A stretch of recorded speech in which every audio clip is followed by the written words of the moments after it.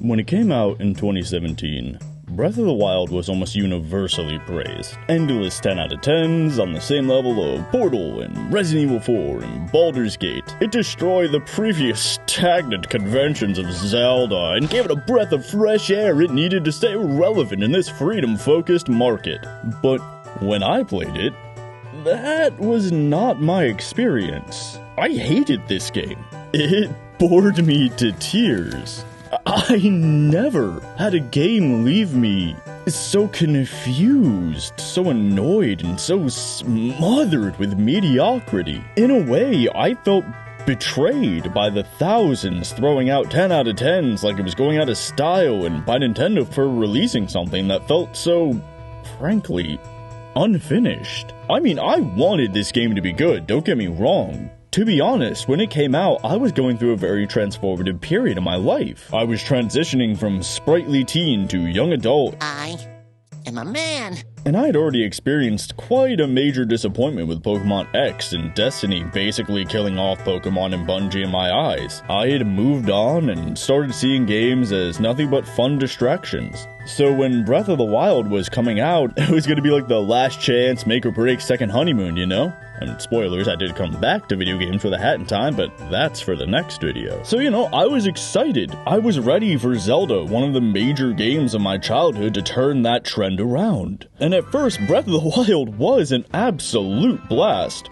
The Great Plateau was, without a doubt, one of the best experiences in gaming I honestly ever had. Eventide Island is still a meme between my wife, my old childhood friend, you know, because we had so much fun watching me play it.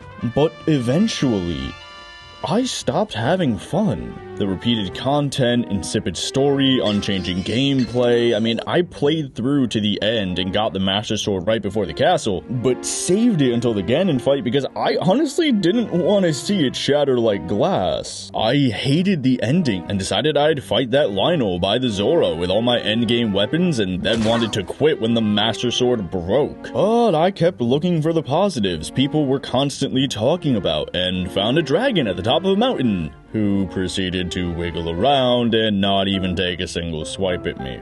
I'll go further into my personal experiences as we go through the video here, but at the end of it all, the positives only made the negatives worse. Because if you have a first stage rivaling Mario's World 1-1 for the best tutorial ever, screwing up later kinda seems weird, huh? Like, you got it right, what happened?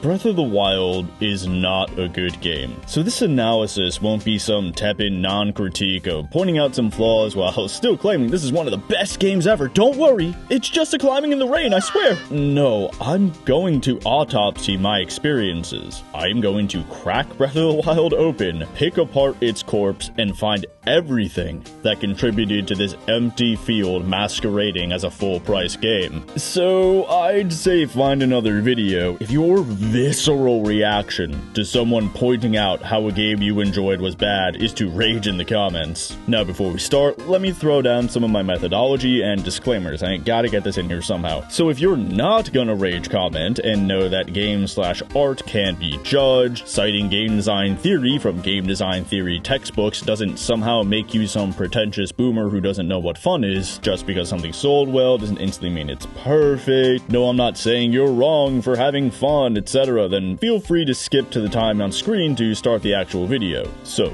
to do this analysis, I will not only be comparing Breath of the Wild to other Zelda titles, but also other games within its chosen genre, namely action, adventure, RPG, other according to Nintendo's own classifications, but that may vary as we proceed, because, you know, the game basically doesn't want to be a Zelda game despite benefiting from the brand recognition. And that's fine, but just because something decides to change, that doesn't mean the change is good. And if it's going to be ranked as high as those other games, it deserves that scrutiny. So comparing this to other previous open world titles like The Witcher 3 and Skyrim is fine, and I hope that shows, no, of course, this isn't just somebody somehow not understanding what an open world game is because they didn't have instruction punch cards stuffed into them, like, come on, dude. This comparison is not meant to suggest that there is any one correct way to design a game system, just as there is no one type of game player. But you might find upon analyzing some of your favorite games that they share successful system designs in terms of the properties, behaviors, and relationships of their objects. Studying how the dynamics of these systems work can help focus your own thoughts and explorations and help you meet your own player experience goals. As you can see, during this analysis, I'll be citing information from video game design textbooks with a focus on the 101 text to show how Breath of the Wild is getting the basics of game design wrong. All sources, textbooks or not, are linked below in my master sources doc, and I want to make one thing about that very clear. Just because a game does follow game design theory doesn't inherently make it good, and just because a game doesn't follow that theory doesn't make it bad. Things are always shades of gray. For example, like I said, the Gray Plateau and Eventide Island are amazing. And TLDR, it's because they allow you freedom with meaningful choices, but are short enough to stop you from falling into a dominant strategy of like spamming flurry rushes or whatever. But later, Breath of the Wild delves too deep into those concepts, applying them over the whole map, and taking them to the logical extreme, where your freedom lets you miss crucial story or gameplay instructions. Breath of the Wild also follows a central theme of freedom, which is something games should do, but that doesn't mean that the theme itself is inherently good. A movie can have the best shot composition, but it doesn't mean it's a good movie if the writing is trash, you know? Or it can have terrible lighting, but still be good if other things compensate, or you know, this is a horror movie. Breath of the Wild gives the player freedom which fits its narrative and design philosophy, but that doesn't instantly mean the game as a whole is good. And you're not wrong for enjoying Breath of the Wild regardless of any of that or anything else I say throughout this video. I wish I liked this game, and I'm happy you had such a wonderful experience with it. I do think it's a bad idea to praise a bad game because it sets a bad precedent, but that's for later. Either way, whether or not you had fun is not what's up for debate. Put it to you this way, my favorite movie ever is The Transformers, the movie. Give me enough time and I think I could recreate that movie shot for shot. But hey, it's kinda hot garbage. It's a blaring and incomprehensible fusion of neon colors and 80s power ballads meant to tell me my toys are dead. So go be a nice consumerist drone and buy new ones. And I love it. But you put that on at any point and there goes the next hour and a half of my life. Even further, millions of people have watched and thoroughly enjoyed The Room. It's made millions. Does that make it a good movie? Oh, hi, Mark. Van Gogh only sold one painting in his entire life. Does he suck? Or is he the best artist ever because nowadays most galleries would kill to have one of his pieces? I also expand a bit on Van Gogh further down in the description. And even more so, how many of us have complained that reviewers don't know what they're talking about but then use them as a metric for quality when it's Zelda? McDonald's services more people around the world and makes more money in a single day than every Michelin star chef ever combined. Or, you know, probably. I can't actually find the numbers on that, but I would assume in a year at least. But which makes better food? So I think we need to leave the idea that enjoyment equals quality at the door, as well as the idea of deferring to the horde of 10 out of 10s from IGN and all that. I mean, sure, it's easier to sell a good product, but still, just like with game design, things aren't black and white. But we also need to forget the idea that you can't objectively judge Breath of the Wild because it's art. I know that may seem confusing to some people, but like I said, The Room, it's a movie, that's art. But we all know it's beyond awful, but still fun to watch. You are tearing me apart, Lisa. We have entire degrees and colleges and textbooks devoted to learning what makes a well-designed game, but also a well-designed painting or movie or etc. This isn't like saying I prefer racing games while you prefer Tetris, because each of those can be well-designed or not, despite being vastly different experiences.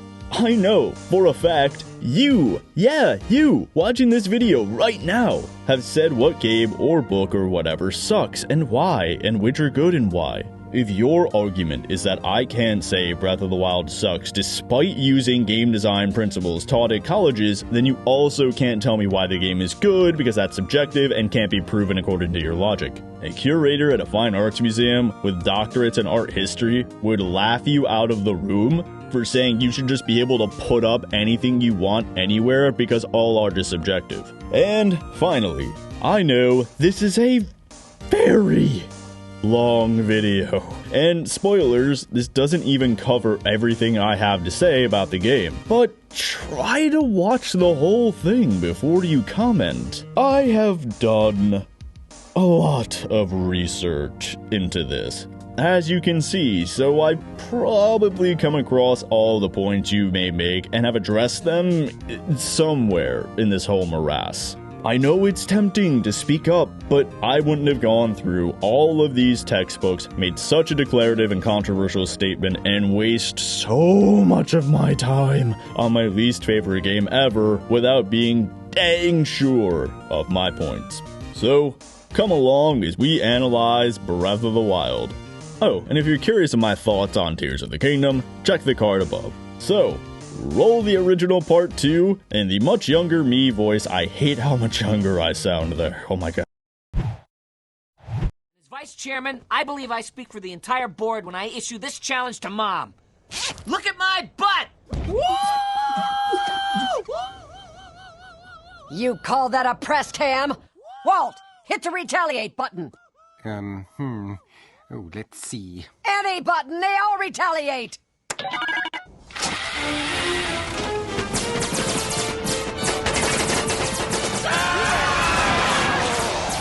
Alright, let's get the biggest one out of the way first, shall we? So, according to everyone else, the biggest achievement of Breath of the Wild is its freedom. All opposed? Me. Right from the word go, you're greeted to this massive open space you can approach in any way you want. Tutorial ends and you can go in any direction. You can fight Ganon right off the bat and cheat yourself out of a whole game for one admittedly rewarding hour or so. You can do the Divine Beasts in any order, go into any home, fight any enemy, descend into any ravine, climb any tree or mountain. See this mountain, you can buy it in the DSC for the price of a real mountain. Despite any and all flaws Breath of the Wild has, that fact alone is what makes this a truly great game. Wrong! I mean, this is game design 101, folks. Quote, Even though freedom makes it very difficult for us to control the interest curve for the player, when we give them those wonderful feelings of interactivity and control, we have to give them freedom. Right? Wrong. We don't always have to give the player true freedom. I mean, what more do I have to say than that? How about... Why are boundaries an important aspect of game design to consider? Think about what might happen if there were no boundaries in a familiar game system. Imagine a game like football. What if you tried to play football without boundaries? Players could run anywhere they wanted to, they could run as far as they could physically get without being tackled by the other team or blocked by random objects like buildings or cars. What does this do to the strategy of football? What about the abilities necessary for play? Apply this line of thinking to other games you know.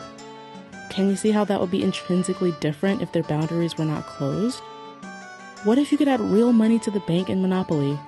Or if you could add cards to the deck in poker? What if the edges of a chessboard were infinitely expanding? It is clear without even playing these games that without their boundaries, they would become totally different games. Or maybe... Rules are what differentiate games from other kinds of play. Probably the most basic definition of a game is that it is organized play, that is to say, rule-based. If you don't have rules, you have free play, not a game. Why are rules so important to games?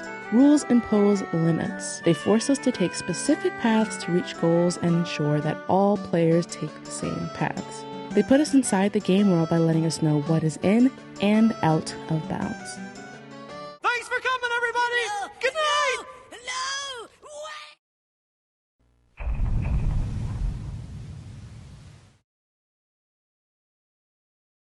But seriously, let me ask you this. Would you give Mass Effect 3 a 10 out of 10? No, because in its original state, that ending was just... wow. The hell was that? Even after the update and the amazing Citadel DLC that should have been free as an apology, it's only passable. Despite what things the game did right, that one factor alone should bring down its score. But you also wouldn't give it a 0 either. The more saturated color palette, more dynamic combat, enemy variety, and differences between factions, characters moving about the ship and Citadel, and small changes to the Citadel as you progress through the story, those updates along with everything else make it better than a 0, despite that one bad factor of the ending.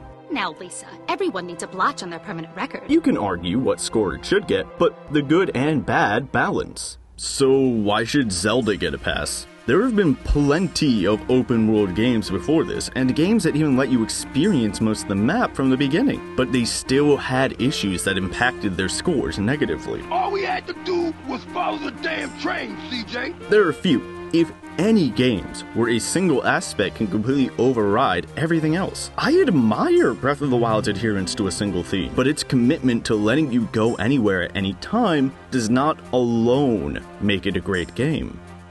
A unifying theme is good. It focuses your design toward a single goal, but some themes are better than others. And this is certainly not one of them.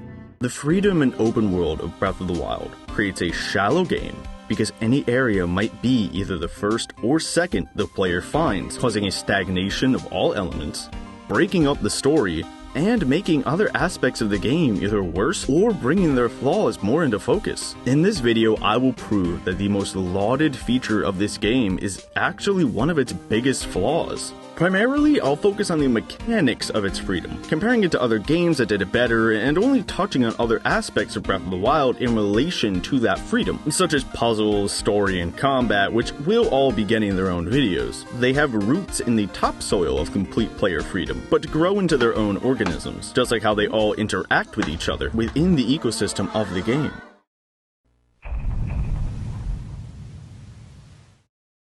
On page 226, Jesse goes directly into the debate between freedom and a controlled experience. We decided that this game we were currently working on was a case where the balance should fall on the side of a controlled experience instead of freedom, because it made for a better experience for the player. Again, I could probably just pack up right here. But he does say this was a case, implying that freedom is good sometimes. And I agree!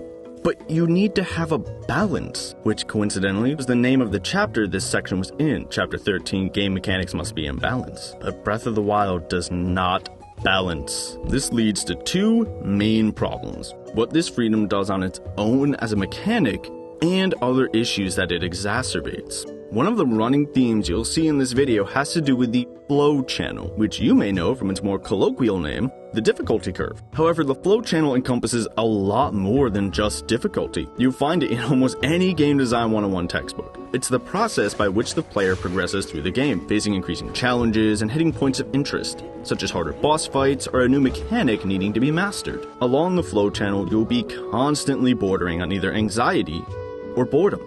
These are normal and should be constant, since otherwise we'd just be replaying level 1 over and over. That's boring.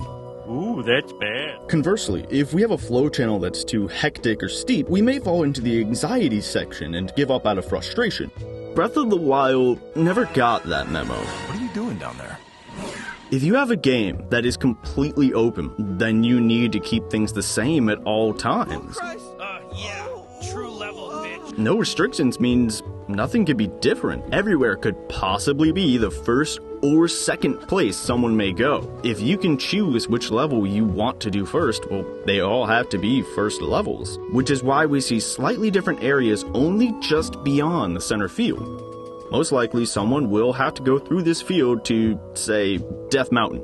But Death Mountain is only a second level on the flow channel.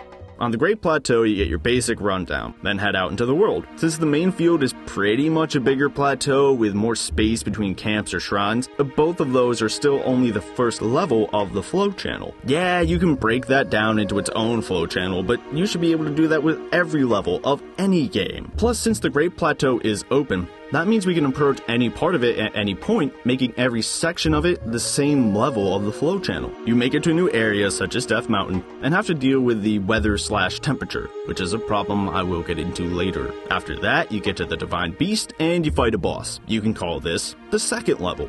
You have harsher terrain than the Great Plateau, and a tougher shrine and a tougher boss than a Hinox or a Talus that you may have fought along the way. And then, rinse and repeat. Because each area might be the first or second stop, they all have to be built around only those two levels of the flow channel. A game needs more than just two repeated levels. Imagine if Mario did that. You have all these crazy worlds and levels, but only had two stages each? One was basically still the tutorial, and second maybe had you do a double jump or a ground pound. You couldn't have an 8th level at all, because what if someone just pops into that first? I am first in line, and no one is gonna tell me otherwise. past Zelda games knew this. Look at Ocarina of Time. Stage 1, you're in Kokiri Forest and get a handle on the controls and places you can't go yet. Stage 2, Deku Tree. Stage 3, Hyrule Field and seeing the open world, and then you get into town for more of a story focus. Stage 4, Goron City for a harder dungeon. This goes on incrementally, and stages drift closer to boredom or anxiety, depending on who you are and what you find easy or hard. Games with more open worlds than Ocarina ensure there's always an escalation of the flow channel, with certain parts of the world locked off, or with harder enemies appearing later in the game. You can also see this in action in ROM hacks of Pokemon games, which remove the regular roadblocks and flow of progression. The first gym you beat has something like a level 5 Pokemon. Then the next one is level 6 and a level 9. Then level 9, 12, and 15. It involves a flow channel, unlike Breath of the Wild, which basically has every gym set to either the first or second gym level. Simply put, because this game allows you to complete anything in any order you want from nearly any angle, it's unable to be a game. Every game is restrictions when you think about it. The game is its rules. And that's not a bad thing. With Mario, you have to go down a straight line or proceed through a set level of obstacles. In Civilization, you have to go through the tech tree to unlock certain units. All puzzles have to be solved in a specific way. Even Skyrim and The Witcher 3, open world games, have restrictions on what can and cannot be climbed, what can and cannot be entered at certain points, or have stories crafted into a set path. Be prepared to hear Skyrim a lot in these videos. Start the counter. With all games, story missions have beats to be hit in order to have a specific narrative. All walls aren't supposed to be climbed to force the players down specific paths, so the enemy encounters to be crafted rather than just being something nearby. This method of indirect control by constraint is used in games all the time. If a game puts a player in an empty room with 2 doors, the player will almost certainly go through one of them. Which one we don't necessarily know, but they will surely go through one, since a door is a message that says, "Open me," and players are naturally curious. After all, there is nowhere else to go. If you ask the player if they had choices, they would say they did, for even 2 options is a choice. Compare this to putting a player in an open field, out on a city street, or in a shopping mall. In those cases, where they go and what they do is far more open-ended and difficult to predict, unless you use other methods of indirect control. Jesse goes on to describe how they used exactly this with a game he helped design at Disney. I'm the mascot of an evil corporation. The one I mentioned earlier that needed less freedom? For part of an Aladdin VR experience, they had an open room with the Sultan at the end. The player can move freely, and rather than go to the Sultan like the designers thought they would, they all just roamed around randomly. But the designers literally just put a line on the floor and people went right to the Sultan and literally didn't notice the line when they were asked why they went to him after they finished. This is the most obvious version of indirect control, one of, if not the most basic functions of a video game. You probably just call it structure or design. Simply, it's the most subtle, delicate, artful, and important technique for any game designer. It's the reason you go right in Mario when he's placed on the far left of an open screen. It's why you're drawn to follow the path to River Run after leaving Helgen instead of just wandering off into the woods. And it's why you're forced to go down the path to Zora's domain because of the rain from Vah Ruta. Without these boundaries, we lose all sense of structure the narrative could have had, or any structure the level design could have used. But directly countering the earlier quote from Game Design Workshop about football and its boundaries, Tracy Fullerton says that less refined boundaries are not necessarily a bad thing. An interesting design exercise would be to take a familiar game and change its boundaries to see how it affects the play experience. As designers, boundaries are another tool we have in crafting the player experience. Some games are very free-form and do not require strictly defined boundaries to work.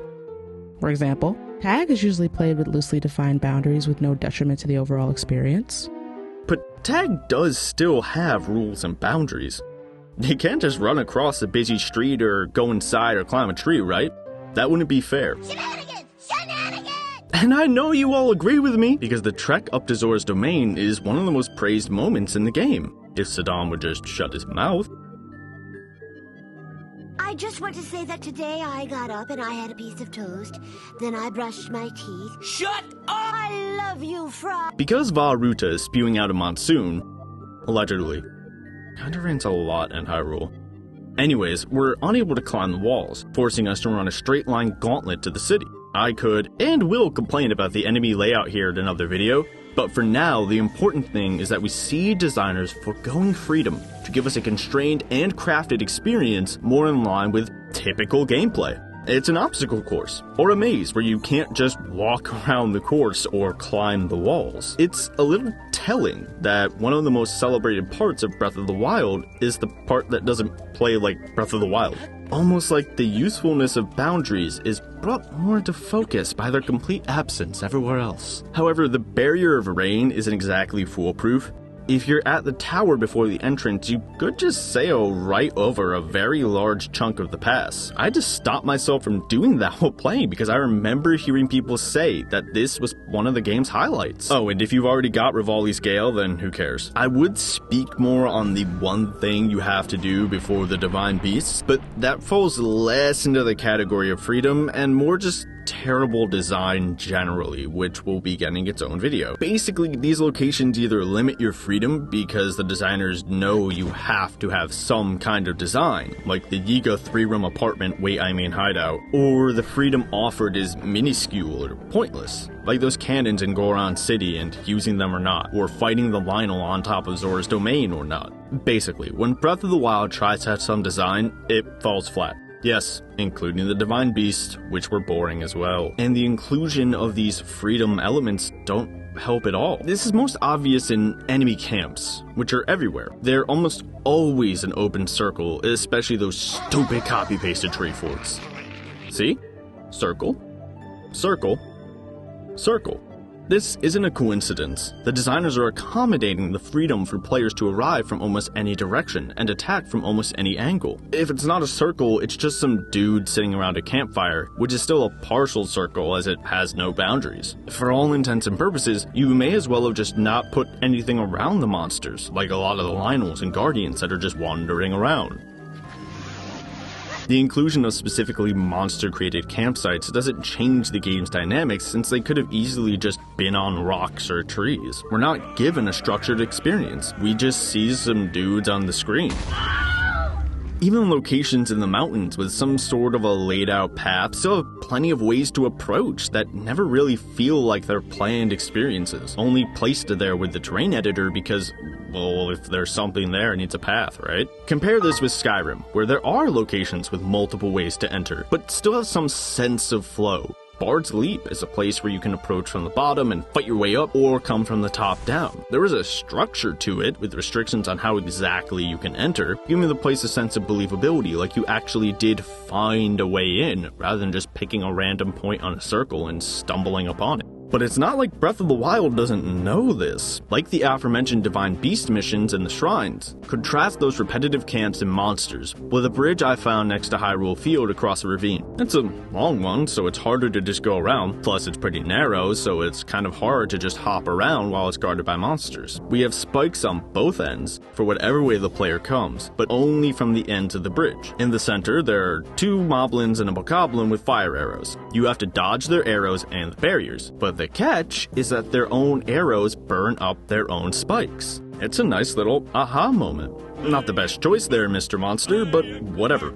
Now, you could just tank the hits, or you could dodge and worm your way up, letting the monsters burn up their own spikes. Even if you keep spamming arrows to some of the enemies, there are 3 of them you have to aim at, so you'll probably always be having to dodge one of them. The game forces you down this linear sequence to ensure a satisfying encounter. But because this is Breath of the Wild, of course you can just skip it with Rivali's Gale, or climbing up a tower and sailing with enough stamina, or just throwing bombs or whatever. Honestly, it's like making an obstacle course you can just walk around. What's more fun? This? Why, you little...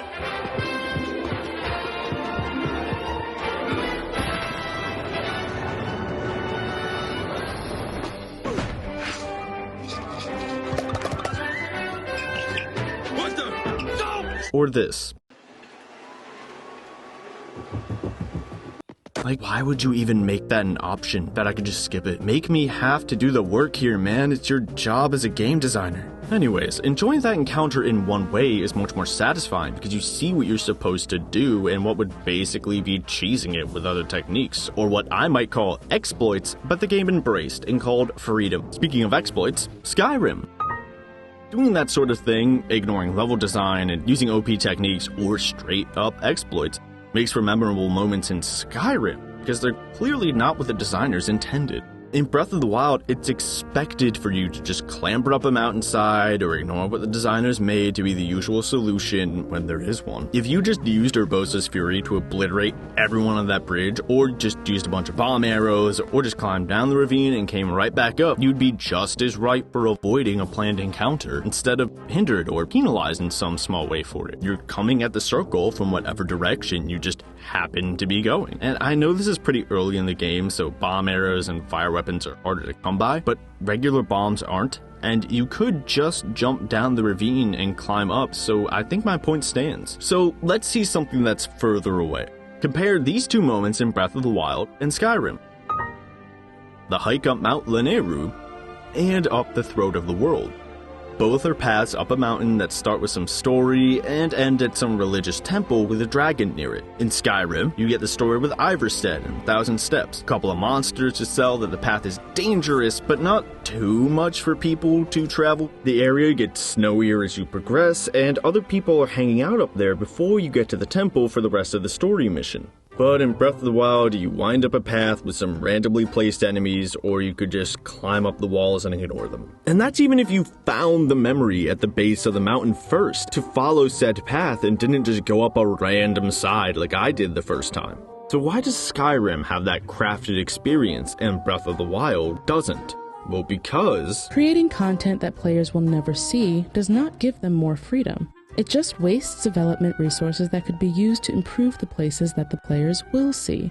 The designers of Breath of the Wild know that there's no reason to create some intricate story or gameplay on Mount Lanayru like on the Throat of the World, because they know the player can just ignore it by climbing and being free to move anywhere. Why waste their time? In Skyrim, it takes a lot of effort to scramble up a mountainside. You're clearly not intended to do that. So saying, screw you game, I make my own mountain roads, is earned. The game clearly laid out a path for you with set encounters, and if you ignored it, it's your own fault. You're cheating yourself out of a part of the game through your own stubborn nature or whatever. The amount of work it takes to get up that mountainside is like the game saying, bro, stop, that's not what I meant.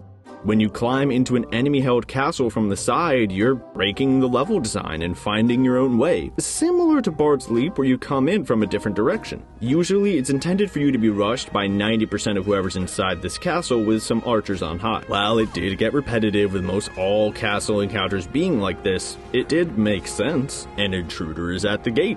And forcing said gate is kind of what you do when attacking a castle if you're not able to climb the walls or just wait it out in a siege. Regardless, it seems like you're just doing what Breath of the Wild encourages, right? You made your own path, and in Breath of the Wild, you didn't have someone telling you were wrong. But I assert that doing so here gives you a much better sense of achievement and victory by taking a system that wasn't intended for one thing and doing something creative with it, instead of just having all the options available and picking one. Ketchup? Ketchup. Plus, it's much more believable since a castle is designed to defend its gate. Getting up the walls of a real castle is hard, obviously, so it's hard for you, and it caught the enemy by surprise because all the dudes on the castle walls were just piddly little archers. And suddenly, the group that would mob you at the gate now has to run up single file up a small stairwell. But in Breath of the Wild, that satisfaction isn't there. But firstly, because there's no real castles or forts for you to attack. Oh, don't worry, I'll get to you. But mostly because any approach is valid. Climbing up a wall is easy peasy and just as expected as running through the front gate. There's no sense of accomplishment and creative thinking where the game says, I don't care, and just waves its hands at whatever you want to do. Hey, Bender. There's no aha moment, that stroke of masterful creativity to be proud of. That feeling of seeing things differently to surprise the enemy and seize victory in a way that no one expected or intended. You didn't have to go and put in the work. Instead, it's just, oh, I guess I'll just go whatever way I was since these dudes were just sitting around. I'll just do what I've been doing this whole game since I'm facing yet another group of copy-pasted enemies doing nothing. If I like to sneak attack one dude and then do a spin attack, or I like to spam arrows and bombs, and I'll just do that again. That is every video game. Yes, no doubt. Eventually the player will find a style that suits them and stick with it. Skyrim is no different. Stealth Archer. In the trade, it's called the dominant strategy. Since the player now knows the easiest strategy, there's no room to grow. Once you've solved the puzzle of the game, it's no longer fun. This is exactly when the game needs to change. To throw a curveball beyond the enemies or puzzles we've seen multiple times. They need to be used differently or given new abilities, not just scaled up perpendicular to our power levels so they're exactly as strong as they were the first time we fought them, relatively speaking. Breath of the Wild doesn't try to compensate with dragon fights in open fields or trap you in a boss arena or have some opponents who use magic or summon enemies to distract you. It doesn't give you the curveball you need to ensure that your strategy has to adapt to new things. It's always the same few enemy types who fight in the same way. It's always find the enemy standing around in a field or maybe, God forbid, slightly above you, and you hit their head or just start stabbing with whatever weapon you have, block or dodge where appropriate. There's no sense of structure or evolution. If you have enemies in the exact same type of location over and over in order to keep everything on those 2 levels of the flow channel, it will eventually get rote. As I said, I'll get into the combat in its own video, but for now, the main takeaway is that because the player is allowed to go anywhere and do anything in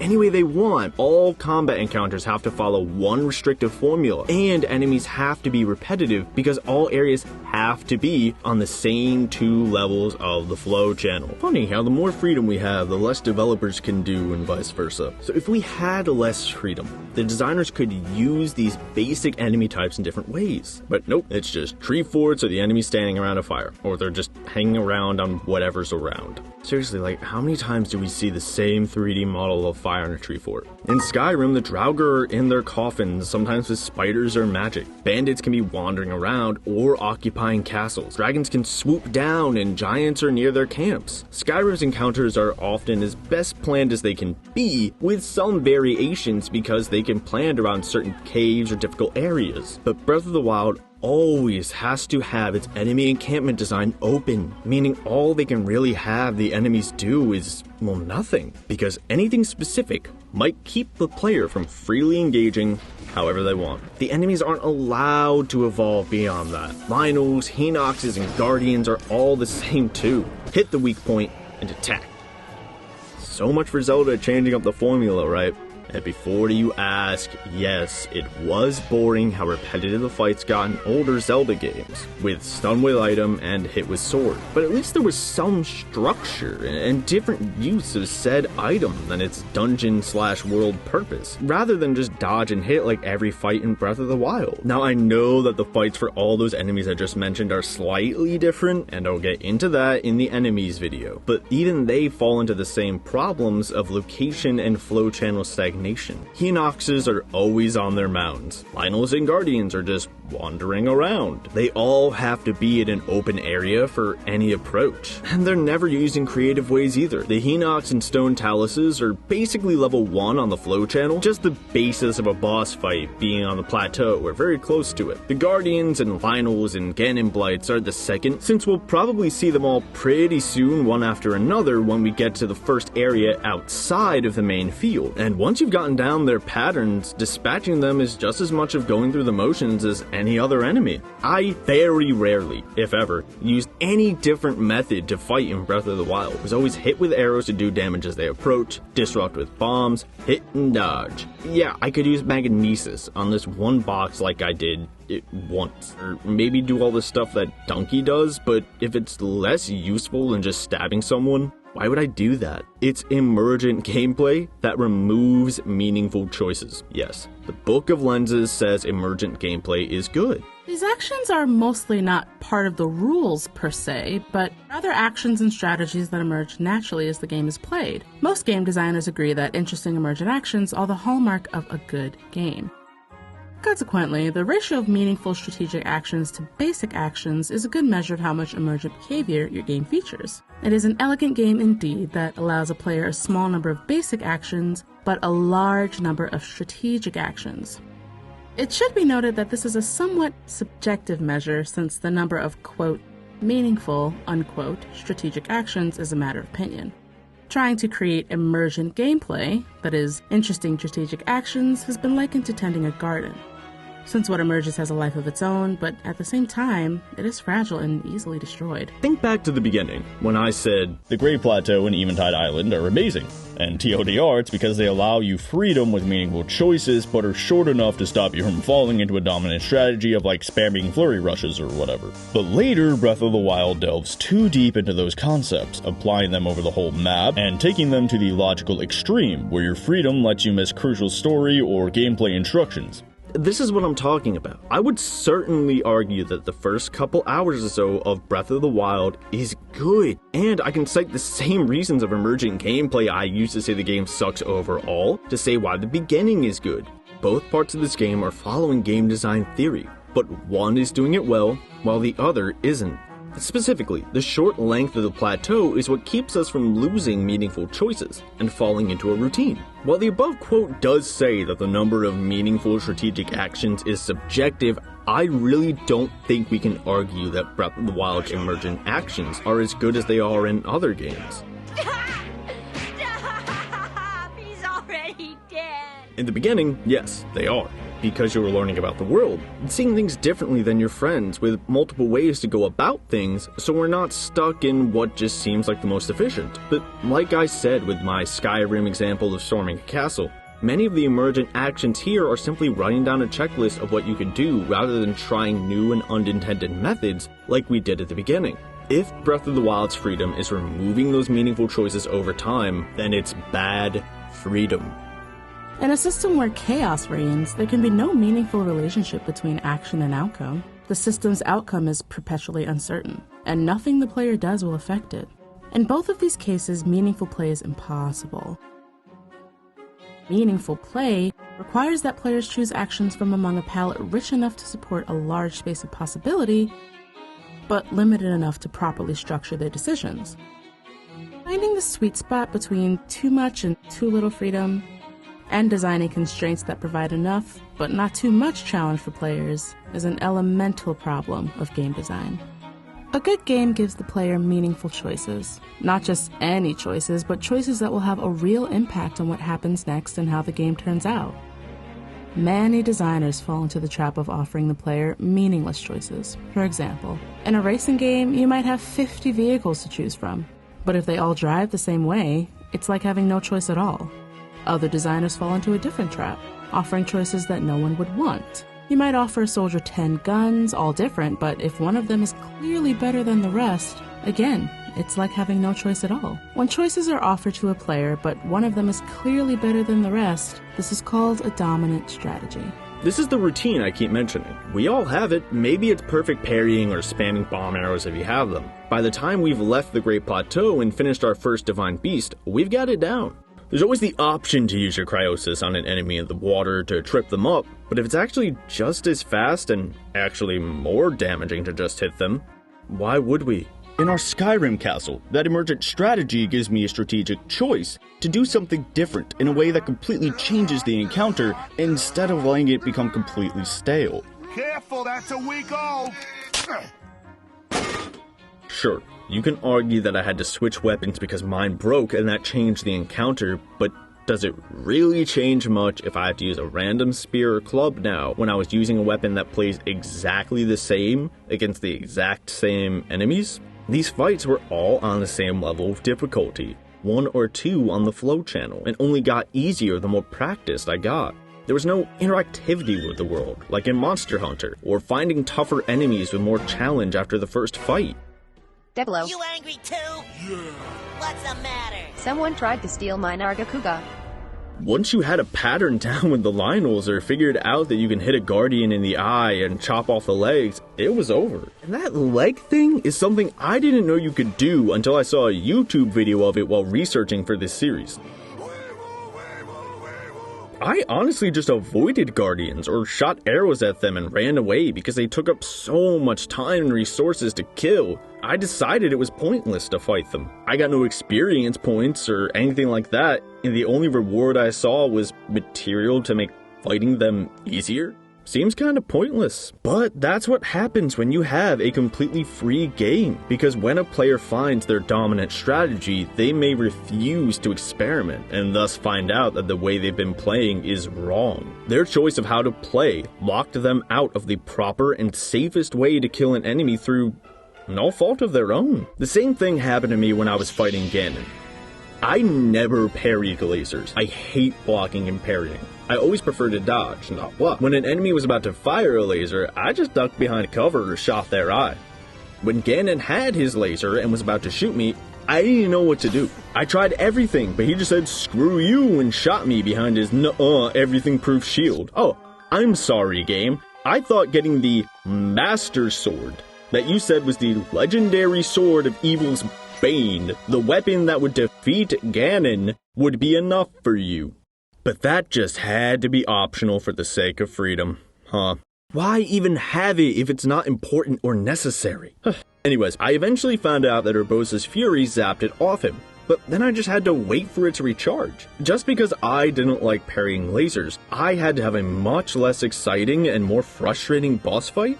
That doesn't seem right. This wasn't like playing Pokemon and only now finding out after 20 years that ice does neutral damage to rock types. You had other ways to dispatch rock types that were very common, like water and fighting type attacks, which were all just as valid and allowed for customization without making you feel like because you happened to do one thing, you were wrong.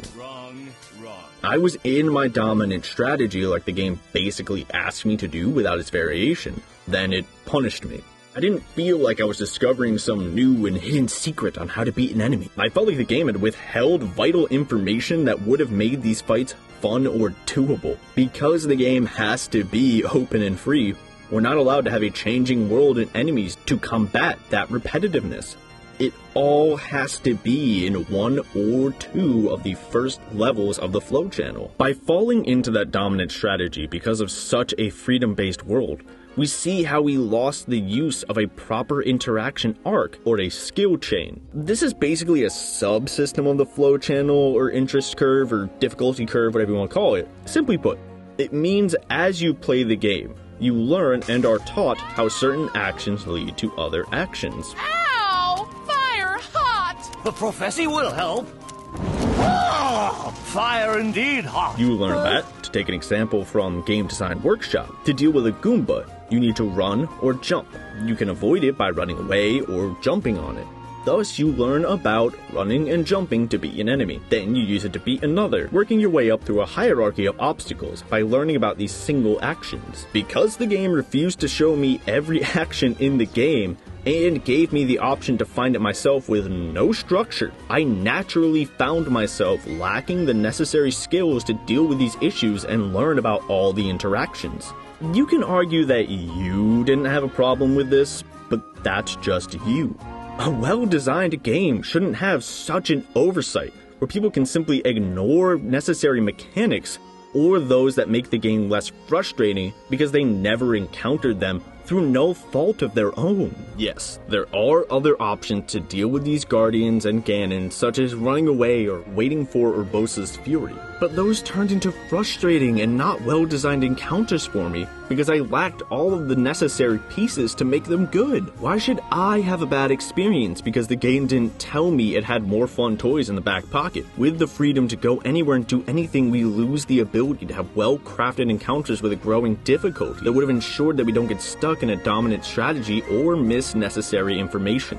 That's the exact opposite of a proper interest curve. I'm sure we all know this. In film, we call it a 3-act structure, or intro, conflict, climax, resolution, that sort of thing. In games, it's the same sort of idea and can be blended in with the flow channel or difficulty curve. which is why I haven't really talked about it that much. You need a hook to draw players in and an intro to get them settled in. Breath of the Wild has that, with its freedom and other novelties for the hook, alongside brand recognition. And the Great Plateau gets us settled into how the game works. Honestly, this is one of the best tutorials or first stages in any game I've ever seen. I can make an entire video that's just saying why it's better than Helgen in Skyrim, if anyone wants to see me turn the tables here. Anyways, you then need another peak to get us from getting bored, even the Great Plateau, or going your own way. Then, you need some more rising peaks and valleys until you get to the climax, but that's where we run into the problem. We don't get that. Instead of something to keep us moving forward on that curve/flow channel, the game bottoms out when everything has to be designed around those two flow channel states.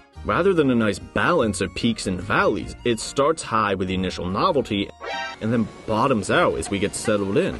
But hey, you get more weapons later, a royal sword instead of a regular sword. And you get more hearts since the enemy does more damage to you now.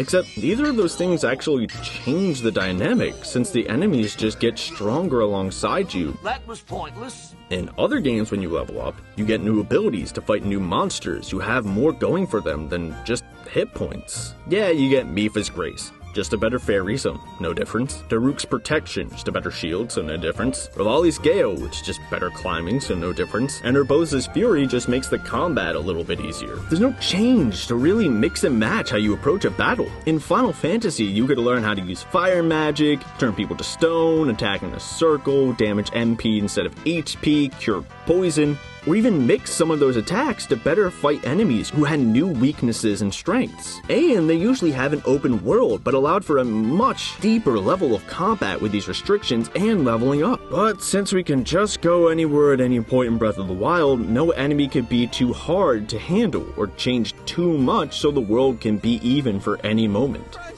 Yeah, true level, bitch. But Orion, you yell. You've been making out with Skyrim this whole video, but once you leave Helgen, you can go anywhere and do whatever you want. Yes, but like I've been saying, the encounters are more carefully crafted in specific areas, many with only 1 or 2 intended entry points, or taking place inside of caves or buildings to limit the player. In doing so, we have increasingly tough battles. At the start of a dwarven ruin, we have dwarven spiders, then spheres, then centurions. You have parts of the map that contain naturally harder enemies. The northern lands have frost trolls and ice wraiths that will wreck you early on if you're not careful, and it's harder to be careful earlier in the game. Without better items and abilities, it's way harder to effectively fight the dragons or hag ravens you find in the wild. You'll probably just have to turn back when facing them and try again later. And again, you had varied enemy types that fight in different ways with different attacks to keep things interesting. So even if you have to leave an area because one enemy is too strong, you aren't left with nothing to do. You're allowed to have differences and restrictions with encounters despite Skyrim's freedom. But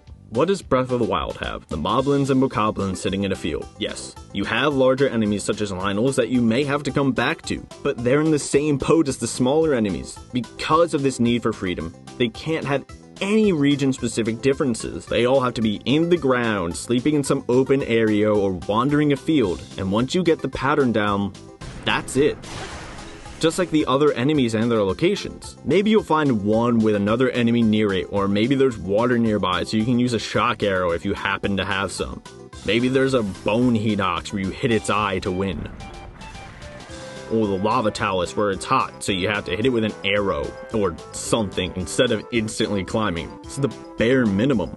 These changes barely count as changes because they're hardly above the palette swapped bokoblins. Well, that was pointless. Maybe you have to play a bit differently, but that should be normal for a game changing from flow state 1 to 2 or 3 to 4 and needs to keep changing. Just because the game hits that minimum change doesn't make it enough. Regardless, all of these locations have to be open air so we can come in any way we want, meaning that the changes here can't be too crazy since the designers can't properly plan an introduction to an enemy. But in Skyrim, you at least had areas that tried to limit you, like open-air battles with dragons or those in a mountain pass. Or forced companions who ran forward to alert everyone.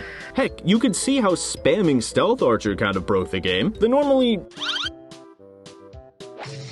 okay AI suddenly looked like an idiot because you crouched and the world forgot that you existed. Nobody else was Stealth Archer either, so it seemed like you were breaking the game and cheating yourself out of the intended experience because you could just fire 6 arrows and kill the boss that was built up to be some hyper-powered dwarven robot. In the early game, you could get off like, what, 1 or 2 arrows before you were spotted, and then walked at like half speed with your bow drawn. It was hard to get to the point where Stealth Archer breaks the game, and if you struggled through to get to that point, you're at least somewhat rewarded by being OP. And hey, if you didn't like that, you could always just switch to spamming magic or flailing your twin axes around like a maniac, both of which were meaningful choices. They had extra effects, such as staggering an enemy, or slowing them down, or draining their magic, making them a meaningful choice without just devolving into vapid emergent gameplay for its own sake. Skyrim at least tried to limit you, to throw curveballs and changes, and keep you from getting bored. Despite the open world, we have a game that cares about its players not just falling into a routine lest it step on their freedom. What's a better way to vary combat while keeping freedom, man? Randomly stumbling across an orb belonging to like a demon queen who enlists your help to rid her temple of a powerful necromancer who summoned the dead as they're wont to do, which then ensures a properly crafted experience by forcing you down a select path until the end of the dungeon. Or some dude sitting around.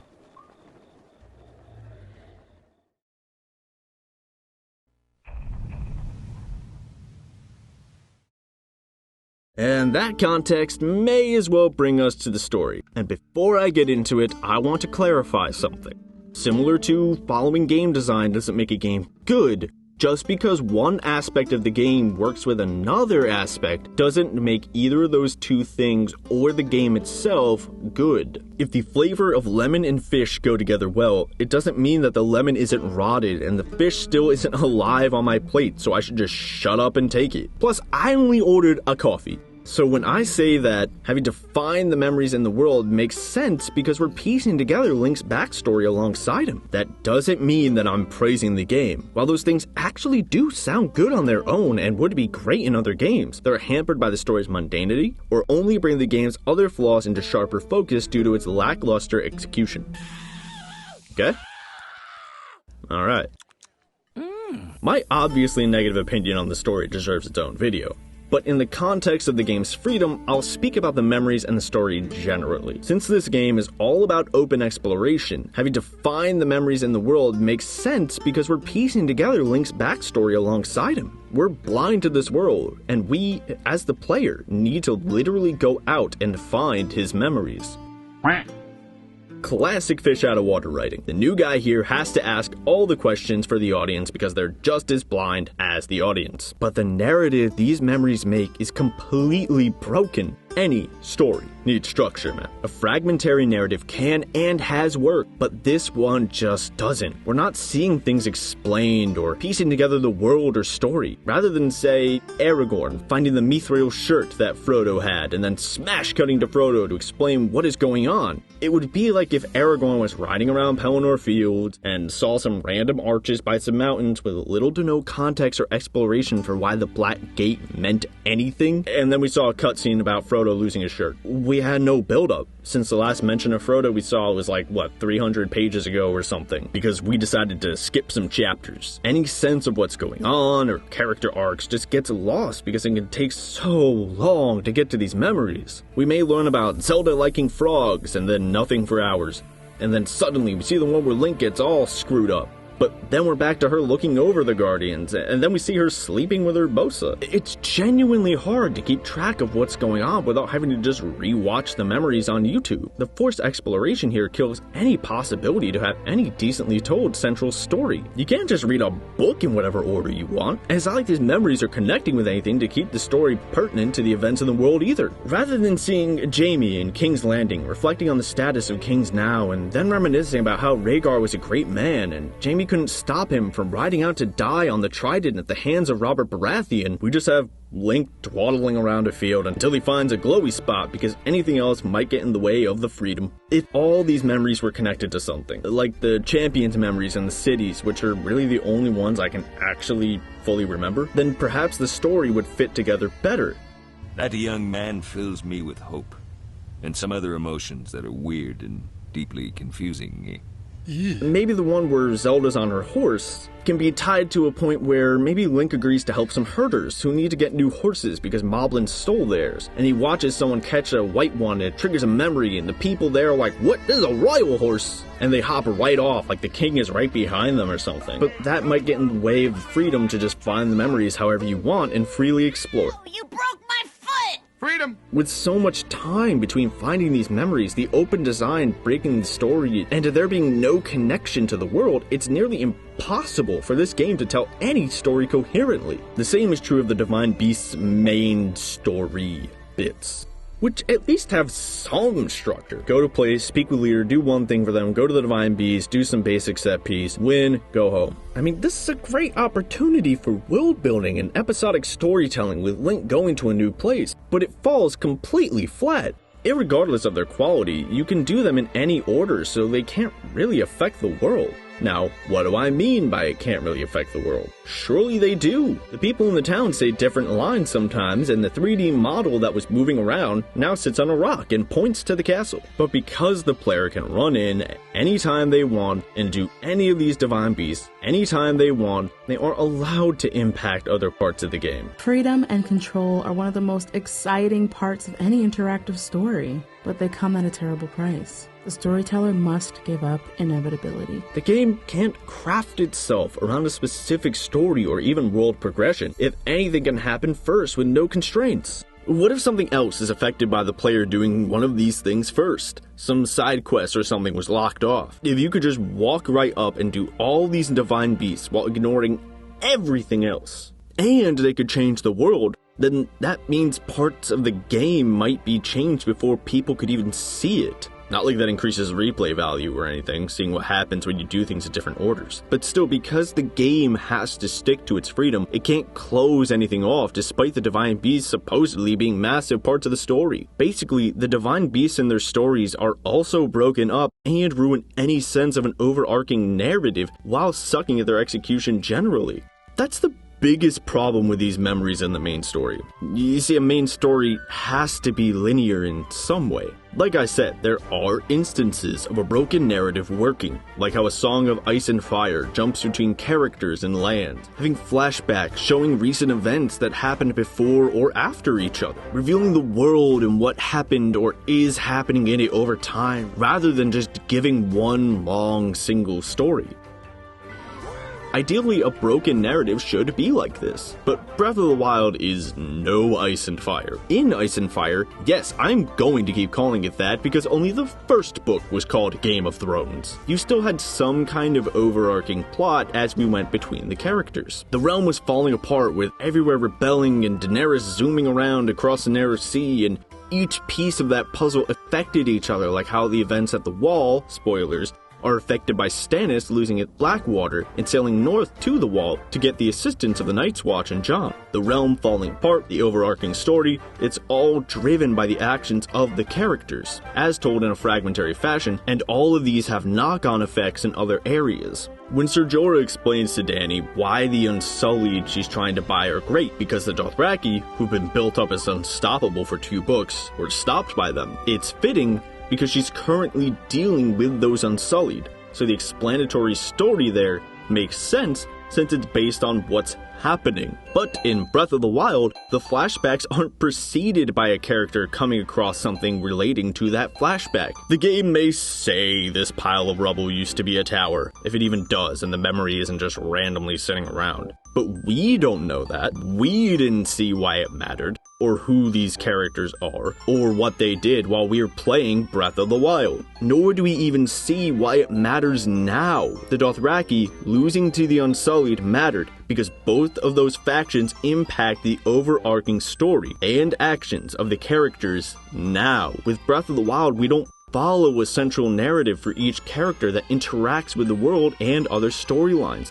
It's just 10 dialogue boxes and 1 cutscene about someone we never saw. Despite the game trying to have a more in-depth story around Zelda, it flops connecting that to the main story. It's just, hey, the world got messed up by a bad guy. Okay, so we're playing something where the villain already won. Cool. Then we just go to 4 places which don't really seem to be in peril and do 4 things that don't really affect anything else in the world. The main story here is fractured like a book with the chapters mixed up and not allowed to have any proper twists or turns. We're not allowed to follow a proper tale with characters and arcs. In Skyrim and The Witcher, and all open world games with main plots, you can take your time to get to each beat, but those beats are all set. You have your quest marker in your little journal saying what happened. When you get to these story missions, you're there to do the story and can't just decide to fight Alduin or the whole wild hunt first, so yeah, oh no, you're trapped. How dare this movie theater demand I sit here and watch from 00.00 to 1.30.00 in that order? I'm the master of my fate. I demand the ability to sit on the toilet while I watch it.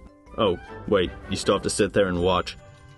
Like Final Fantasy, The Witcher 3 has enemies in harder areas and new abilities to gain from leveling up, and story beats that must be done later in the plot so you keep someone from going to Skellige right at the beginning and spoiling everything.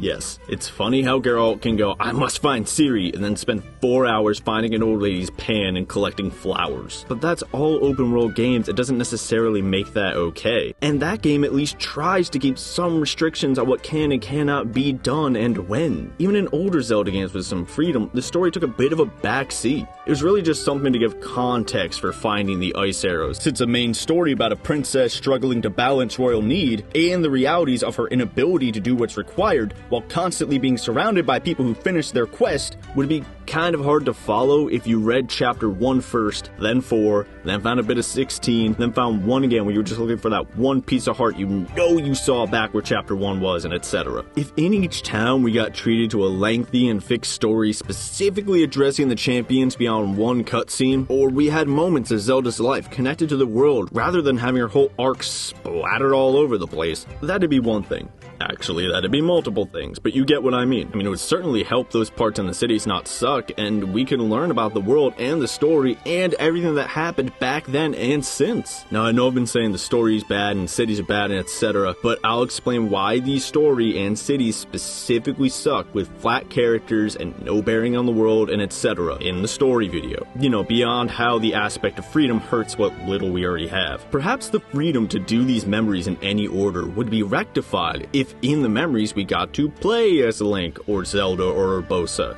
Or maybe, since the game is more open, we could ditch the world-ending dragons, White Walker Nazguls, and Ganons altogether. If this game didn't have a main plot and was just a picturesque narrative about going to some cool locales and finding out why things broke down and slowly opens up a way to fix the world, that would also be good. We see that in the second half of Minecraft Story Mode's first season, spoilers, where the gang goes off into other Minecraft games and worlds, where we see these fun lands and have contained adventures while slowly piecing together why they can't get home and how they possibly could. Ideally, a broken narrative should be like this. If someone shouts, "Get out of the room right!" and you don't quite hear the final word, you will most likely be able to infer the missing, quote, "now," unquote, and exit the room. The sentence could lose even more words and still convey its intended signal. This kind of redundancy exists on many levels of language, and is also the case with letters. For example, but because we can simply miss some of the memories or not find them for a while, so we start to lose the impact of whatever we found, or get confused because we found the aforementioned words in a different order than intended. That sentence from before now reads, "The right room, get out." Now maybe we think maybe there's more than one room. Since there's a right room, now we ask, well, what's up with the other rooms? But as it is, the freedom and exploration gutted any attempt to have a decently structured and formed narrative, with the well-intentioned memories exacerbating the issue. Me coming through, Freedom Train arriving on track 1. Ow! You chose not to find the memories. Freedom!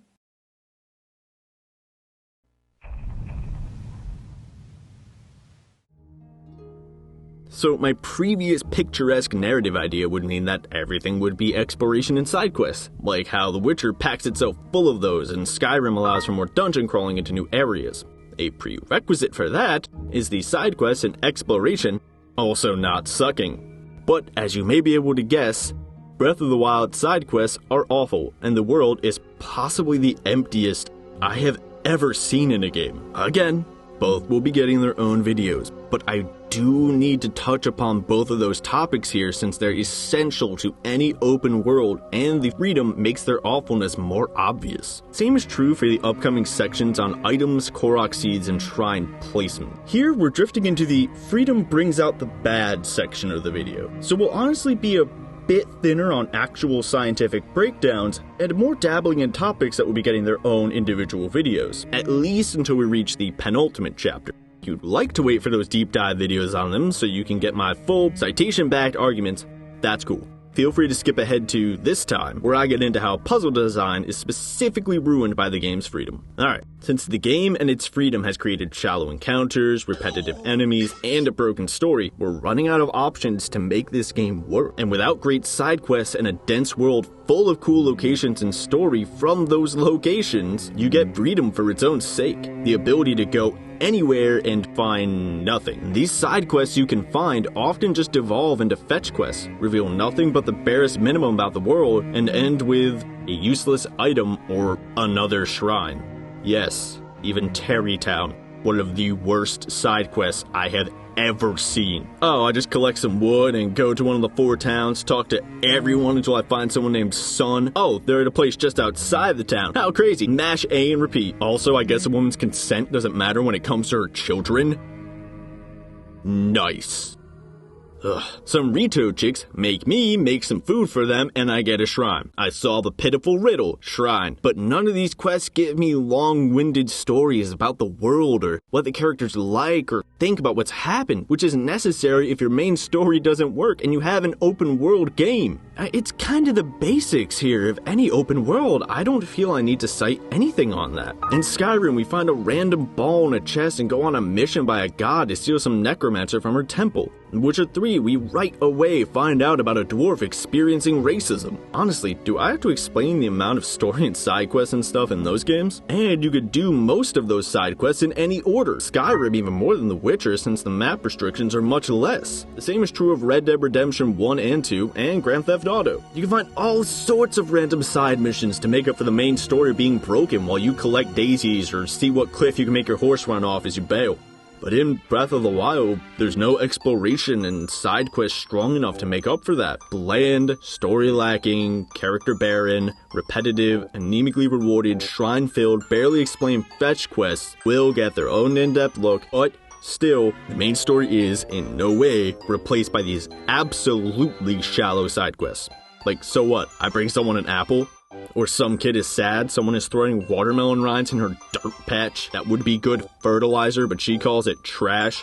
Then I instantly find the person doing it and she tells me to get a bunch of berries from some other corner of the map. Like, what even is that? We're exploring and finding nothing. The exploration here only shows just how broken the side quests are. The same is true of this empty world. The aspect of freedom means that your game world has to have a large density of encounters to ensure that there's something worth finding so the player doesn't just spend hours walking. You want caves with bears, but also secret Falmer tunnels, or an island you didn't even see until you looked left with a puzzle or something.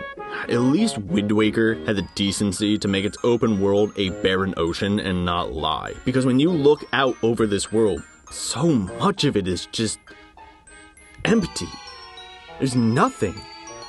No story or side quests to make up for that emptiness. No engaging encounters. Nope, just dudes in tree forts and some copy-pasted ruins that the game says was a market, but literally just looked like everything else. Oh look, I'm repeating myself, like Breath of the Wild. Speaking of which, remember my Mount Lanayru Throat of the World example? Yeah. Why put in the effort to have environmental storytelling when we may just end up going right past it? Even the couple of restrictions the game gives you to make that feeling of exploration or a living world work are pretty easy to overcome because they may get in the way of the freedom. Usually these restrictions are enemies in a video game, but harder enemies are either easily avoided or will soon make them boring after the first few fights. Instead, the major obstacle is the temperature differences, like we spoke about at the beginning with the flow channel. But all of this can be overcome by just going to the inn at the start of the area. Gerudo Desert, too hot or cold? The items to make the elixirs and the descriptions on how to use them are right there. Plus, the Gerudo suit is there too. Nothing at all. Stupid sexy flame. Death Mountain? Someone sells fireproof elixirs at the base, and the fireproof lizards are there too. Snow area, Rito Village. Plus, we were already taught how to make cold-resisting food, or however we did that in the Great Plateau, so it's not really blocked off either. However, this isn't exactly bad open world design. You don't want your players to feel like they're being unfairly kept out of an area, but you also don't want to lock them in a room and just leave the key next to the door. Any competent game designer knows you need to blend the solutions into gameplay or the world. Maybe some areas have an inn on the main road to the hot zone where they're selling a limited amount of fireproof elixirs, but later you come across a snow area and you just have to figure it out. There's nothing wrong with having to come back. The Great Plateau has exactly that. You can't enter the snowy area there unless you just stock up on healing items and tank it. You gotta find the sweater, or you have the chilies right there, but that means you have to figure out how to cook first, or you have to figure out how to make the fire you bring in last. Either way, you have to leave and come back due to the restrictions which blend level design and a better feeling of exploration to facilitate freedom.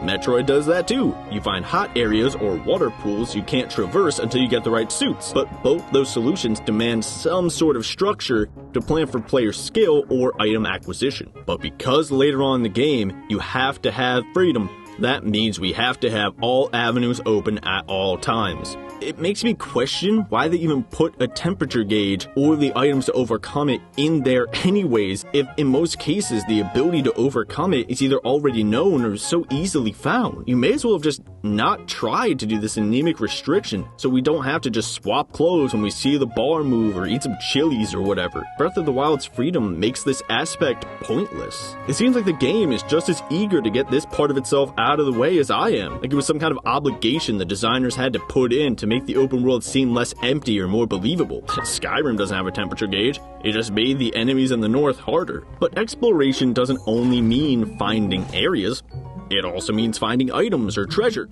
So you find a weapon, whoopee. May as well just not put in that loot, had me only find and use the enemy's weapons for all that mattered. This cool weapon just makes a couple of fights a bit easier. Or I get rupees to buy items I can find randomly and never actually needed beyond heart recovery, since I got into a rhythm for the combat so easily, and any armor just made the game more tedious, as it only makes things easier and prevents most bare-bone curveballs like the rubber suit or barbarian suit. So the items found are nearly pointless, and like the side quests, only have their problems brought to more attention by the freedom. Yet again, the items, like the side quests and general exploration, will get their own videos, and I can only say the broadest strokes to show why the freedom of this game exacerbates the problem they have is not intended to treat, cure, diagnose any disease. Long story short, they make the game easier, change nothing, break, or are pointless, giving us meaningless options like the aforementioned meaningful choices. And since I already covered that in terms of level design, just like how I touched on the weapons there, just Control F level boundaries with items and combat if you want to know a little bit more about my opinion, since that's basically how I'll write that video script. I never said I wasn't a hack. Without proper gameplay, loot, story, exploration, or side quests, freedom is functionally pointless. It's like being told you can drive this ATV as much as you want around this open field. Okay, so are there any jumps? No. Any cool things to find in the field? No. Anyone I can race? No. Anything to avoid at all? Nope. Just maybe some bumps, I guess. I saw a deer a while back. See, this Freedom ATV is pointless. I could drive around a massive open field all day, but that doesn't make it engaging or well designed. The completely barren world will probably be the next video I make, because I could rant for hours longer about how the world is empty with nothing to find or do. Cool structures to explore, contain stories to enjoy, fun challenges that we haven't already seen, just nothing.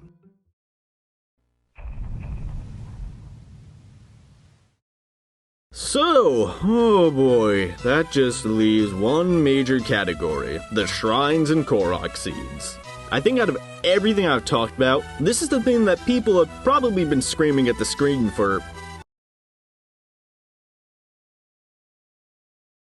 as what's supposed to make up for all this emptiness and freedom. 120 shrines and 900 Korok Seeds. Something around every corner.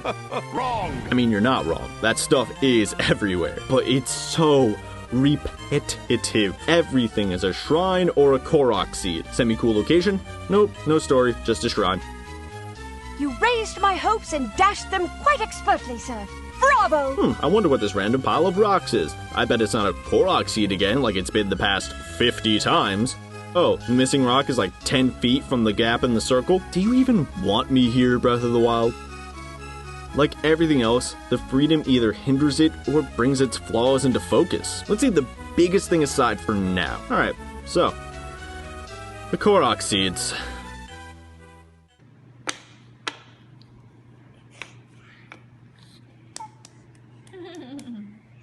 No. Just... no. I have been speaking with a veneer of respectability here, but I'm sorry, no. Actually, you know what? I'm not sorry. This is the most vapid and stupid thing I have seen in a video game. I genuinely cannot believe someone would praise this. It is the most obvious puzzle to ever exist. An actual puzzle for babies whose brains have barely even started growing. Literally, round peg, round hole. The one in the tutorial area was harder. It was in a swamp and you had just gotten your magnesis, so it made sense for you to spot a metal chain and be like, aha, okay, gotcha, I see what this is. Just something simple to let you know that puzzles using your abilities exist in the overworld too, and you'll get a reward, so keep your eye out. But these things aren't puzzles. Go to the top of a mountain and lift a rock? Not a puzzle. Put an apple next to some others? How could someone screw that up? Follow some flour? Whoa, crazy. I mean, some are half passable, like the shooting gallery one. But they get so repetitive to the point of nauseum. The gameplay of these things, 100%, does not make up for the freedom to go anywhere. They do not make up for everything this game screws up, or validate removing all structure from the game. Seriously, round peg, round hole, are you kidding me? I could rant for an hour on them alone, and I probably will. But for now, we have to move on. So, Korok Seed gameplay is nigh non-existent, and they have no connection to the world or story. They're just there, and I guess Hetsu was supposed to find them? That's it? Why? Whatever, so this means the rewards must be good, like the seed itself, like going the extra mile to find a hidden chest. And it seems so, getting more slots for your weapons since they break so often, but you are fixing a problem that the game introduced. Why include a system to fix an issue when you could just fix that issue? I never really ran low on weapons, and when I did, I just used the enemies. Isn't that what the game wants me to do? And when I found better weapons, I just replaced the ones I had that were worse. You know, any game with loot? At best, the game is fixing an issue it gave itself, like letting a player in a racing game unlock the ability to turn left.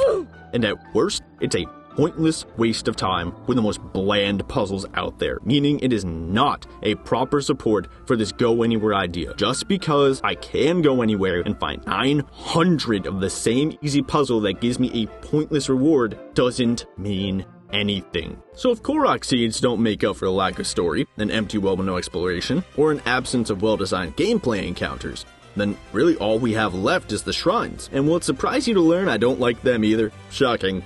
I know. When you're exploring, you'll see these little things all the time. They're obvious, with bright orange and sheer black contrasting with much of Hyrule's pastel green and brown landscapes. It's hard to miss them, so there's no real challenge in finding, except for the aforementioned side quests, which I will eviscerate later, and that can be okay. It's not hard to see a lot of things in open world games, since, hey, see a cool thing and go to cool thing is basically an open world game's mantra. So on that note, let's look at them from the outside as pieces of that open world before we get into the puzzle part. Real quick though, they don't get points just for being easy to spot landmarks. They would if they were varied and visually interesting, but not much even then. Being seen and drawing players to you is the bare minimum of what any point of interest should do in a game, so you don't win just because you didn't fail here. So as pieces of an open world, these shrines don't do two major things they need to in order to work with an aspect of freedom.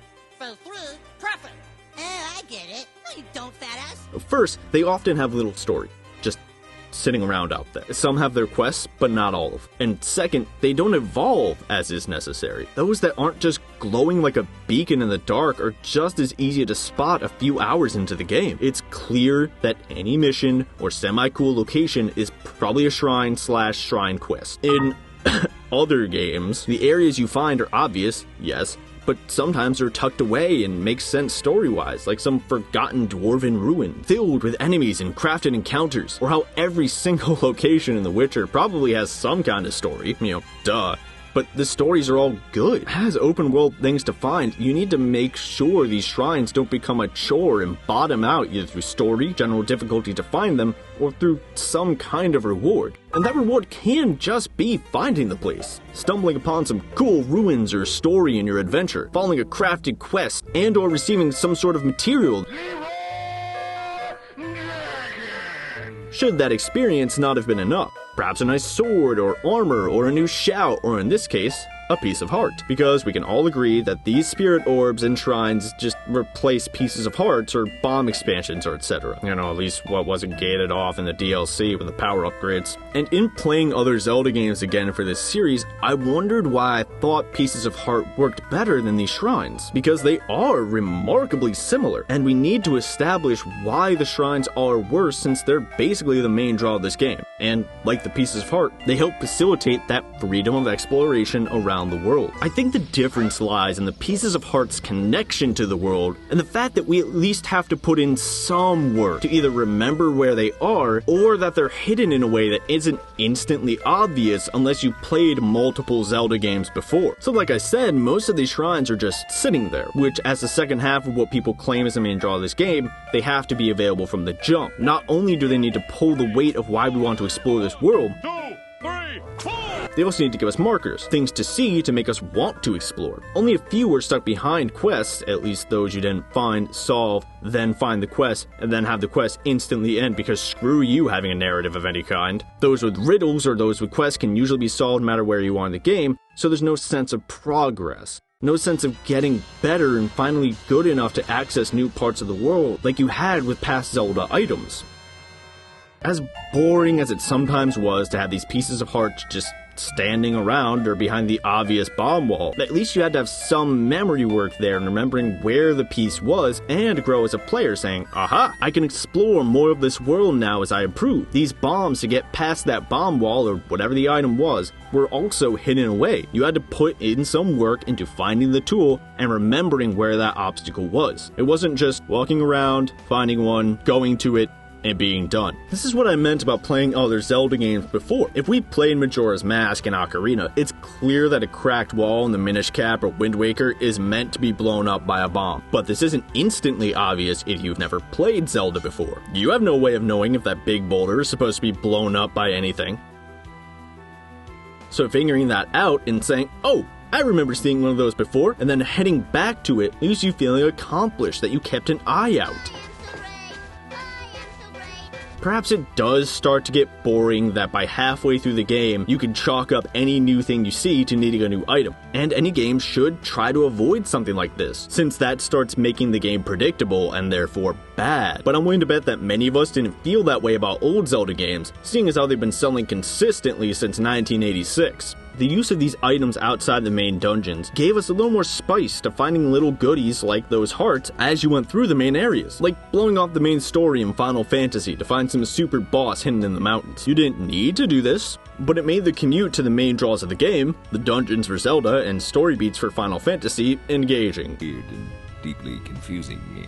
Like those peaks and valleys in the middle of the interest curve. It wasn't like we were just heart container hunting the whole time and getting used to how boring and monotonous it is. Because by the time we've played 3 Zelda games, we know what's up. An eye enemy we beat with arrows, some kind of hookshot, fish people with a water temple, pieces of heart scattered around the world. It took multiple games for us to get bored, hence why there was only that backlash around Skyward Sword and not Ocarina or Wind Waker, despite all of them being markedly similar to Link to the Past in execution. In Breath of the Wild, though, we understand the pattern for finding these shrines within the first few hours. They're either hanging around or hidden behind the most obvious landmarks. Honestly, despite Breath of the Wild being all about that freedom of exploration, I feel older Zelda games and their pieces of heart encouraged more exploration because it took more work than just looking around and seeing them. You felt as if you were unlocking the world with your items. It was something to keep your playthrough a bit more dynamic, making old areas worth visiting or more than simple dead space between points on the interest curve to encourage exploration with limits on the freedom to do so. Because past Zelda games didn't have such a story focus, these video gamey solutions to needing the hook shot to proceed felt more believable than some guy standing around infinitely saying, "Whoa, thing. Wonder what that is, oh shrine." The connection to the items as well kept our eyes open, rather than just talking to someone and getting exactly what to do with no real explanation for why these songs exist. They have books. Why do they have an oral history now too? And these shrines don't connect with the world either. They're just there. Yes, you get some yarn about them being made by the Sheikah, but again, that's the bare minimum. These shrines, like all content in open world games, naturally become segmented and insular, since they should be designed for open exploration when the main story isn't touching on every single side quest in random place. But they also have to connect either with other parts of the world, like quests, or make sense in that world, like how you have castles either next to roads to control them or in defendable locations. But few, if any, shrines have any real connection to the story or world Breath of the Wild claims it wants to tell. Instead, they're just splattered around the map like nebulous Ubisoft content. Just slap them in the center of some statues in the desert for no adequately explained reason, put them on every cliffside for no reason.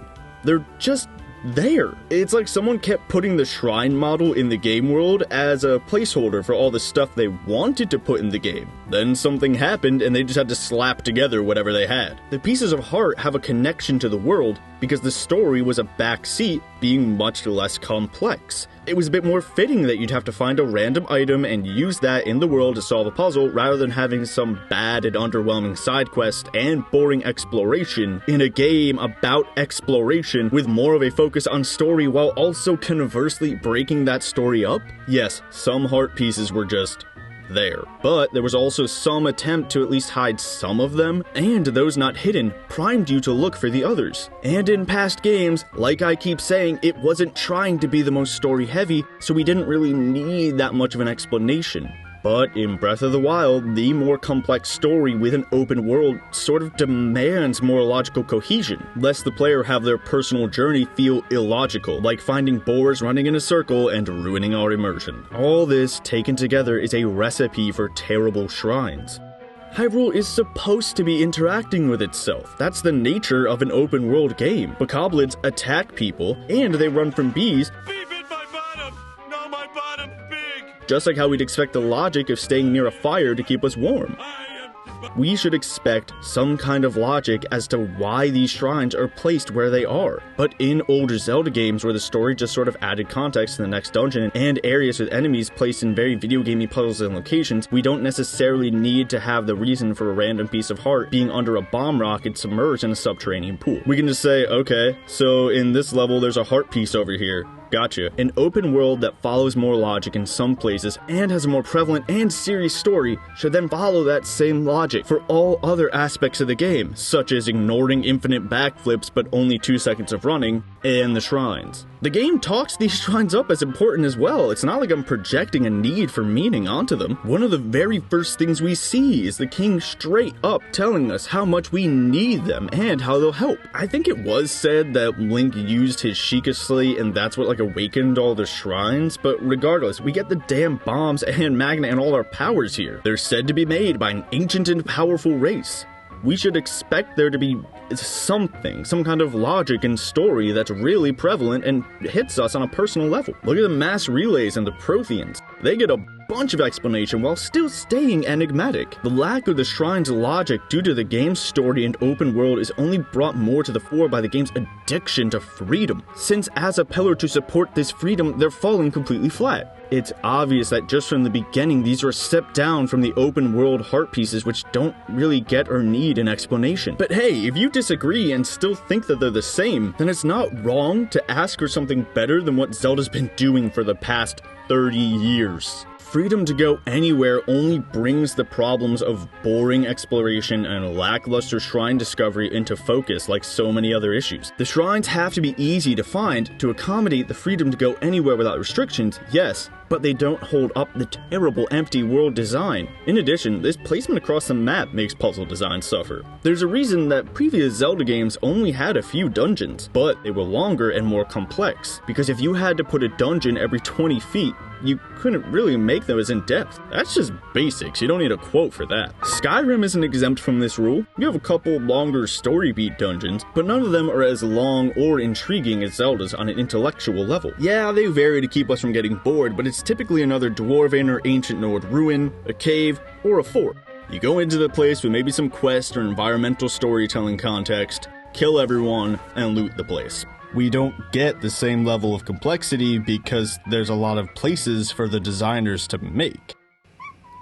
Exactly, see, she gets it. This specific, repetitive design will certainly be a much longer section in the shrine video, but I don't really feel I need to go too far into it here. The freedom makes it worse, but not really within the scope of this video. I know this entire section has gotten pretty far into basic world design already, but as one of, if not the, main thing to encourage our freedom, we need to be a bit clearer than I was on, say, items, to show why these shrines just aren't working with this freedom. Coupling all of this together, their lack of logical placement and lackluster weaving into the story, them being the main attraction for the freedom of the game becomes painfully unsustainable. But wait, I hear you say, you have to do so much more work here to get your heart piece. You have to do a puzzle inside that's deeper than any use arrow here in the overworld. True, despite the fact that what I was saying was in reference to the small bit of work for the reward of finding the shrine. That's why I broke off the shrine into an inside and an outside part. Still, inside too, the freedom to do whatever ruined any possibility for a structured puzzle despite the game's best attempts. Alright, here we're gonna get back into quoting the text on why the freedom doesn't work, rather than just broad strokes and general logical statements on topics that need their own in-depth, deep dive beyond how the freedom makes their flaws more apparent, or they don't give the freedom reason to exist. Run-on sentences. So unlike most surfaces, the walls of the shrines and the divine beasts are unscalable, like that run up to Zora's domain. The game actually feels designed. Mostly. Again, Game Design 101. Gosh, it feels good to pull these out again. From Game Design Workshop. Level design, as it applies to puzzles, is crafting a particular puzzle configuration within a fixed set of rules. Can't just climb up the walls and do whatever you want. You're forced to go through these areas in a way the creators intended. Mostly. Again, just like I showed previously, the lack of freedom and the implementation of basic game design makes these areas a game. However, we can't be totally free of this addiction to freedom, can we? Many shrines are solvable in different ways. If you see a wooden box or plank that needs burned, you can use a fire arrow, fire weapon, torch, use magnesis on the hanging chandelier there, cut it and shatter the pot and burn the draugr, etc. In theory, this sounds really nice. In theory. It means a player with anything can solve the puzzle. If a player comes into the area without a fire weapon, they can just use a lantern hanging there. Good, right? Not really. Think back to how I said these shrines are everywhere. I guarantee none of us have walked into any of them at the exact same point in our game with the exact same items, the exact same weapons, and armor on us, and the exact same experience making us more used to using stasis or magnesis or whatever. In doing so, the designers have to build around the player's freedom. Thus, these options feel less like multiple ways to solve a puzzle, letting us think differently, but more like accessibility options. No fire arrows? Have a lantern to drop. Not used to using arrows? Use your weapon instead. This isn't infallible, which I'll get to later, so one might think these accessibility options sound like the wheelchair ramps on sidewalks, useful to more people than just the disabled. But they're not really changing anything, since something needs to be burned anyways. Doesn't really matter how you go about it. And in doing so, they just keep offering new ways to solve puzzles which just devolve into exploits. Simply put, puzzles have one solution. It's a test of our cognitive skills to find that solution. And because of this, the puzzle designers can craft a singular, intricate path of that puzzle solution. Each step can be as intricate as the designer wants because it assumes the solver, is that even what you call someone doing a puzzle? Anyways, has reached a certain point in the logical path by getting to whatever step they're on. That's not to say you can't expect people to walk down the path differently. Checkmate, checkmate, checkmate. Dang. A Rubik's Cube can only be solved one way, but you can use different strategies to get there, like solving one side at a time, or brute forcing it, or Googling it, or etc. On the orange side and turn it. My main finger? You can try just writing all the 5-letter words in the English language into a crossword, but eventually there is only one solution. But you see, this isn't what Breath of the Wild's puzzles are doing. It seems like it, but it's less trying a new way to solve the puzzle and more just running down your list of abilities and until you find one that basically works. Instead of figuring things out, it's about going through all the keys on your key ring to see which fits. Like, okay, there's a circle hole for a circle peg. I'll just pick it up.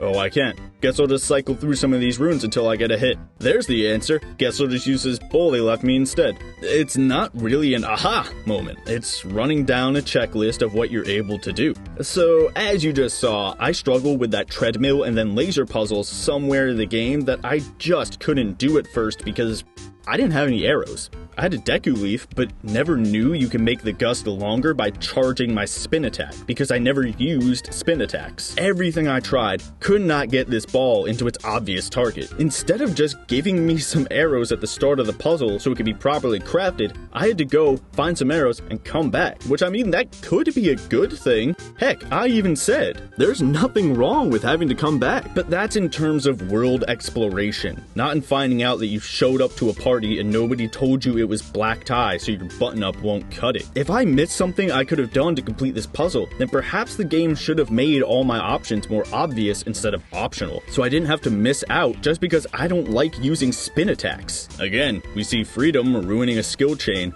just like with Ganon and the Guardians. Anyway, I came back and got through the first 2 easy sections by hitting the ball. Then I saw these lasers.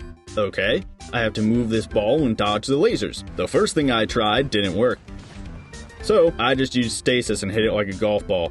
Yeah, cheesing my way through the puzzles. But you can't tell me I'm wrong, because that's just as valid. Freedom! At least Mario Sunshine had the decency to remove FLUDD in those challenge levels. It's not like Nintendo can't craft dungeons around specific items and abilities despite the player's freedom. A Link Between Worlds did just that, where it told you what items were needed before specific dungeons, since the player could have any of the ones from Ravio at the beginning. Yes, they could have done a better job of integrating the explanations of what items to use, but just because A Link Between Worlds didn't get a perfect A doesn't mean Breath of the Wild isn't getting an F. Regardless, while these dungeons had some variance in how they could be solved and when, they still needed that item to be completed. It's not a bad thing to be confined to one solution for a puzzle. It's why we have different varieties of them. It's okay to be good at some and bad at others, since, you know, we all have different brains that work differently. So if you're just not good at Sudoku, you can always try crosswords or a Stomaticon. That last one is actually a pretty good comparison. It's sometimes called an Archimedes puzzle, where you have oddly shaped pieces of wood you have to fit into a frame. But the thing is, you can wedge them into the frame in multiple ways. But that's exactly what Breath of the Wild is doing, I hear you scream. See? You can just shove the pieces into the frame multiple ways by solving the puzzles differently. I can see where you'd think that. It's very similar. But what Breath of the Wild encourages is less finding new ways to shove in puzzle pieces and more stuffing puzzle pieces together, even though the ends don't really fit, but you can make them fit, and nobody is telling you that's not how you should solve a puzzle. Just like being able to climb anything and go anywhere removes possibility for a designed encounter, being able to solve puzzles in multiple ways forces them to be vapid, since it has to accommodate for multiple solutions, which takes time in development and thus leaves less time to make the puzzles harder. Not to mention splattering them across the map is one of the main draws for exploration, means you can't have them be long since you need to have 100 of them. If that wasn't the case, this game would have taken 100 more years to make, and we all saw how mad people got the first time it was delayed. But back to the puzzles themselves. Puzzles have a correct answer or outcome. 1. Single. You know how so many games throw in so many unnecessary features and forget that the best games focus? It's the same principle here. Making a puzzle to be ready for people at any point in the game and designing around multiple solutions basically gives the game an easy mode, with every puzzle having what may as well be a skip button. Yeah, I could just not cheese it, but why even make that an option? Just design a good puzzle. If I can't figure it out and feel like I need to resort to cheesing, I want to feel stupid, because that's how puzzles work. You can't have a long and tricky puzzle because you have to allow for multiple solutions, because the player can easily skip over. So then why bother? Having the ability to cheese the game used to be called an oversight, and were the hallmarks of lazy design, rather than freedom. We can call this cheesing, along with other overpowered techniques like the Stealth Archer in Skyrim, degenerative techniques. You know, because that's what they're called. They're basically ways to cheese the game, or ways to be so overpowered as to make the game trivial. For those of you who disagree and are still watching, thank you, I love you, dislike and subscribe to keep screaming at me. You'll be happy to hear Rules of Play seems to agree with you at first. In Chapter 21, Breaking the Rules, it asks, why isn't using a degenerate strategy considered cheating? Degenerate strategies take advantage of weaknesses in the rules of a game, but do not actually violate the rules. What kind of player would play in this way? The answer is both a dedicated player who is overzealously seeking the perfect strategy, and an unsportsmanlike player who has found a hole in the rules to exploit, even though he understands that he is not playing the game the way it was intended. These two kinds of players can both make use of degenerate strategy, depending on the context. The context here is key. As I've stated before, emergent gameplay isn't a bad thing, and you could even say that finding this new way to solve a puzzle is like climbing the castle walls in Skyrim. But that's missing the context of where these emergent strategies are. Are you actually solving a Rubik's Cube if you peel off the stickers or rearrange them? Did Alexander actually undo the Gordian knot by cutting it? No. I mean, yeah, both of those things are smart, but it's not actually solving the puzzle. It's cheating. The same text here agrees with degenerate strategies being called exploitative or against the spirit of the game, while also being called intelligent. I believe, though, that the distinction and context here with the puzzles and lack of structure due to the freedom addiction is best shown by player types. Most people who've gone through a game design course have heard of killers, explorers, or cheats. These definitions aren't rigid, and people can flow between them, but it's a good baseline. The aforementioned dedicated and unsportsmanlike players are categories that I don't feel categorize how Breath of the Wild's world is set up. Yes, players act in their own ways, but a game will encourage specific actions in a player with indirect control and general design, as I've gone over. So why don't the aforementioned player types really fit? Well, simply, a dedicated player would be someone in Halo who knows the exact amount of time it takes for a frag grenade to explode, since the timer only starts after the first bounce, or people with these like crazy trick shots in Breath of the Wild. The unsportsmanlike player would be me using exploits in Skyrim, like finding out a boss can't leave a certain room, so I just spam arrows from the open door while they do nothing. But with Breath of the Wild foregoing almost all design, and even when there is some, it injects some kind of freedom, it more so encourages us to act as the spoil sport. The spoil sport kind of game player is hardly a player at all. Unlike the cheat, the spoil sport refuses to acknowledge the magic circle of the game and does not care about winning or about following the rules. Asshole. The magic circle is basically the suspension of disbelief, the confines of the game, like how Tic-Tac-Toe's magic circle is the grid and the rules of the game. The spoil sport returns the game to its pre-game state as a collection of parts, no longer the embodiment of the space of possibility set out by the rules of the game. The text goes on to describe the spoil sport in a multiplayer fashion, where they would be ruining the experience for everyone with like hacking the servers to shut it down. But that is not what I'm saying Breath of the Wild encourages. Rather, if we think of the other players in that multiplayer game as the game itself, the comparison makes much more sense. The game's design, with complete freedom, encourages us to not take into account geometry or enemy layout, and rather break the game into those disconnected pieces. A dedicated player would learn the exact perfect way to enter an enemy camp by taking out the sentries and throwing a bomb here to blow up a second bomb barrel, and then use a fire rod to light up an area where the enemies are about to land so they'll stay on fire, and etc. Any puzzle will be solved by the dedicated player's encyclopedic knowledge of the types of puzzles the game has available and their well-trained puzzling mind. The game, as the second player, was beaten by someone who knows every single in and out of the experience. An unsportsmanlike player would just abuse the AI and make them all bunch up in a doorway, or just keep jumping up a mountainside that clearly is not the way to go. It's not really cheating, but it's absolutely not fair to the game as the other player and violates the spirit of what was intended. But the spoil sport would simply ignore all terrain or just shoot the puzzle piece across the room because nothing was stopping them, rather than engage with the entire puzzle. I should be able to fight the enemy however I want. I demand this game be broken down into the most basic parts so it can be approached in any way I want.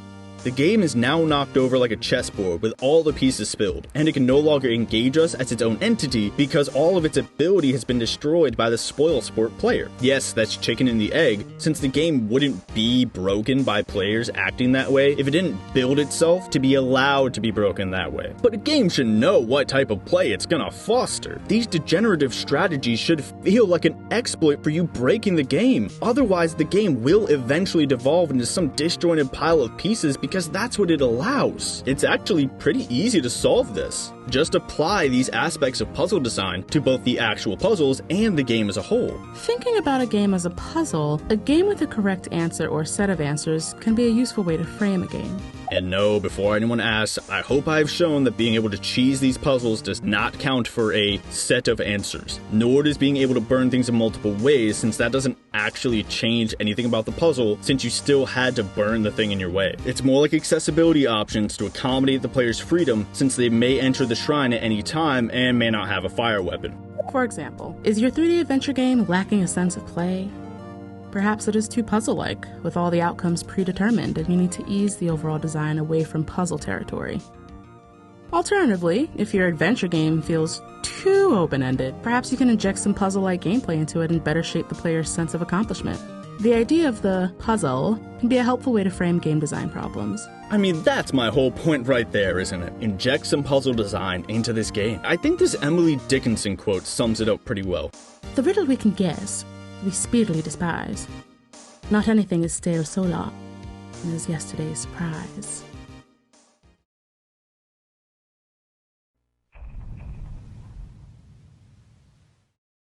Oh man, at the end of the day, we have to ask, what's our motivation, our goal? Seriously, why do we play this game? If the freedom here means the gameplay has no structure, it never advances beyond the first 2 rungs of the flow channel, it has no interest curve, barely any design generally, breaks the story, shows how bad the side quests are, empty the world is, shows there's inherently nothing to collect, and how the other landmarks are made terrible, and made worse by the ability to just cheese them with your freedom, then the game's goals and motivations, one of the most important things a game designer needs to implement alongside inherent restrictions, are purely self-fulfilled. We've lost the ability to make meaningful choices, ones that impact the world and the gameplay. The design of the game prevents us from finding new and improved ways to approach enemies. It all has to be first or second level. Eventually, we're going to drop off the interest curve and find ourselves just using whatever's easiest or whatever we find best suited for us, since there's no real challenge or adaptation along the flow channel at all. We're just left with emergent gameplay, which is better in other games. It's not all just accepted as normal, but the ability to do multiple things doesn't really matter if we can just stab someone and have that be easier. We can't enjoy a coherent story, which can make an impact on the world through the story, because doing any of that might restrict someone who didn't enter an area at the same time. The ability to find the story has to be free for us, lest we dare force the player to do anything like read page 1 before 712. Our freedom then only shows how the side quests are shallow, the world is beyond barren, and the collection of items is inherently pointless. And without the 2 most numerous reasons to explore working well at all, we can only just screw around with the physics and AI? That's just putting some things down for you to mess with, and the game isn't deep enough to warrant being a self-fulfilled screw-around game like Minecraft or The Sims. In so many of these examples, it's less that you're approaching things with pure freedom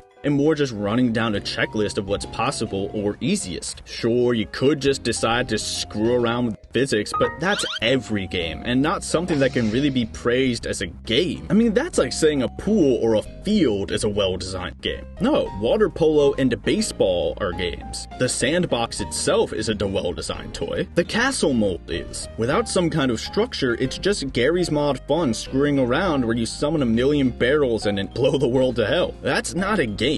Having this freedom makes sure we can't have a baseball diamond because the players could just go around it, and that's just as acceptable. There's a reason I put those quotes up a million years ago at the start of this diatribe. This entire video can be broken down into the base question of, so what? You can go anywhere! So what? Going anywhere denotes there's a reason to go there. Freedom to walk around for its own sake shouldn't be treated as a great improvement. Zelda's already done that with Wind Waker once the ocean fully opens up. Yeah, you can't do the dungeons in any order, but God forbid we have some design. I mean, not like that's literally a game designer's only job. Metroid's done non-linearity like that. A Link Between Worlds did that, giving you the ability to do things out of order, and honestly, I love both those games. Heck, Grand Theft Auto San Andreas did that. The original Zelda did that. Does Breath of the Wild get points for doing what it did on the NES? No, because so what?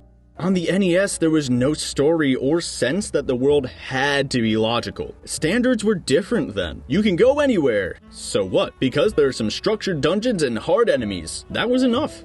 But did you notice that? Structure. Yeah, the NES game was designed while Breath of the Wild is just open. Past Zelda games, Metroid, Grand Theft Auto, Skyrim, The Witcher 3, they can all answer the so what question. They can all give me an engaging level / dungeon / general gameplay, fun things to find or story, but Breath of the Wild doesn't, because it has to be completely free. Are we just so jaded to games being open world that we forgot what it was like before? I remember when open world games were pretty novel and just starting to take over, but people rightfully panned a lot of them for foregoing any structure or difficulty curve if they didn't have some kind of set path like the Wind Waker. The sentiment was always, he who trades pacing for gimmicky open world freedom deserves neither. And I know some kids today may have been babies on their leapfrogs or whatever the hell kids play with these days when we were mad about things like this. But just because it's normalized now doesn't mean it's okay either. Heck, I remember using Game Genies, Game Sharks, and action replays to hack games and let us clip through walls we're not supposed to. It was cheating, not considered good design. But Breath of the Wild seems to think making cheat codes normal makes the game good? If the game had no story, or even a final boss, and was just some $20 indie game on Steam, in which you could just kinda screw around while walking around a nice field, I'd honestly praise it. Just a field with some enemies and some barely present story. You could just walk around calmly and explore with some boring music. That sounds like a nice enough way to spend a few hours, you know, if you can't go do that in a real field. But that's not a 10 out of 10, not a Zelda game, and that's not even what Breath of the Wild claimed to be in its own trailer. And not what the game tried to be with its story and ruins, implying a lot of people died.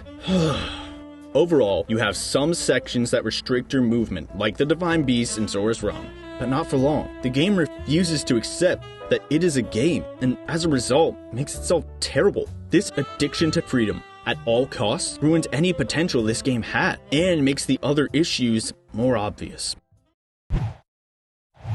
Natty!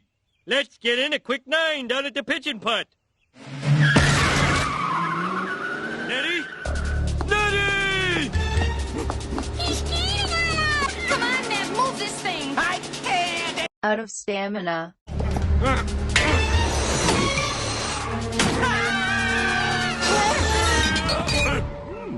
Guess he didn't see me. You know, I remember the very last thing I did in my first playthrough of Breath of the Wild quite vividly. I had beaten Ganon and had my Master Sword break while fighting that Lionel.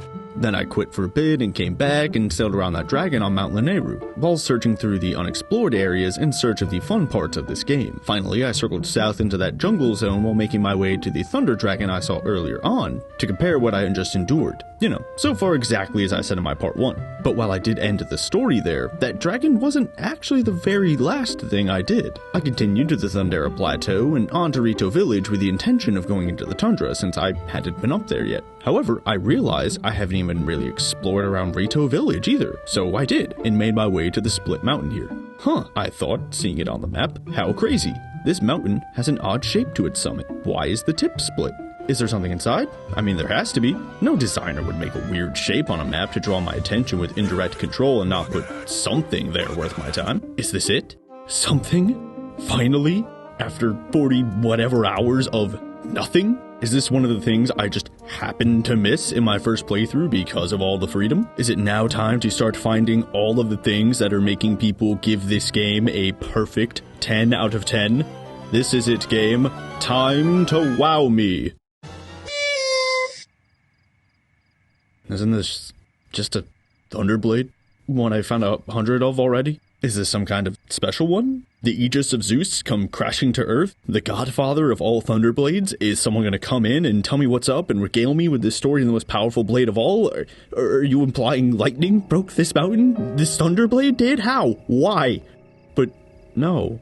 What I saw here was it. And look, I had multiple that's it, I quit moments in this game. The crap ending, the dragging Mount Lanayru, the Master Sword breaking, times that were way more dramatic than quitting on a whimper like this, but that's life, and that mountain was the final straw. It was when the floor finally fell out from under me, and I realized through all my time trekking and trying to find the depth and wonder I've heard people praise about this game that there really was nothing to find. This really was just a sword in the ground on some weirdly shaped mountain. Nothing more. This sword was just there. Walking around this 38-kilometer puddle, I finally realized that there would be no sudden drop to an ocean depth awaiting me in the wilderness. Breath of the Wild really was that shallow, and I gave this game multiple chances to come back from my I quit moments. Chances I rarely give anything else. Heck, I picked up the game at the start of 2021 for an entirely new second chance before it made me want to make these videos. All those 10 out of 10s. It's a Zelda game I've been playing since I was old enough to hold a controller. Breath of the Wild was supposed to be my savior after Destiny and Pokemon drove me from video games. I couldn't have been hating this game so much, but I mean, this is a complete breakdown of world design. It's completely lazy, and I wish I had a stronger word, but that's just the most apt. No story or context, no challenge, risk, reward, and changing encounters, creative map design, just something that's there. Something you've seen 100 times carelessly plopped into the game world as if it means something. That Thunder Sword was the biggest middle finger I ever saw in a game. And thus, at the end of my first playthrough, I had finally had enough of Breath of the Wild. So I went and played Skyrim instead. I sunk I don't even know how many hours into my first character, who was the original inspiration for my novel. Wink, wink, hint, hint, check it out. But there was plenty of stuff I hadn't done yet. I hadn't made full dragon armor, nor had I found all the stones of Berenzia. So I went and had a grand old time, finishing as much of that game as I could, enjoying the better stories and deeper encounters / general design than Breath of the Wild, reminding myself what a properly structured open world game should be like. Then I decided to find all the locations. The very last one I found was this little outcropping here called, and I swear this is true, Last Vigil. How fitting. And this insignificant place was able to convey more environmental storytelling alongside a proper effort to reward ratio than literally anything in Breath of the Wild. So we walk up a slope into the mountains and come across this single skeleton half buried in their crushed tent. Next to that is a pickaxe and an ore bin. Already we see some person came up here to mine. Makes sense. People mine in Skyrim and do go off alone. We have some reason for this existing within the logic of the world, and a bit of story for our finding it. A material reward in the ore, but we don't know why this guy's dead. Maybe they didn't eat enough. We don't see any food. Maybe they got crushed in the snow and stuck under their tent. Who knows? Well, this frost troll does. We can see it right when we walk in. We can piece together that this guy came up, pitched his tent, and didn't notice the frost troll waiting around the corner. Bing, bang, zoom. Story, expanding the world, material reward, and combat. Look at that, a contained story, encounter, and reward out of 5 3D models, and an enemy. I have been praising this moment since the day I encountered it, because after Breath of the Wild, this was an amazing find. Just a little contained environmental story that makes sense for the world and rewards the player with the ore, that book, and the encounter overall, alongside finding a logical piece of the world through piecing together what happened. There's even a quest to do here with some super strong ebony armor-clad warrior, but that's in the Dragonborn DLC, and I'm going to speak about DLC in its own video. Still, just wow. What a little moment. That is what an open world, freedom-driven, exploration-minded, single-player adventure game should be, and that is simply not what Breath of the Wild is, which was hit home when I started playing this game again at the start of 2021 for an entirely new clean slate. I thought, you know what, why don't I give it another chance? Maybe it wasn't as bad as I remember. And then I got to this little overlook outside of Kakariko Village, following some of the few bits of indirect control in this game. I stood over this cliff, gazing over the expanse of Hyrule, and leaned back in my chair. I literally said to myself, there really is nothing here. That house I see? It's just wood with no explanation. There's no fun character to meet or story to follow. There's no new enemy to find. Nothing beyond the repeated shrines. In the same way that Last Vigil hit me, I was truly taken aback by how empty Breath of the Wild's world is. But why is that? I already touched upon the open world feeling empty with repeated shrines, enemies, Korok Seeds, and random locations that were basically the same copy-pasted model or ruins with the words town or market over it, even though there's nothing to actually show that. There are plenty more reasons for this game's world being barren than just those. Still, since they're the basic tenets, I had to bring them up, since the mechanic of going anywhere makes the world worse by exacerbating the emptiness, as I'll be proving.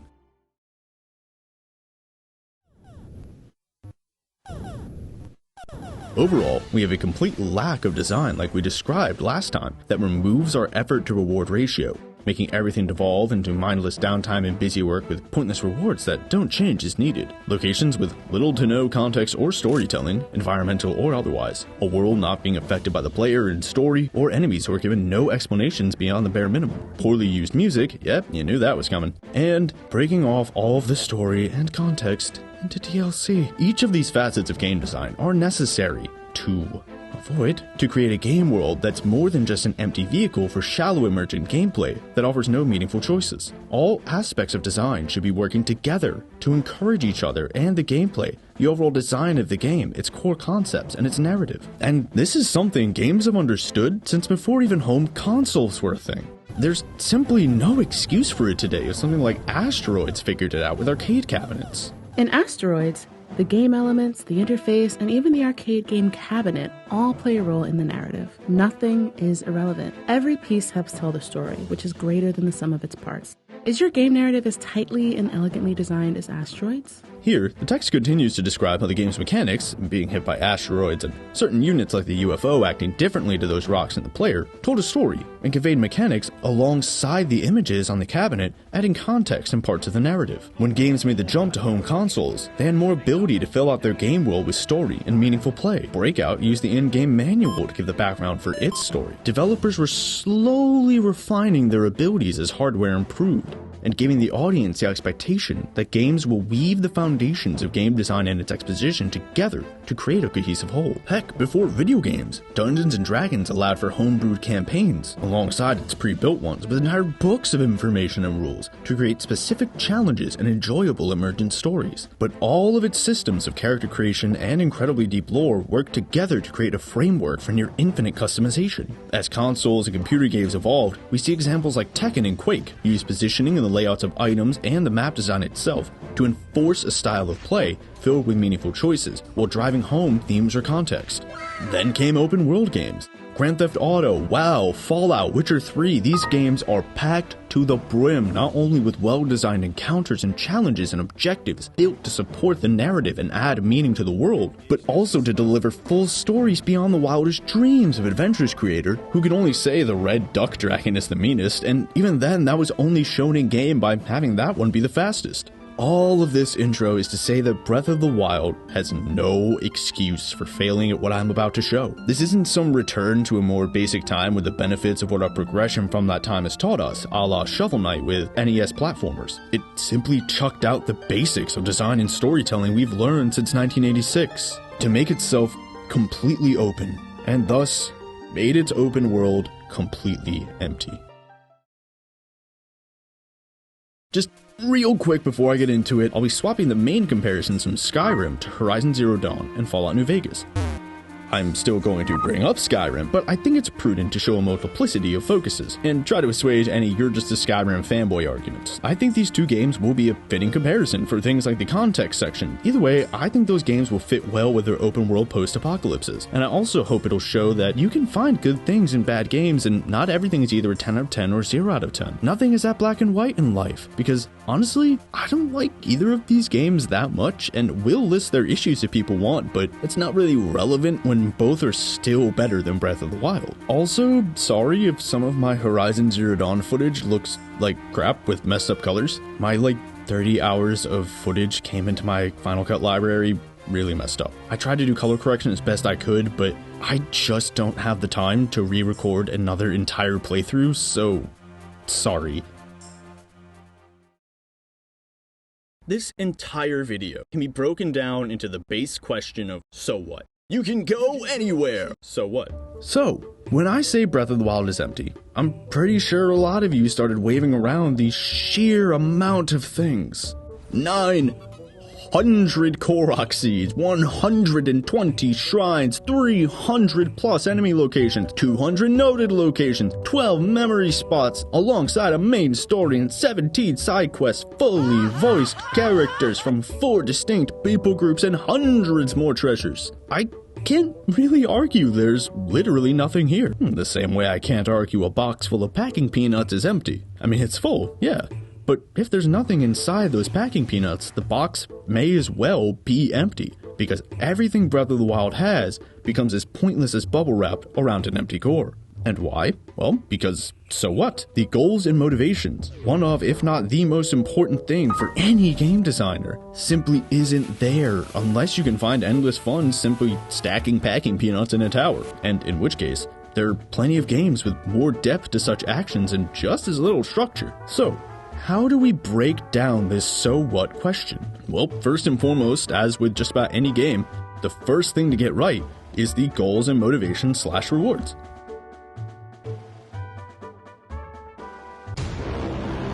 This is one of the biggest things you get hammered into you with any game design textbook or course. What does the player want? Why do they want it? And what do they get when they fulfill that want? This can be as simple as avoiding a Goomba to not die, or it can be reaching the end of a level. It could be getting a better item, seeing more of the story, or beating your friends. You will notice, though, that generic fun is often not used as a reward. When you design a game, you should be thinking deeper than that. How else will we make something that is fun if we do not know what is fun? It's really simple stuff when you think about it. We pick up a game because we want X. Do we get X? Yes. Good game. No, bad game. This concept has a million facets or interpretations since it is such a simple thing. So here's a great breakdown of it from Characteristics of Games. Games can be rewarding for players, but they also require effort. Those efforts impose a cost on players that they may or may not be willing to pay. We open with a general look at cost, and then go into more depth on two: the cost of downtime, time not spent playing, and of Busywork, rote activities in the game that aren't perceived as fun. Lastly, we look at the rewards players get. First, what kinds of rewards a given game might offer, and then how rewards, particularly the reward of winning, scale with effort. So, here we have cost overall, the cost of downtime, and the cost of Busywork. Then we have the rewards players get, and how those rewards scale over time. After learning about, or at least touching upon, the fundamental game design concepts explained in Part 2, with the flow channels, skill chains, interest curves, puzzle designs, and player types, we should see how they all come together to support that so what question. So, what's my effort to reward ratio? It's what allows a game to feel full, what makes a game world feel packed with things to do. Why? Because it's the basis of a game. Play baseball to get the high of victory, to enjoy time with your team, to see a strategy work. Whatever it is, after calculating if buying a bat, getting your team together, and practicing are worth the ending rewards. Without cost, rewards, and how those rewards change, we're not really making anything. We're making free play. So let's see if Breath of the Wild can follow such a basic principle, and having the encounters across its map actually fit one of the most fundamental ideas of game design.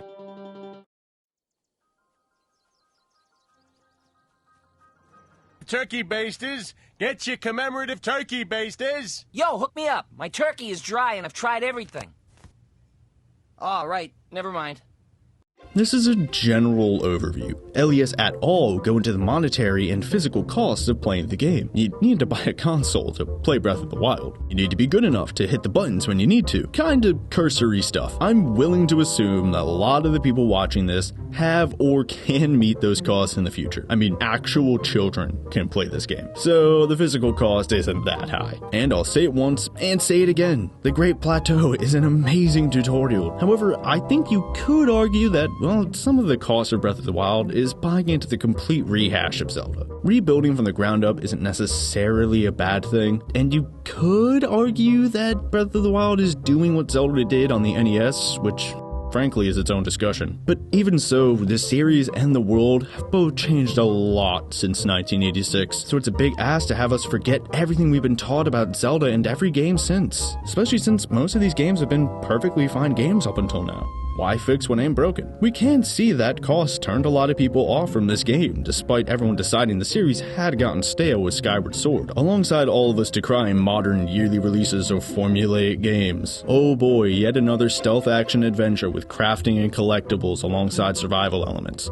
Who would have thought? It's worth a mention at least, as part of the upfront cost. We're hitched up tighter than Davy Jones' U-Haul. At ease, men! I am at ease. We do need this. Downtime isn't a bad thing.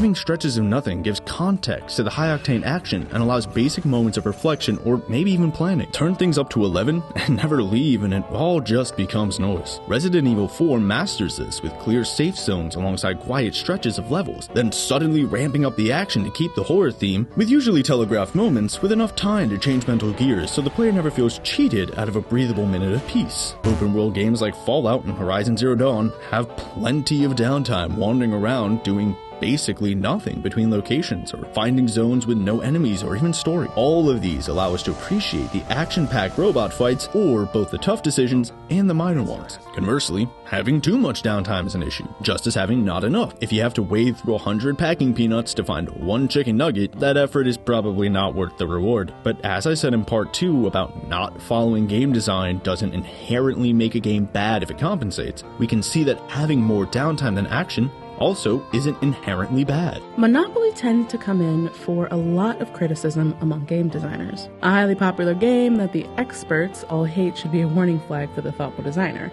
If the game is so bad, why do so many people like it? Some answer beyond "people are stupid" is required. While the game certainly has plenty of flaws, this one innovation of exciting downtime in a turn-based multiplayer game is enormously powerful and still not as widely appreciated as it should be. This is where the cost of downtime comes in. When we say cost, we're making a calculation to see if that downtime is worth the reward. If we're willing to put up with it, if it benefits us in some way. When it's not our turn in Monopoly, we're strategizing. We're seeing how people interact with our properties, how we can put our money to use, what cards in the deck have been used, or just conversing with other players. This starts to make downtime an integral part of the game, and less like actual downtime. When we're planning in Civilization, not directly clicking on what to build, it's not really downtime, is it? That's just part of the game. Before I continue, let's just define downtime real quick. Downtime is time during a game when a player is not actively playing. She may or may not be considering strategies, but she's not making any moves or even about to do so. In particular, we don't consider it downtime when you're thinking about what move to make while it is your turn. Also, while you could argue that variance can make low-effort activities downtime, like Fallout with its lower stakes choices versus big ones, or fighting the smaller enemies in Horizon, it's not really that, and it's more downtime adjacent, like Busywork, which has its own section, which needs to be used differently and change over the course of the game by its own rules. So I'll only touch upon such things here in downtime. So, with that out of the way, what is Breath of the Wild's downtime, and how does it try to compensate? Don't you realize how close you just came to ruining your design?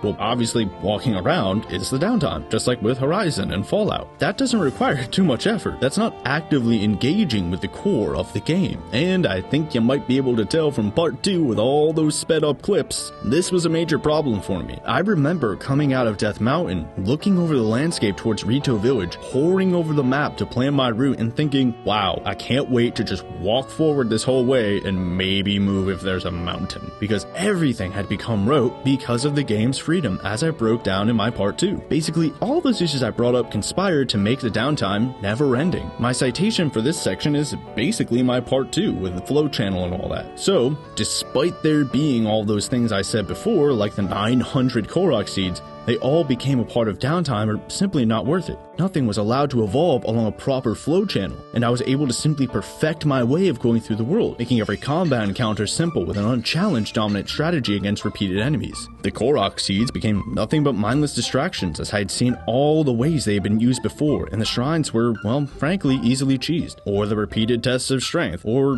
the pathetically easy ones. Just like I explained with the Guardians, I found engaging with the main content pointless beyond doing it for its own sake, which I had done to the point of nauseam. It would have taken up so much of my time and resources to kill enemies for seemingly its own reward when I had done it so much already, so why bother? Rather there being a chance for the player who isn't really doing anything to mentally go over what they've done or seen,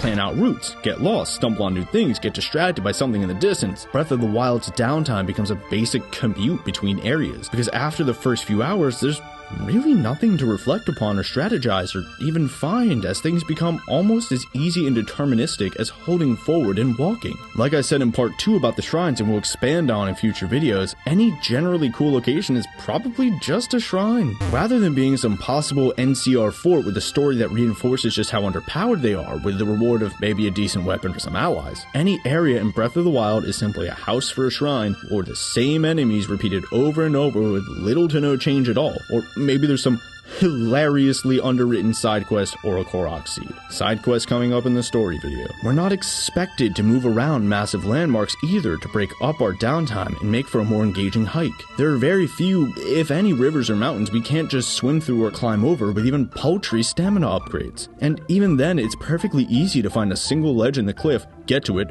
wait, and keep climbing. Maybe you have to turn slightly, but that shouldn't be how low the bar is to vary up holding forward and waiting. Even Follow New Vegas tries to make some effort to avoid that, and it is a literal desert. There are mesas and bluffs to walk around, roads you can follow that often have less enemies if you just want to get somewhere, even random encounters with its sunset sarsaparilla bottles or the patrols. You have music to listen to with news and other events popping up to drag you from that downtime, some of which evolve as you play to reflect upon what you've done. The downtime changes to draw players back, but we have no radio in Breath of the Wild, and its enemies are even easier to avoid than Fallout's. Very few are faster than you, or have strong enough projectile attacks that you can't just tank one of the arrows out of 5 that they loosed. Horizon Zero Dawn has this problem as well, having enemies that you can easily avoid. You know, mostly. But this is actually rooted in the story and gameplay and themes Horizon Zero Dawn is trying to convey. These robots are built up as horrible and powerful monsters from day one. They're big,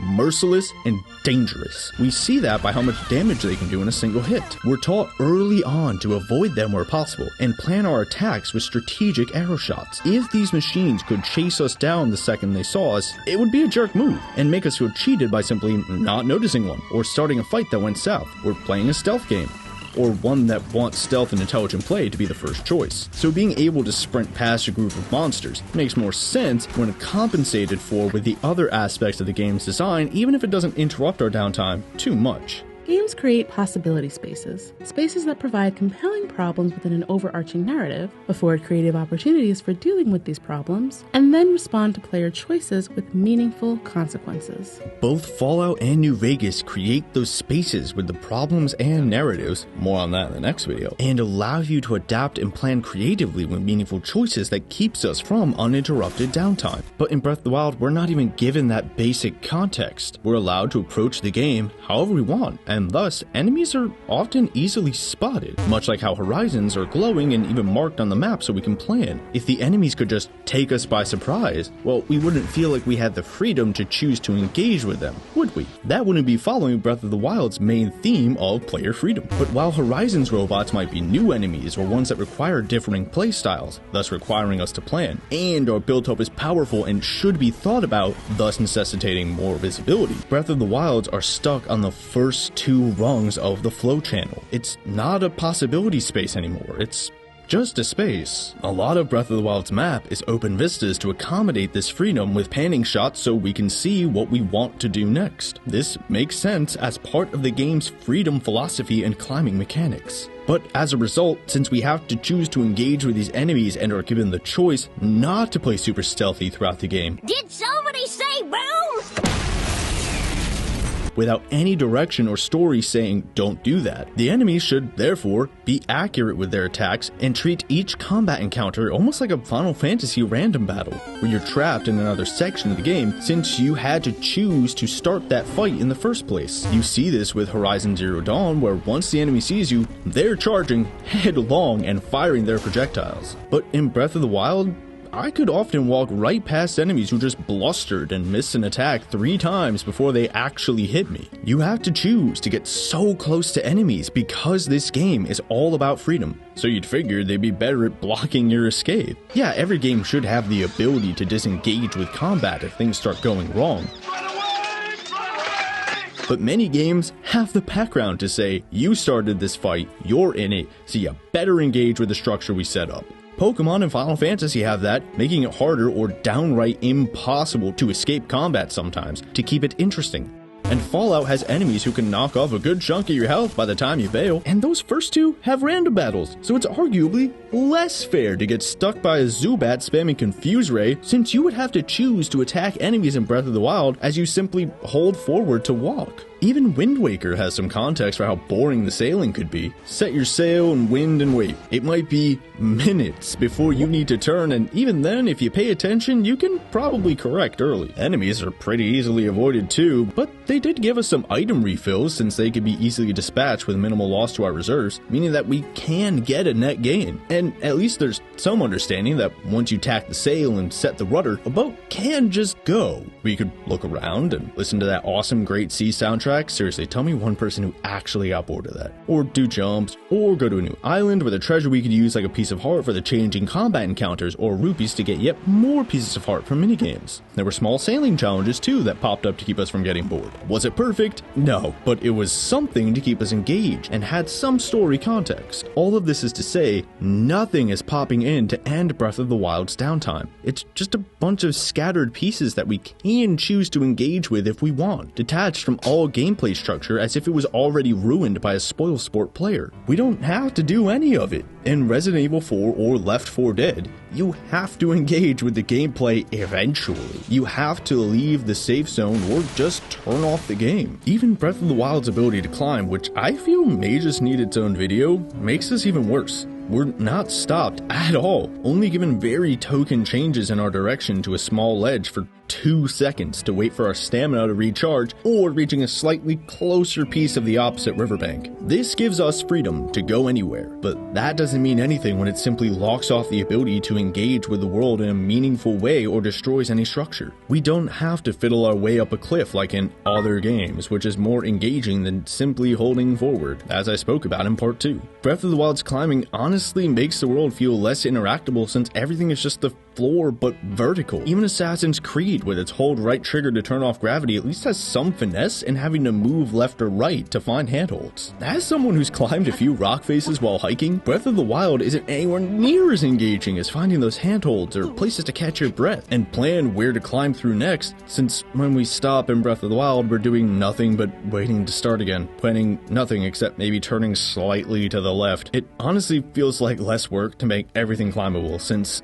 A, it means we don't have to design any levels since the player can just ignore them, and B, may as well just be a floor without gravity programmed since we're just holding forward. This trek through the world stays boring as we do nothing to engage with it. No navigating mountain paths, turning around trees, or finding rocks to jump over the river since the swing mechanics suck, or whatever beyond the most basic level. And this is where the paraglider actually comes in handy, despite becoming a problem as Breath of the Wild goes on. While playing Horizon, I really kinda wished I had it to get down from a mountain. It was annoying how finicky it could be to descend from a high area while hugging the cliffs, and having to basically go 2 kilometers out of my way to get down a mountain was boring when I just wanted to continue with the side quest I was on. Having a paraglider to make the descent quickly would have been very helpful, more than the occasional rope or backtracking. Perhaps I just wanted to sprint down the mountain because I didn't want to play Horizon anymore after about halfway through and was forcing myself for research for this video, or maybe I was sick of just having to use those stupid fast travel packs. But still, honestly, the paraglider would have been nice. It's smart design to not have the descent from a mountain just be a rewind. But when you have to do it so often, while doing nothing but holding forward so that it becomes the exact same as the climbing and walking, functionally, while sailing over what little may have actually interrupted you, it becomes an issue. Maybe that climbing video will just be a repeat of Downtime in the Flow channel, or maybe I'll just end up bringing up all the issues for it throughout these videos and not have to talk about it. For now, the important thing is that it perpetuates the issues from part 2 and keeps the downtime from being interrupted. Now you could say the shrines and Korok Seeds pop up,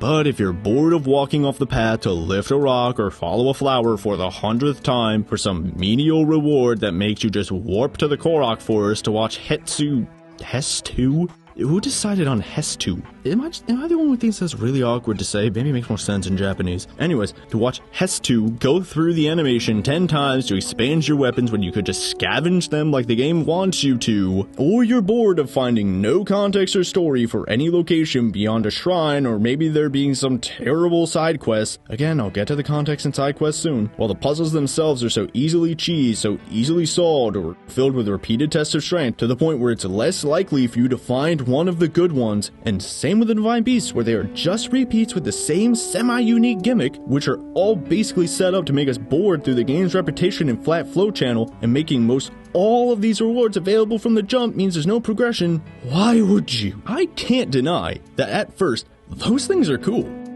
before they become repetitive. When you're in Breath of the Wild's downtime, at first it is engaging to see this new world. Imagine what might lie beyond the next hill, decide to climb said hill, and think about how you could do combat better next time, etc. But eventually, we hit that plateau on the interest curve that makes coming out of downtime pointless and repetitive. I was simply holding forward, and often did so just to see how long I could do it. There was no reason to engage with the repetitive content that makes up the core of this game.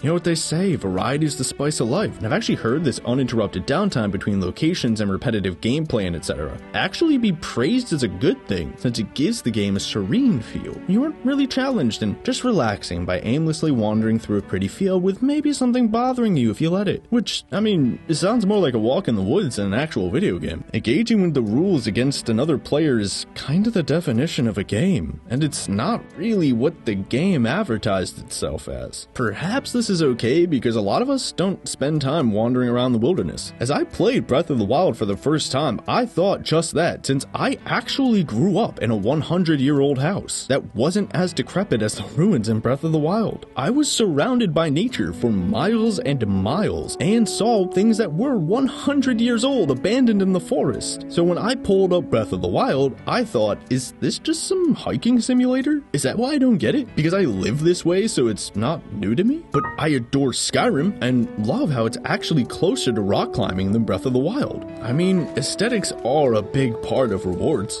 Aesthetic pleasure is no small thing. If your game is full of beautiful artwork, then every new thing that the player gets to see is a reward in itself. Powerful game worlds have a certain atmosphere. It can be hard to describe what that is exactly, but it is created by the way the visuals, sounds, music, and game mechanics all work together. Just as the world often ignores character flaws in a beautiful woman or a handsome man, players are more likely to tolerate imperfections in your design if your game has a beautiful surface. But even if the game does feel like that, becoming more about its downtime than Monopoly, it's not how the game was marketed. Even if you think the second trailer shows this as a relaxing game, the other trailer doesn't, nor does the first ever trailer, since the Guardian pops up to attack. If you want to go 50-50 and say trailer 1 shows the action and trailer 2 doesn't, well, it's all trailer 2, so that's false advertisement. Nor does this fit with the theme of a post-apocalypse and a story with plenty of ruins implying a lot of people died. And the combat challenges existing at all also kinda undermines the serene feel. For the story, the serene hike ruins the game's attempt to be post-apocalypse rather than selling that nature has retaken everything. Since nothing is making us feel like this is a dangerous world,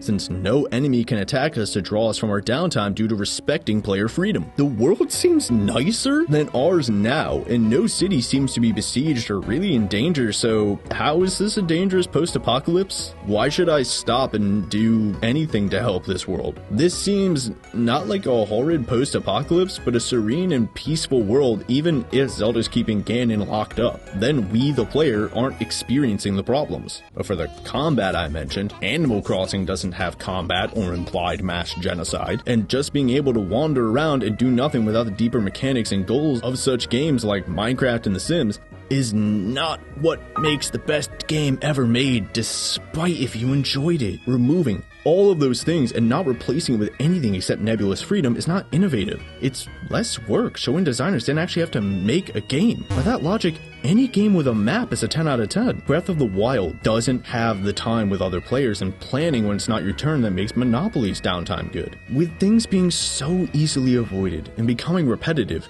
there's no reason to break yourself from that downtime, nor are you made to, making the world feel more and more empty as time goes on. So, cost of downtime, like I said in my part 2 video, everything is repeated and made stagnant on the flow channel for a variety of reasons, so everything becomes downtime or not worth coming out of it to engage with the core of the game. In fact, because of the repetition made by the game's freedom, every action in the game basically becomes busy work that passes right over our heads. Start loading up the pillows! No way, Jack. You disobeyed an order, so now you have to deliver all 40 pillows by hand. In the first RPG you ever played, it was probably more exciting to walk around the town finding armorers and apothecaries than in later ones, where the constant walking between them can become numbing. Busy work doesn't always have to be bad. Some players might enjoy the feel of shuffling and dealing or setting up the pieces on the board. Rounding the bases after hitting a home run is busy work, but most people would say they enjoy doing it. And it provides nice pacing and underlining for a big game event. But busy work by definition does not feel like the core activity of playing the game. It doesn't involve any decisions or skills, and it cannot be done better or worse as far as the player can see. Too much busy work will usually be seen as an annoyance.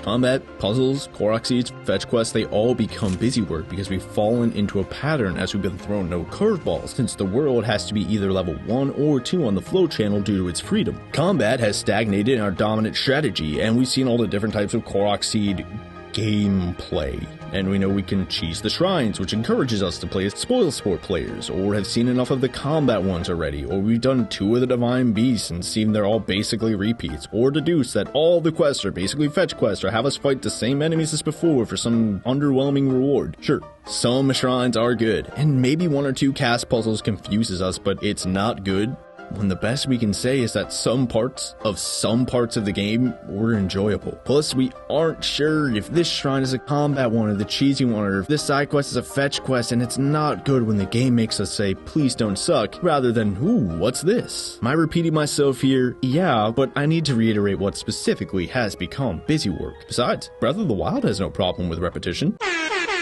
But still, this isn't like some bit in Horizon or Fallout where you go into the shop or find upgrades or better armor. All of these things are the core of Breath of the Wild, and it's becoming busy work through repetition, almost making it downtime as much as the actual downtime of walking. But why? Well, because of that 20 footnote saying that even though running is basically busy work in a foot race, it's not that, because that's what a foot race is, running. But in a foot race, things change. Your opponent gets faster or slower, there are twists and turns, and maybe you have to push yourself past exhaustion. That keeps the busy work of moving your legs from becoming rote, like the busy work of moving your fingers on the controller. That foot race is a perfect example of the second type of busy work. There are 3. One is pure busy work, which is just turning on the game, picking up the controller or putting on your running shoes. That doesn't really count. Then there's incomprehensible busy work, where things get interesting, described as actions that involve gameplay choices that are completely opaque to the player and are made essentially randomly. Logically, these are quite different from pure busy work, but the effect on the player is much the same. These are actions that must be performed for the game to continue that don't involve any meaningful choices and cannot be done better or worse, and hence seem like work unrelated to the play of the game. Now you might be expecting me to put Breath of the Wild's gameplay in that category with all my talk of flow channel stagnation, but things do change in the barest minimum sense, obviously. Perhaps you're fighting 2 enemies and not 1, or maybe it's a Wizrobe with a Choo-Choo rather than a Hinox or 5 Bokoblins. Just about all of these enemies beyond like Ganon Blights don't necessarily have to be done for the game to continue, and can be done better or worse. No, incomprehensible busy work is more like mastering when to dodge. You'll have to engage with the combat at some point, and if you do use dodging, you will become practiced enough that dodging starts to become busy work even if someone else has a bit more trouble mastering it. Incomprehensible busy work is focused on how easily a player masters a game, which can vary. Note that incomprehensible busy work is particularly agential, and depends very much on the heuristics of that particular player. Players will, however, often agree as to what constitutes pure busy work. For a beginner, some choice may seem quite arbitrary, and thus amount to busy work, even though the choice might be meaningful to an expert player. To a very expert player, the choice might seem logically determined, and thus busy work again. Every game should lead us to being a very expert player, which happens faster in Breath of the Wild since nothing moves beyond the second rung of the flow channel.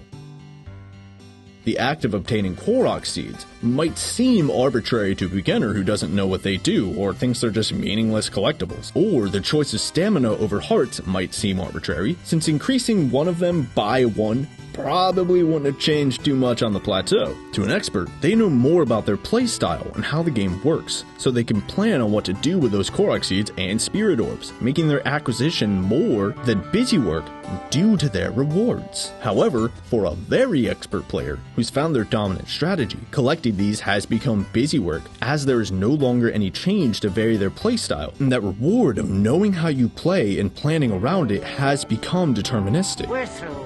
Take him away. Next!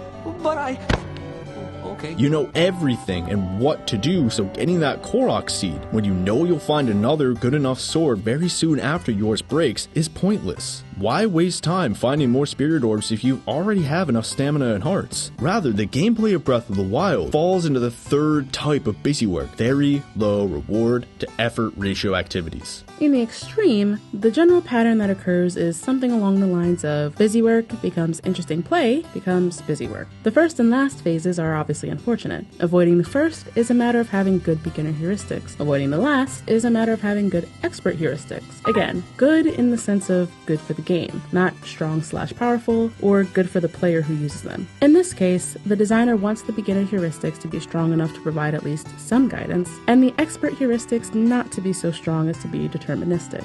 Despite there being literally over 1,000 Korok Seeds, shrines, locations, side quests, story beats, treasure chests, and enemy camps, they've all become as meaningless as packing peanuts. I've said it before, and I'll say it again. The Great Plateau is great. It's one of the reasons I can't give Breath of the Wild a 0 out of 10. It has amazing beginning heuristics. We're given basic controls and simple physics, easily avoided enemies to give us space to plan and come to grips with how best we, individually, could approach these challenges here in an open fashion as we'll do throughout the game. We have some direction with Indirect Control, as with the king giving us a basic task, and within the shrines, or having a cook pot and chilies near the ice area. We have something that's prepping us for the game ahead.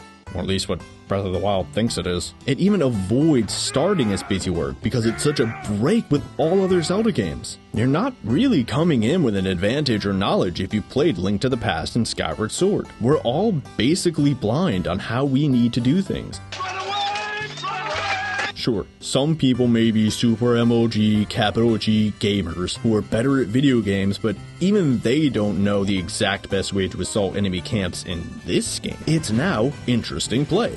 Good news! It's a suppository. We have formed our own strategies based on the tutorial's heuristics and know enough to start experiencing the game. Kinda similar to how we complete Goodsprings and Fallout New Vegas, honestly. But the game then loses its praise by falling into deterministic Busywork as it plateaus on the interest curve. Games are supposed to evolve over time to avoid this.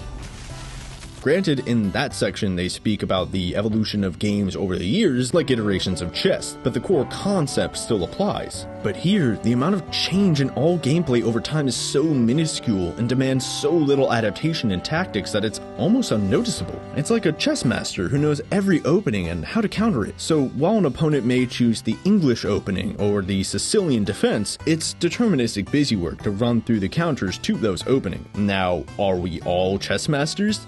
No, but every game has its flow channel. Each one has, or should have, the process of mastering it built in. By the end, you should feel like a sort of master, knowing the strategies that work for you and how to adapt when the game changes. This is when the game needs to throw one of those changes in, to keep us from falling into the deterministic Busywork, by shifting in the flow channel and introducing new things. Are you ready for anything? Yes! Are you still ready for anything? Yes! Oh, Lesson number 1, trust no one.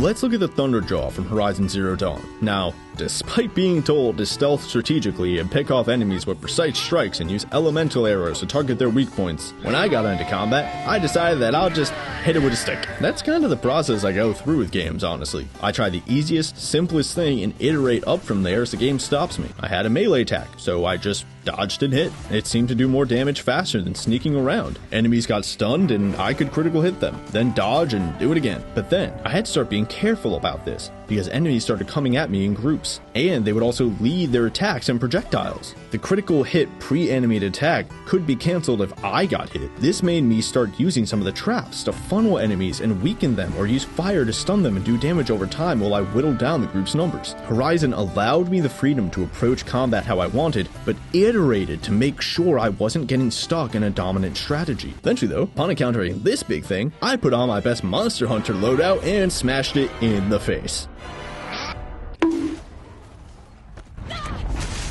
But, as one would expect, punching a 3-story robot T-Rex when the best I have is some pointy sticks actually didn't do too much. In fact, I was forced to pull back and reassess the situation. I tried planting traps that it decided it didn't care about because it was a shock trap on a thunder jaw. Then I had to use my terrain and use what the game exposed me to in the tutorial about sneaking around and using the focus to find weak points and picking them off with arrows. That was a skill chain. Even if I never used those skills, I had been told about them and wasn't blindsided like I was with Ganon's laser in the Guardian's legs, where I just never deflected lasers and was left helpless, or never fought Guardians and never learned about cutting off their legs. Horizon Zero Dawn constantly iterated to keep combat varied and stop me from falling into deterministic busywork, making the fights not feel empty and shallow. The long leg could remove traps, and the heavy melee attack might need multiple hits to stun enemies now for big critical hit damage. I was forced to keep myself aware of all avenues. Story context helps as well, because even if I never used the focus, we got the story and its world set up so I knew what the game wanted me to know. Being forced to do something isn't always a bad thing.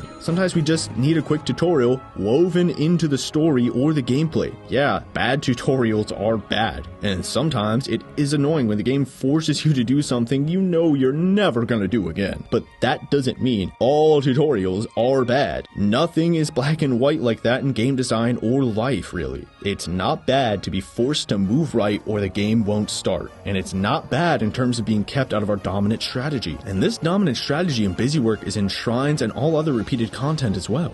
Isn't that just pointless busywork? Bullseye. Get cracking. We see that most side quests are fetch quests, or involve activities we mastered, making completing them busywork. Korok Seeds. Seen all of the ways by, at most, the second Divine Beast, so it's busywork. Shrines, combat once you busywork, side quests, see above, and the upcoming story videos. And we learned how to cheat the cheesing ones so it becomes busywork to just find the exploits by running down our runes. Now, although despite such a thing encouraging us to play as a spoil sport player, which is poison to a game's design, I can admit that cutting the Gordian knot here makes me feel clever. But you can only cheat the game once or twice until the guy next to you starts calling you a cheap jerk for exploiting the rules, and it doesn't change the fact that it only makes one part of the game as half decent in a certain way if you ignore the other aspects, which a 10 out of 10 does not make. Even if it's not an exploit, running down all runes usually reveals the answer like I showed in part 2, and we'll get more into with a video on basic level design, making the shrines busywork, except for maybe like a few. It's all deterministic busywork because we learned everything we need to, and the best way to do it by about the second Divine Beast. If everything becomes deterministic, low effort to reward busywork, we're not noticing anything anymore, like how we don't notice our fingers moving across the controller. A casino where I'm winning? That car must have killed me. I must be in heaven.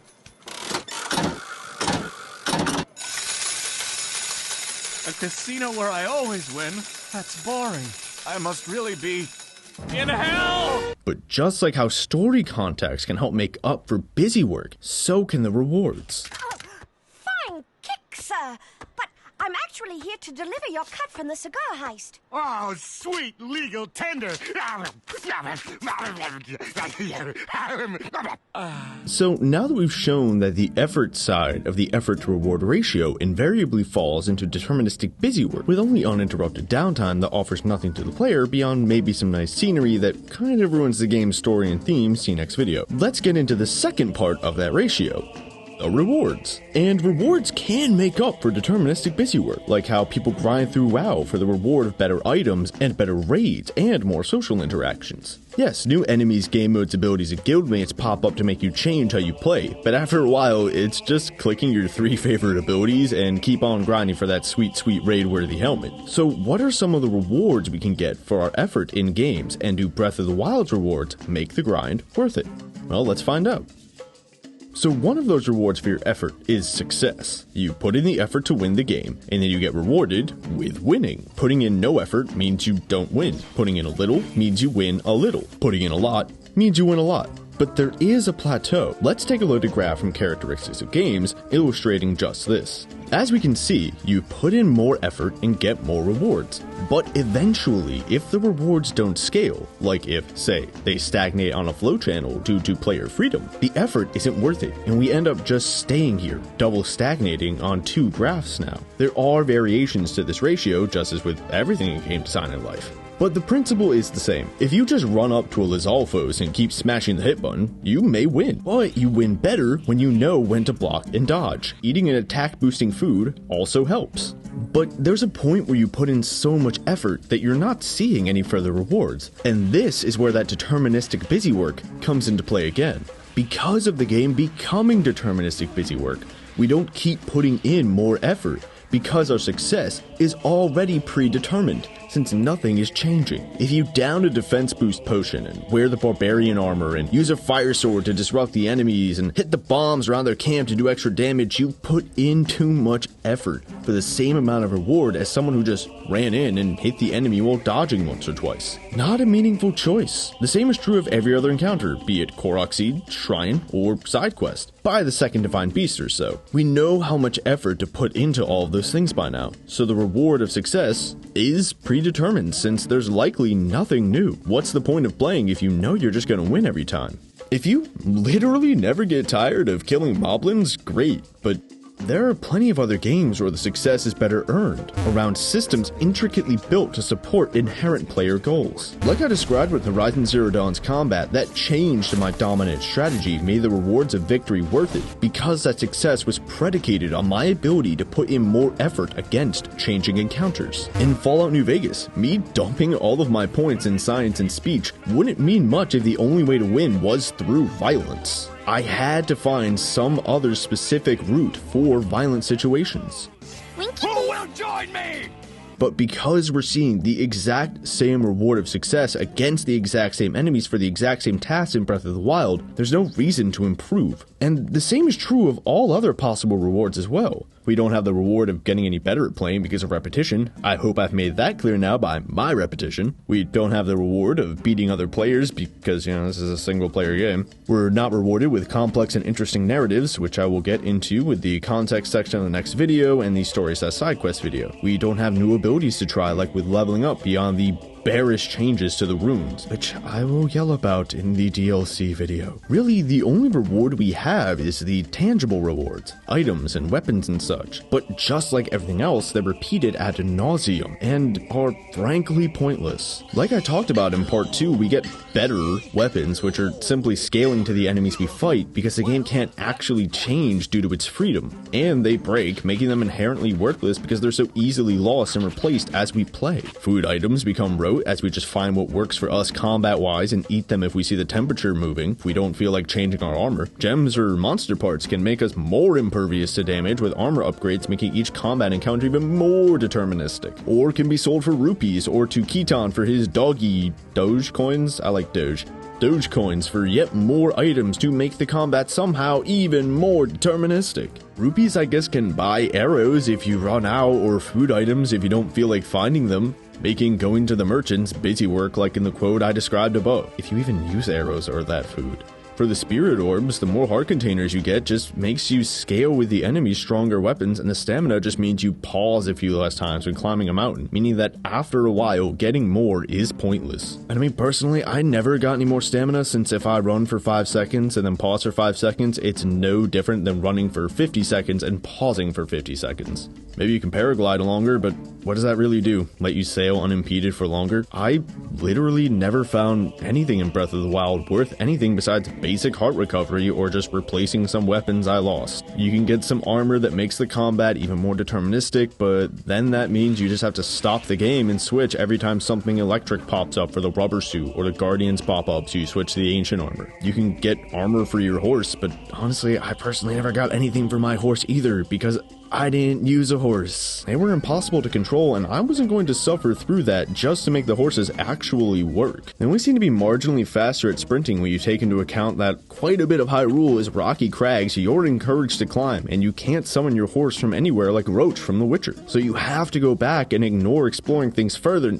Look, the horses probably need their own breakdown, but the rewards for them only exacerbate how pointless they are. I almost never rode a Strider in Horizon either because I wasn't going to put in the points to let me gather things on them because that should be a base mechanic. But the Strider stops even when you have that perk mid-run to go through a gathering animation. And I wanted to gather random twigs and herbs much more in Horizon Zero Dawn than Breath of the Wild because the items you find on the ground are actually useful for combat, be it rocks to distract enemies or plants to recover health or expand your terribly small inventory or make elemental ammo. Some of that is forcing me to make the game work, like making those stupid fast travel packs, yes, but others actually make me better able to deal with the changing encounters. The tangible rewards Breath of the Wild has laying on the ground simply aren't that. Heck, look at the coins in Mario 64 as described in Game Field. In Mario 64, where we have free reign to explore the levels how we want, there are coins everywhere. But rather than the almost meaningless collectibles like in the Mario games before that only give you like points or a 1-up, these restore your health, making them useful instantly. But if you collect 100 in a stage, you get a star, and that's a reward for an entire stage. That can help open up entirely new stages to explore. They also talk about cutting grass in Zelda, where doing so gives you item refills that will make you better equipped for changing combat encounters, or let you get through a bomb wall for the pieces of heart to interact with the world and make the backtracking worth it. These are hierarchies of rewards to make individual items worth the effort beyond their most basic use. When in Breath of the Wild, those tangible item rewards only replenish what we lost getting that item or continue repeated content. The world is continuing to be empty with its endless downtime, Busywork core gameplay, and rewards not making up for either of these. Let's do a lightning round here of possible rewards, going back to a Book of Lenses, new 3rd edition, groovy. Do we get praise? A bit. We get that ding ding when we assault a camp and get the treasure chest, and sometimes we get a musical crescendo at the end of a fight, or a yahaha, but all of which are done a million times, and that blends them into the background as everything becomes Busywork. The beating a gym leader music in Pokemon is worth it, because they keep getting harder and using new strategies, unlike Breath of the Wild. Do we get points? Not really. You can argue more items and Korok Seeds and stuff are like points, but they also have a tangible use, so they're more like items that you can choose to perceive as points, so not really points. By that logic, any game with items has points. Do we have prolonged play? No. Because that's preventing the game from ending by keeping a pinball from falling into the hole. The game doesn't shut off if we don't do this side quest or whatever. Do we get a gateway? Sometimes. But the game is completely open, and the few places that are semi-locked off aren't locked off for long if we remember what we did to get into the snow area of the Great Plateau, aka just swapping clothes or eating some food the second we see a bar tick, which stops being engaging after the 100th time and becomes Busywork. Yeah, technically we are able to enter new areas when we succeed after getting a few specific things, like the Gerudo suit or the fire elixir. But I've already talked about these things in part 2, where I explain some of how it contributes to the flow channel stagnation, and just gives us more chances for the same Busywork of combat shrines and Korok Seeds and a flat story in a snow outfit now. Do we get a spectacle? Not really when anything that was interesting gets repeated. The first Hinox or Divine Beast was a spectacle, but it got done multiple times. They do vary the Divine Beast assaults, but even if you loved every single one, 4 5-minute moments in a 40-hour game does not a 10 out of 10 make. Do we get expression? Not really, besides just painting our outfits blue or purple, and that is laughably small compared to other games. In Fallout, we can create what our character looks like, and what they're good at, and what dialogue they pick. Do we get powers? Nothing beyond the basic rune upgrades that let you find more pointless items, or makes your bombs a bit stronger, or you can freeze enemies now, which makes the combat even more deterministic. And that's not even every rune. Do we get resources? See everything I've said about items being pointless. Do we get status? Not really, since this isn't a multiplayer game. Do we get completion? I mean, yeah, but that's literally every game. You can't really praise a game because it can be 100% completed, since all games can be, and some even craft their entire design around such a concept, like Rare's Collectathon games. We rail on Ubisoft for putting in random feathers or whatever to collect solely for completion. Why should Breath of the Wild get a pass? It's a lot better designed to do all of the Witcher's side quests or collect all the Pokemon for the story, or using the Pokemon against your friends, with both of those entire games crafted around those activities, rather than getting a literal pile of crap from Hestu.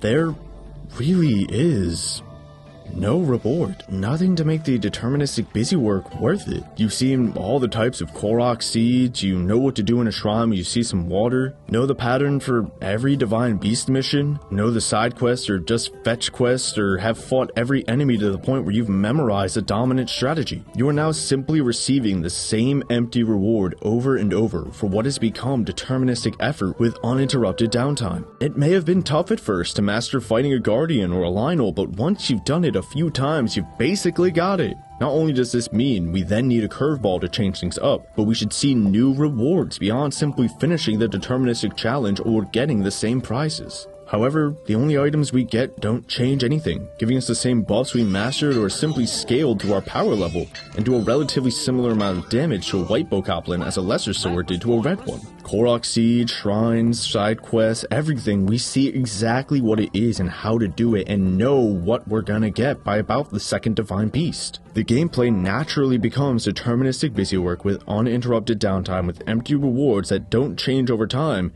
to create a broken effort to reward ratio due mainly to its repetitive nature and its addiction to freedom. We can't engage with fresh and unique challenges that keep the world feeling full. All these locations, all these items, all these puzzles, the world is full of them, but is functionally empty, as nothing is making us stop our downtime and engage with a deterministic Busywork it refuses to change, lest it trample on our freedom. The underlying principle is that the most fun way to play a game, and the way that is best in the sense of helping you win the most, should be the same. If playing in a boring or unpleasant fashion is the best way to advance in a game, that game will become unenjoyable for many players. Some players may be able to ignore the efficient but boring playstyle and just play to have fun, but others will feel the pressure to play correctly and then eventually quit the entire game in disgust. Even if you heard that and said, well, I'm one of the people who can ignore it, well, good for you. But that means this isn't a 10 out of 10. You're just better at ignoring the flaws in the game's design that show it isn't a well-optimized experience and makes the world empty, leaving only your own intrinsic goals, which means your experience is based solely on you and basically has nothing to do with the game at that point. I mean, there are entire games with each and every element set up to allow for meaningful play that blends structure and freedom into an immersive sim-style game to encourage intrinsic goals. Level or mission structures allow players to feel the details of a story while the game designer maintains control of the larger narrative experience. A game's goal, or a series of goals, is part of the narrative context that makes up the game. When goals are well designed to support narrative play, a player's interaction with the game world becomes consistently meaningful. As usual, the discernibility and integration of meaningful play is critical. The elaborate multi-step process of going on a sim state is only meaningful because of the complex system that supports and links player actions. If every date ended the same way no matter what actions the player took, there would be no reason for the player to engage deeply in the decision-making process. Because each step of the process plays a role in determining the outcome, the experience of a Sims date provides genuinely meaningful narrative play. Goals not only help players judge their progress through a game, how close they are to winning, but also guide players in understanding the significance of their actions within the narrative context. But Orion, you're thinking about this game all wrong. It's not about strict structures and reward systems. Fine if you don't want to see that, but Breath of the Wild is about just wandering around the serene field and finding the story to piece together with environmental context. It even says in the description you keep bringing up that they want us to see what Hyrule has become, and the textbook you used labels escapism, exploration, and aesthetic enjoyment as rewards, which Breath of the Wild has. Don't worry, Strawman. It's finally time to get into how that's actually a bad thing here.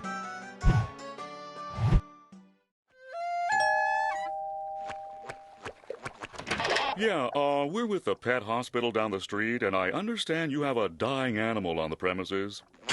Alright, I know I literally exploded about the Korok Seeds and already spent over 3 hours breaking down this game before getting to this point. But this right here is what makes me the most angry and, frankly, worried about Breath of the Wild. More on that worry in the conclusion. This is what I despise the most about this game. I love stories. They're what got me through so much of my life, be it history, mythology, or the fiction we all know and love. I've even dropped a few subtle hints to me making a story of my own. But holy goodness. Breath of the Wild's story context, its world building and all that is the literal worst I've seen in any medium. It's pathetic. There's no other word for it. Sorry that I'm kind of dropping my mask of objectivity yet again, but I simply cannot believe that this level of vapid and shallow story context was allowed. Even if the entire game is uninterrupted downtime, even if the gameplay is deterministic busywork, if the rewards are useless or non-existent, if the game sets itself up for spoil sport players by allowing you to break puzzle design, which is exacerbated by all its other freedom elements, repeats content over and over, forgoes all structure from game design 101, including a basic flow channel which makes the world mechanically empty just so it could be completely open and free. All of that could be ignored if the world they allowed you to explore had an engaging story built into it. Knock knock, who's there? It's walking simulators. But I can't. Just I apologize in advance if my mask slips again during this section, but I hope my personal reactions here will add context to the breakdowns. I am still human after all, and my syllabus on video game theory and analysis literally has an objective on combining concrete examples of what we experience with game design principles. So while this is a video about story context, I have kept saying there was a separate story and side quest video, and this one isn't that, since we're still on part 3 about how the open world sucks. I just want to make clear that the story context is different from the game's story itself, hence why there's that qualifier of context. So I shall henceforth be referring to the game's story as its plot to keep things clear. The side quests and cities and use of all of them in the world do fall into how the open world is filled up, but I feel they fit a bit more into the plot videos since they all have their individual plots or more directly affect the plot of the game. They're kind of like in between the open world and the plot, so to keep this already broken up video from being even more broken up, they're lumped into the plot instead. So for example, the plot of Horizon Zero Dawn is Aloy seeking information on her past as she saves groups from the ravages of an evil faction while realizing the villain behind it all, with individual side quests adding to the world and giving context to that plot and why it matters. Both Horizon and Breath of the Wild's plots may or may not be directly tied to the random bits of story you find around the world, but those random bits are what make the plot more engaging, while the cities and side quests are more like a set for a play, which should be counted along more with the plot rather than just random background context details. Again, they're kind of like in between. Now, I hate world building, but it's pretty dang essential when it comes to making an engaging open world game. All those tiny notes in The Witcher, the ruins of ancient cities in Horizon with clear but long forgotten purposes, this one burned farm in Fallout, Last Vigil in Skyrim, all these are locations that give context, that build a world, and add to the main plot, that make exploration worth it beyond the base mechanics of jumping and how those evolve over time. Too often, a game's fictive world is taken for granted. A generic backdrop for scripted plot events. Game designers should more rigorously engage with the complex, interdependent relationship between the fictive world and story events. The events of the plot, the game story, are made possible by the existence of a larger fictional world in which the story takes place. At the same time, the story events themselves help to flesh out and inform the fictive world. Designing fictive worlds means paying close attention to the narratives such worlds inspire, and vice versa. Together, these two elements of game narrative create an artificial context where game experience acquires narrative meaning. Breath of the Wild's complete lack of gameplay design that I've shown and will continue to break down means it has to stand on context to give the world a reason to be explored. If the main theme is player freedom, a game has to nail the environmental storytelling because that's the majority of what we'll be experiencing since we're just exploring, not being dragged along through a linear plot. I don't need to find any statistics to show we're wandering around locations more than we're sitting in a cutscene. I mean, I doubt anyone would argue that. But Breath of the Wild simply doesn't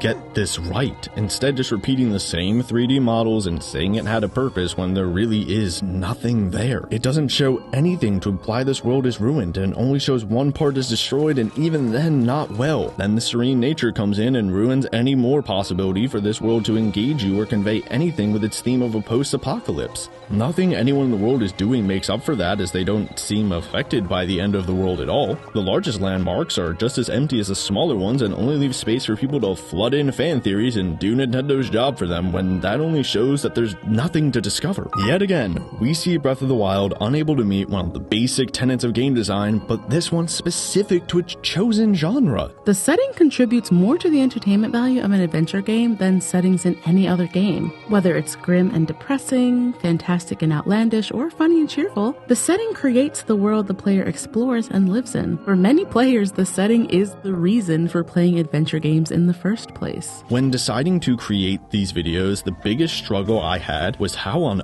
earth I was going to structure this section. I can fit specific game theory principles here around repeated circular enemy camps, I could break down lock and key level design, but after I decided to actually do this and journalistically jotted down my tens of thousands of words of notes, I had so much to complain about, with so many places about this subject, and I didn't want this to just be me running down that list of things that I thought were stupid. Maybe following some clockwise pattern from the Great Plateau, or like an alphabetical list, or going region by region to explain why so many specific things were empty. I mean, I kind of want to, don't get me wrong, I am spending a lot of time breaking down everything about this game. I have pages of notes stating my annoyed reaction to, say, finding these ancient pillars that have no meaning, or why this bird furry dude exists. I'd kind of like to just go through every little thing, but that's tedious and repetitive and monotonous, and I have dishes to do. I mean, maybe I'll bring up specific places if someone wants me to, but I think it's best to cover the overall reasons that came up and go into some choice examples and explain why those specific locations suck, since the concept addressed with them will apply generally, and then the specifics are just kind of academic. So let's try this. I will instead be breaking down and dissecting what Breath of the Wild's own official art book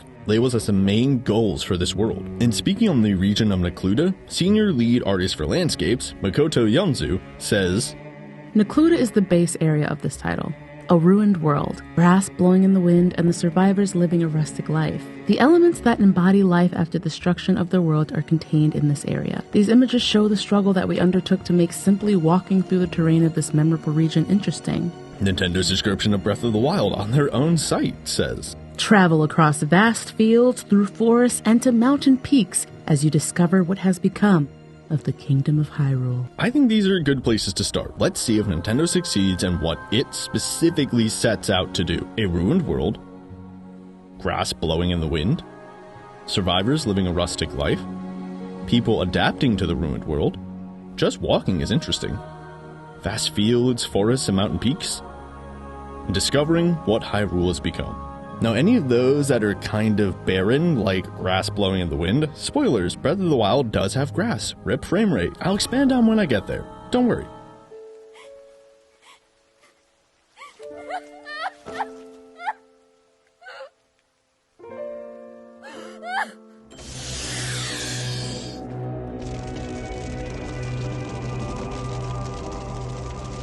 Michelle, I don't regret this, but I both rue and lament it. This is one of the things I hear trumpeted the most about this game. Post-apocalypse. Post-apocalypse. It's fine if there's nothing because the world is ruined. Paging Dr. Fallout. Paging Dr. New Vegas. I don't think I need to cite just how many stories are in this game and how much environmental storytelling that game has, despite being made in only 18 months, while being rushed by Bethesda, using plenty of recycled assets, being set in a literal desert, and coming out 7 whole years before before Breath of the Wild. It's kind of New Vegas' entire selling point, and it helps prove the adage that I trumpet when critiquing other people's work that we're writing for our readers, not our lore. In a similar vein to just because the designers meant to put X in there doesn't mean that X is good. Saying the world has to be boring because it's post-apocalypse doesn't mean it's not still boring. Night scenes in a movie aren't all pitch black. We'd rightfully complain that we can't see anything, despite the excuse that it's dark in the story. Like I went into in my very first video, everything has to conform to the necessities of its medium. Let's take a quick look at that aforementioned farm in Fallout New Vegas, or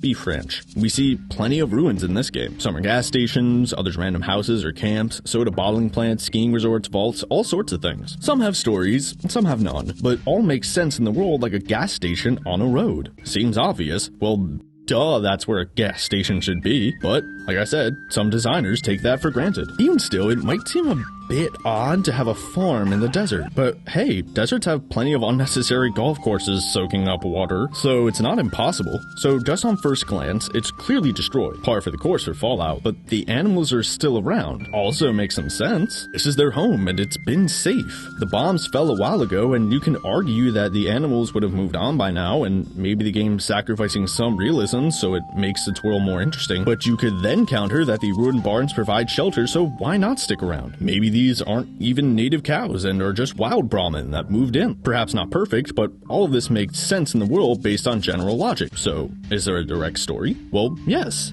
And in that, we learn that this beef ranch wasn't built back then, or at least survived long enough that it could still be used. We find a couple of tattered journal entries saying that someone was going crazy, believing the animals were gonna eat them. I mean, it's a two-headed cow. Yeah, that's kinda creepy. Eat yourself, Jimmy. If a cow ever got the chance, he'd eat you and everyone you care about. There are also scary things in this now frightening wasteland, so someone going crazy does make sense. Then you find another note saying that this person's parents went to an NCR camp. Then another saying that they went to go find their parents, but they were ghouls and this person had to kill them. That explains the graves and why that person said their parents wanted to eat them along with the animals. You could also argue that the syntax of this note implies this person wasn't a full adult and maybe more around like 13 to 15, but again, that's debatable. Or at least that's the order I found the pages. A little more direct than Last Vigil's purely environmental storytelling, but still a contained location that makes sense to the world and expands upon it. We don't lose anything by not seeing it, and we gain that little bit of world building to reward us for our exploration, while allowing for player freedom by having those notes not be confusing if you find them out of order. And yeah, you don't have to 100% follow game design principles for a game to be good. Not all lessons are applicable everywhere, hence why I said in part 2 that not following game design does not inherently make a game bad, and vice versa. Horizon Zero Dawn's ruined cities don't have to rely on as much direct storytelling, since they have recognizable structures to give us a grounding in the world, and thus don't require as full of an explanation. When the game first starts, the loading screen says that this is Earth. Our Earth. This is our hypothetical future, not the weird idealized 1950s sci-fi America of Fallout. Unlike Breath of the Wild's forget everything you know and then instant disregard for the then new Zelda timeline, which means we have to come at this world from zero. We can see places that may have been a church and what is obviously a stadium in Horizon. Breath of the Wild also has a church and a coliseum, but since we're told to know nothing about this game's fictive world, it means nothing to us and makes any actual connections detrimental, as I'll be showing throughout these videos. When you're creating games with less typical narrative experiences, your design task becomes more challenging. Your players will not already be familiar with your game's fictive world. We have other locations in Horizon that aren't much of anything, but that's what time does, and it adds context to the areas we can identify and relate to. Some places will just get lost to time a lot easier than just 100. We also have tanks on the outside of this city that are clearly pointed towards the city, making you wonder, was something going on in the city? Did the robots take it over and these are the last remnants of a failed attempt to take it back? I have my issues with Horizon Zero Dawn and its environmental storytelling, but at least here the ruins are intentionally mysterious in a way that makes sense for the game and doesn't take away from the world, especially after the 1,000 years of being forgotten with only the basics that we understand, not the characters, like what's a computer and what's a desk. These ruins are so far gone to the people in the story that leaving them so ruined with little defined helps emphasize how mysterious they are to these people and how the world has moved on since the main draw of the game isn't finding out what has happened to the world beyond how it helps Aloy now, nor is there anyone around who knew about it besides Silence, who only got his information from another source. The most that matters from the past is what we can use now to achieve our goals, while driving home how distant this future is from us, even if we still get plenty of explanations so we don't feel like we aren't told what happened. We can see that the designers of Fallout New Vegas and Horizon Zero Dawn are not taking their fictive world for granted. They're not simple backdrops. They're specifically crafted to support each of these games' narrative. Every element of a game brims with narrative potential. The narrative components of a game are not just the backstory and cutscenes. Any representational element can be a narrative descriptor, an opportunity for you to communicate the story that you want your players to experience. It's not like these things don't matter. You can't just throw something into a game and act like it's fine if it sucks because you're reading too much into it. If it's not useful for a game, don't use it. That's where this quote applies. All of this is to say you can easily have a post-apocalypse world be full of interesting encounters, even if the apocalypse happened like 1,000 years ago and the main plot is only focused on taking things from the past to help now. But while Breath of the Wild has some ruins that are unexplained, like Horizons, and we see some flashbacks in the castle when it wasn't taken over by Ganon, but there's a reason I favorited this shot of Rivali the second I got it into my Final Cut library, because that's the absolute bare minimum when it comes to designing a ruined world. So Fallout and Horizons world are ruined, and use that context for their stories in different ways. But Breath of the Wild? No. Check answered.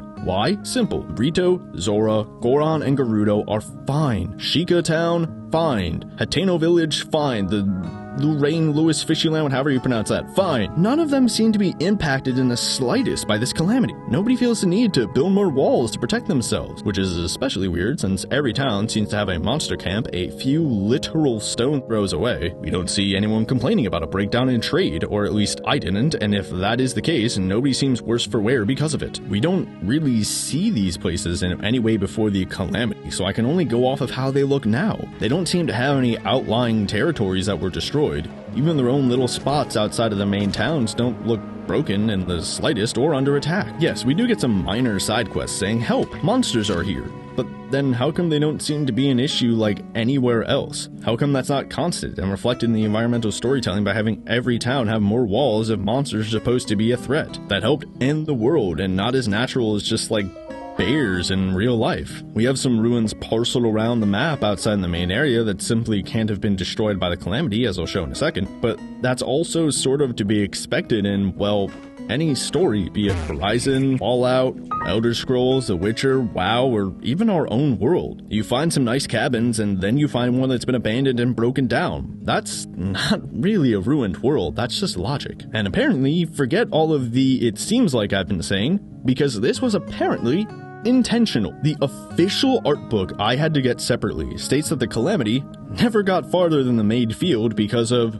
geography, which is confusing if you see these guardians climbing things in one or two of the cutscenes and then not doing that in the game, or, you know, the flying ones. It also cites the martial prowess of the other races, so I guess the people that built the Akala Citadel, the biggest defensive structure in the game, were the weakest of the people around. If anyone who could fight could stop Ganon and the Guardians, and it also cites Zelda stopping them, which is confusing for what they say about a few other things, but one topic at a time, because that's kind of going into how the plot makes no sense. Still, the designers themselves admit this world isn't ruined, just the center. Now, it's using this art book breaking the pseudo rule where I keep saying DLC is its own video. Maybe, but there's so little to go on here that I kind of need it. But this information is also right from the horse's mouth, the stated intention of the game's creators. So this is what they wanted to show. Heck, in the final interviews with them at the end of the book, they even say that there was stuff they couldn't put in the game, so it's in this book, meaning this is literally what they intended. Maybe we shouldn't keep getting mad at games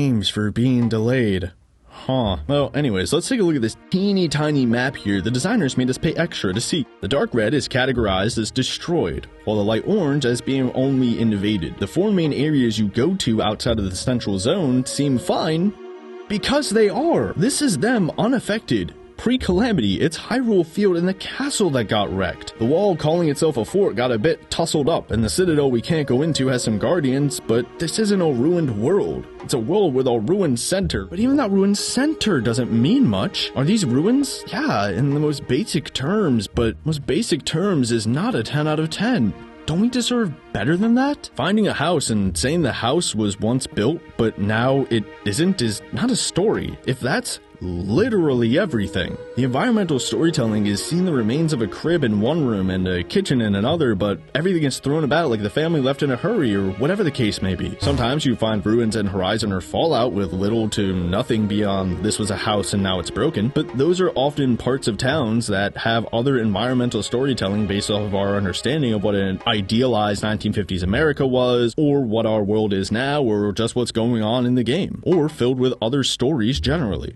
It's not a story if we find a campfire and say, well, people sat here and now they don't. The story is what the people were doing here. Where did they come from? Where did they go? Why stop now? When did they leave? What were they doing when they sat here? And what were they carrying? Who even were they? Were they in trouble? Why or why not?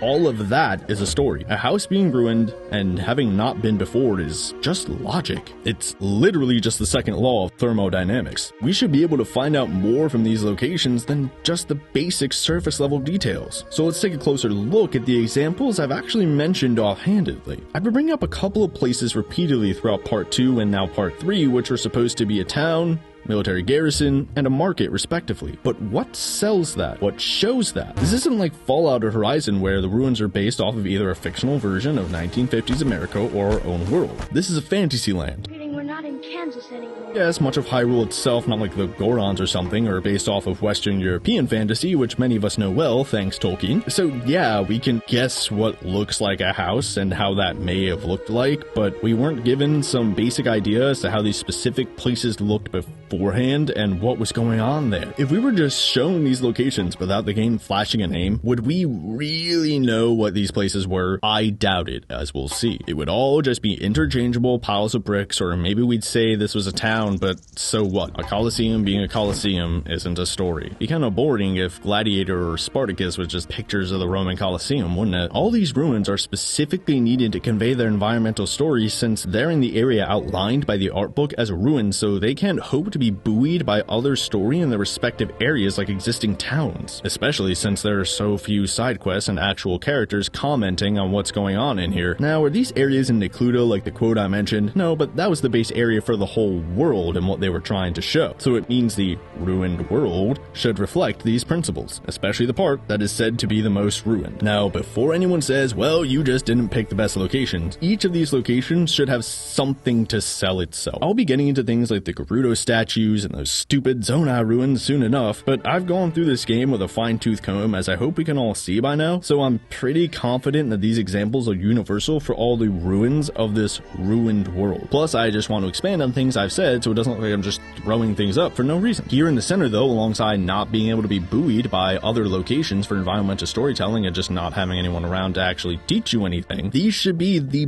basis of the plot. This is where Link lived. This is where Zelda lived. The plot was focused on the kingdom of Hyrule and its royal line and its destruction and all that. If the areas in this destroyed section, especially the one just outside the starting area, where we should be learning about the world that just opened up to lay out what players will be experiencing, are teaching me nothing, we have a serious issue. Alright, let's start with something just outside the Great Plateau, the Gatepost town. When you're designing open world games, second place you go, the one after the tutorial, is just as important as the opening, just outside Goodsprings along the route you're suggested to follow and directed to by the indirect control of Deathclaw to the east, Nothing to the west, and Cazadors in the north, and being told which way is best to go by the people of Goodsprings. You find the Powder Gangers and Prim, showing that your actions have consequences for how you handle the Powder Gangers, and introduces you to the NCR, one of the major factions in the game. That's dang important to reinforce what you just learned. You're gonna have a lot of talking with people and dealing with specific factions who you may have to fight, all of which expand the scope of the plot. So does Breath of the Wild do that? No. You find two people fighting some monsters you fought before if you even choose to go that way. Granted, you can go in any direction, and there is some indirect control of the king telling you to go to Kakariko Village, so maybe one way is better, but that's not an excuse, and means the developers developers should have made all directions good if they're not going to stop the player from going in any direction. Plenty of people went towards Gerudo Town because it was the closest to the edge of the map. Others went towards Death Mountain because it was the highest point. Oh my gosh! Death Mountain. Oh, wait! Death Mountain. I have to jump off you. Others were told you can't beat the castle and said screw you to try. Now, honestly, I loved the first hour or two after the plateau about as much as the plateau itself. It continued the scrappy struggle for survival and seeing the new world with complete freedom to explore very well, where I was elated that a treasure I found at the top of a waterfall wasn't money, but just a sword, because that was very useful. But that doesn't change how over time the game fell into deterministic Busywork with a flat flow channel and all those things I described. And it doesn't change how these locations aren't enforcing anything differently, like seeing the consequences of your actions in Good Springs, or how they're not presenting any new stories or furthering the ones you've already been told, like in Riverwood, or expanding on game mechanics. The game's freedom is the major selling point, so it has no excuse for any part that may be the second spot anyone sees sucking, because it needs to reinforce what we will see throughout the game. So how does this place suck at reinforcing things about the world? Well, let's look at what it tells us. That you fight bokoblins? I don't think we need that proven. That other people exist? Okay, this is basic stuff. They're looking for treasure with barks no better than someone from Final Fantasy IV on the SNES, and you have AI that makes them defend against attacks. Yeah, I can assume there's treasure, and you have AI that we've had for years. This doesn't show me a ruined world, since these people don't seem to be having any trouble walking around defending themselves in the most ruined area, like how there are fewer random people walking around the robot-infested ruins of Horizon Zero Dawn. Heck, one of them even says the other person's a wimp, so like, clearly this area isn't that dangerous. That's it. So much for the first actual people we see giving any type of context to the world. Let's look at the ruins themselves. So this is what the game calls a ruin for Gatepost town ruins, huh? Pretty sure a town needs more than 3 buildings, man. We've got one with walls still standing and 2 others atrophied down to nubs. There's still some floret parts and, like a window or 2, but that's it. What sells this is a town. Where are the living quarters, a bed, some metal tools that don't degrade as easily as wood? Something? Anything? No. All we get is some walls and a floor. I mean, that can be anything, as we see with so many 3D models repeated and labeled as something else. The plateau is a massive cathedral and retaining walls that must have been an engineering marvel. That cathedral has one of the biggest statues of the Hylian's god we see. This town should be enormous from the workers who would have had to live here to make this plateau. How come we don't see more people from how important this place would be spiritually to the kingdom, just judging from the fact that there is this massive temple and statue? We should see a bustling town with pilgrims and taxes and all sorts of things. And this place is specifically labeled as different from another town that's just next door, but even then I'm more than happy to break down why that town sucks and why it's too small and all that kind of stuff. And since this is labeled as something separate, it has no excuse for pretending to be connected to something else. So what do walls and a single floor tell me about this place? Nothing. It's just there. I wish I had more to say here, but there literally is nothing else. I'm sorry, but I hope I don't actually have to defend what I just said here, because I'm gonna break my professionalism again. This really is just pathetic. It's nothing, and I don't know what to say if you disagree.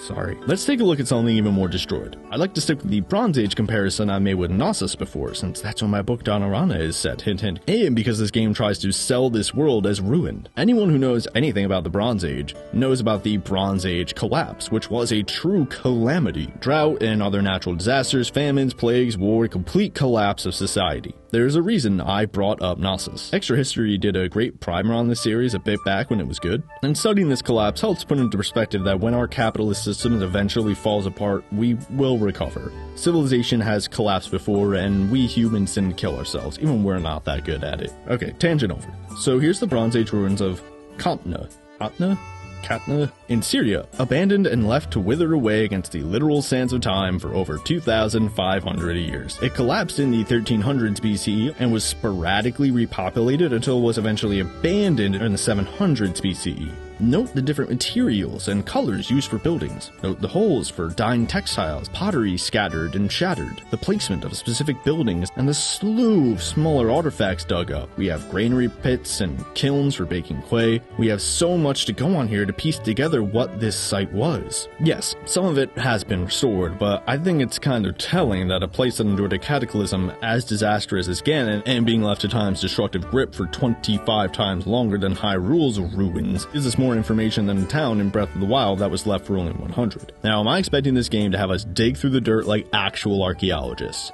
Of course not. My first video ever was on how realism is dumb, and just about the entire game's simulation chapter of my rules of play tells us that pursuing realism is a fallacy since it means designers will focus on that rather than proper theory. It's an unattainable goal until we can make that holodeck. Perhaps one of you is saying, wait, his first video was on why realism is dumb? A chapter in his holy doctrine textbook says that realism shouldn't be a focus for developers? Why is he bringing up real-world examples of ruins? That doesn't seem like a fair comparison. You're right, I did say those things. I just really love history and wanted to share it. Read more of it, people. Chances are every problem we face today has been met and solved before. But seriously, I thought it would be best to have a grounding in what ruins actually look like and how even the ones that have been abandoned for thousands of years longer than Breath of the Wild says its were can still show us more. In making Twilight Princess, Miyamoto encouraged his employees to go ride horses to get a sense for how Epona should control. Was Epona 100% realistic in that? No. And the horse riding mechanics there shouldn't be. But it seems like they didn't do the same thing for Breath of the Wild's ruins. Or maybe they did, but didn't realize that so much of the information at museums and archaeological sites that they put on plaques in front of the exhibits comes from more than simply looking at the walls. Especially, without a doctorate in archaeology. We shouldn't have to dig in the dirt, but we should get the same information about the area in a way that makes sense for the game. How is my world simpler than the real world? Can it be simpler in other ways? That's how we should structure our environmental storytelling. It should be as simple as seeing a box of rocket pops that look like a 1950s cereal box, and thus our brains make the rest of the connections ourselves. That's much simpler than having every player search for buried pottery. Okay, moving on to the Garrison. Alright, now this is some of what I actually want. We have a tower with arrow slits. We have some place that looks like it was a stable maybe. It's open and built a little different than the stone buildings and has a cart, so seems like it. We have some rugs, I guess, and a bed or two, a fountain for the soldiers and their animals. And where are they getting that water? Like a spring or an aquifer? Is that even needed? I mean, we do see wells, so it's like they're trying to show how Hyrule is getting its water, but how they make the fountain work without aqueducts to make the water pressure? Whatever, moving on. Wait, so do they have 2 prisons here? Are these even prisons? And why are so many of the stone buildings completely destroyed, but the rugs are fine and the beds? So does wood degrade slower than rocks?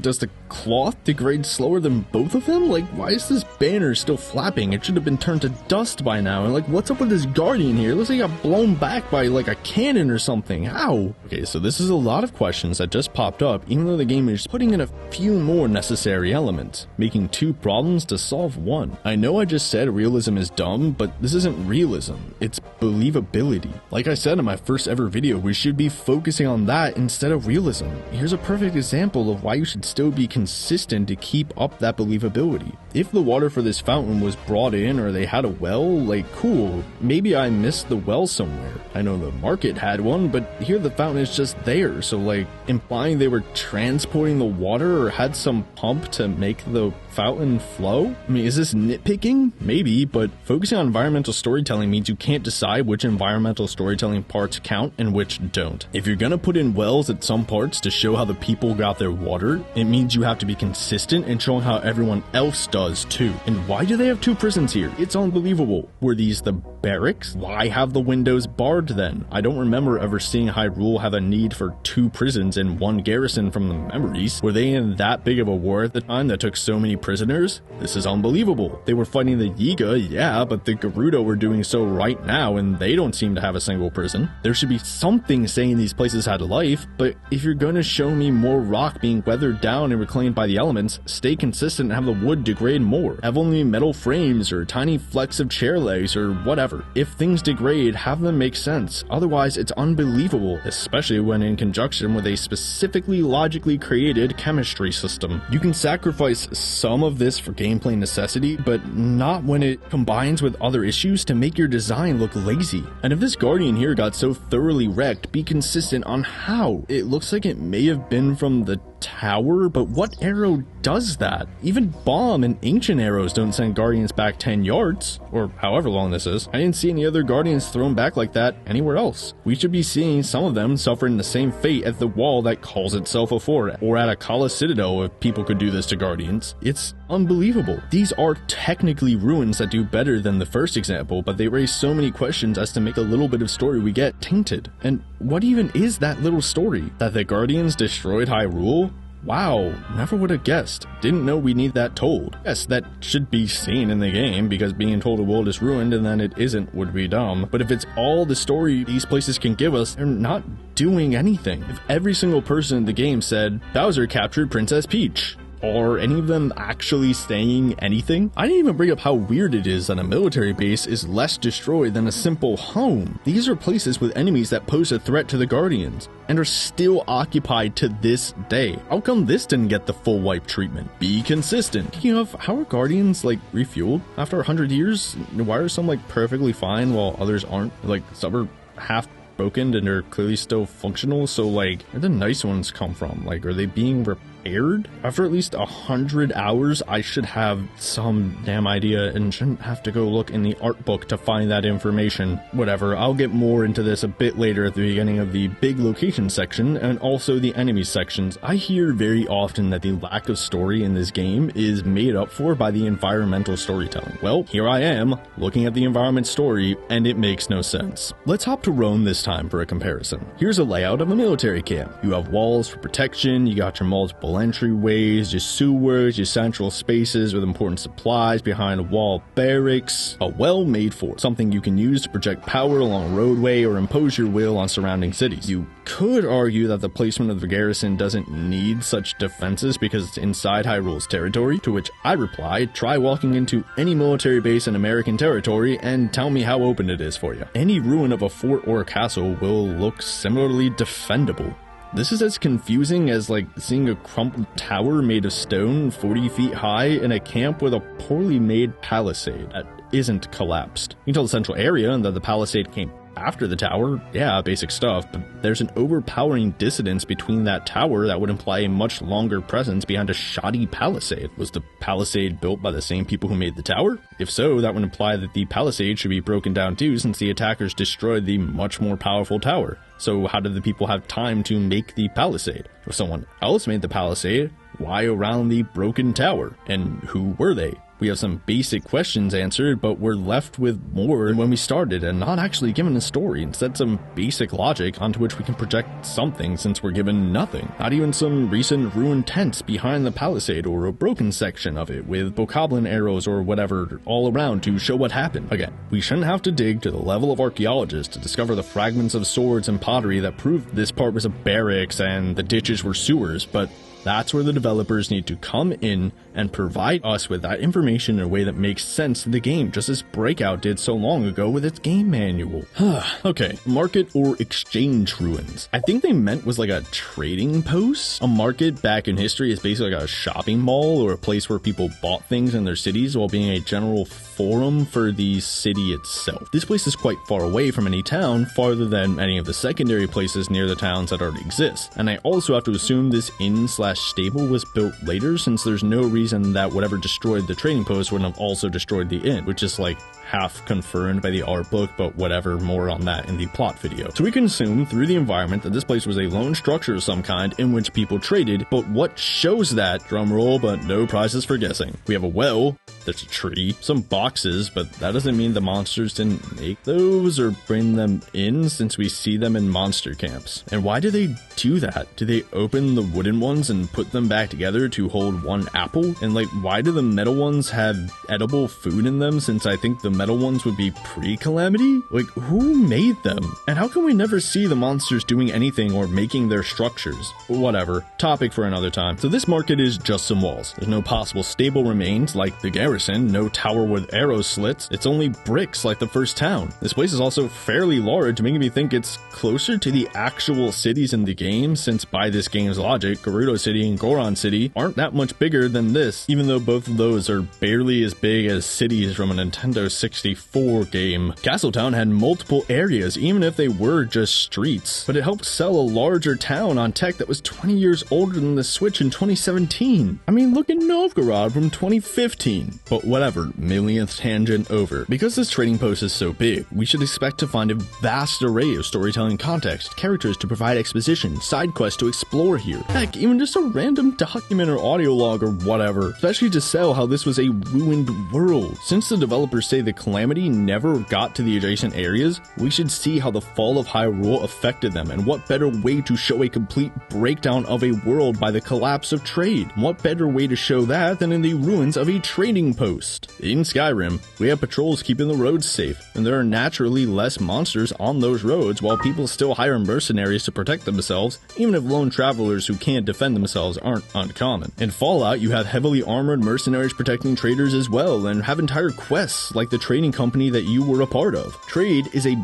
big part of life, even in a non-ruined world. Both of those games try to show how it's working in some way, but do we get that? Do we get something to sell this as a trading post, a ruined stable with carts, maybe the remains of some stalls, or piles of trash from where the inn was, something, anything? No. It's just a floor and walls that are exactly the same as the other locations. We should be finding even more here than previous locations, because this is the area that's outside the main zone of destruction explained by the developers. Heck, we have those traders throughout the game that don't seem to be affected by the end of the world, so it's not like trade stopped. I mean, people can circulate a freaking newspaper for goodness sake. Why wasn't this place rebuilt if it was such a good place for a trading post? There's no breakdown in trade at all. Come on, man. I'm sorry to break my professional character again, but this is just sad. But what about the Colosseum? What about these mazes? Be patient.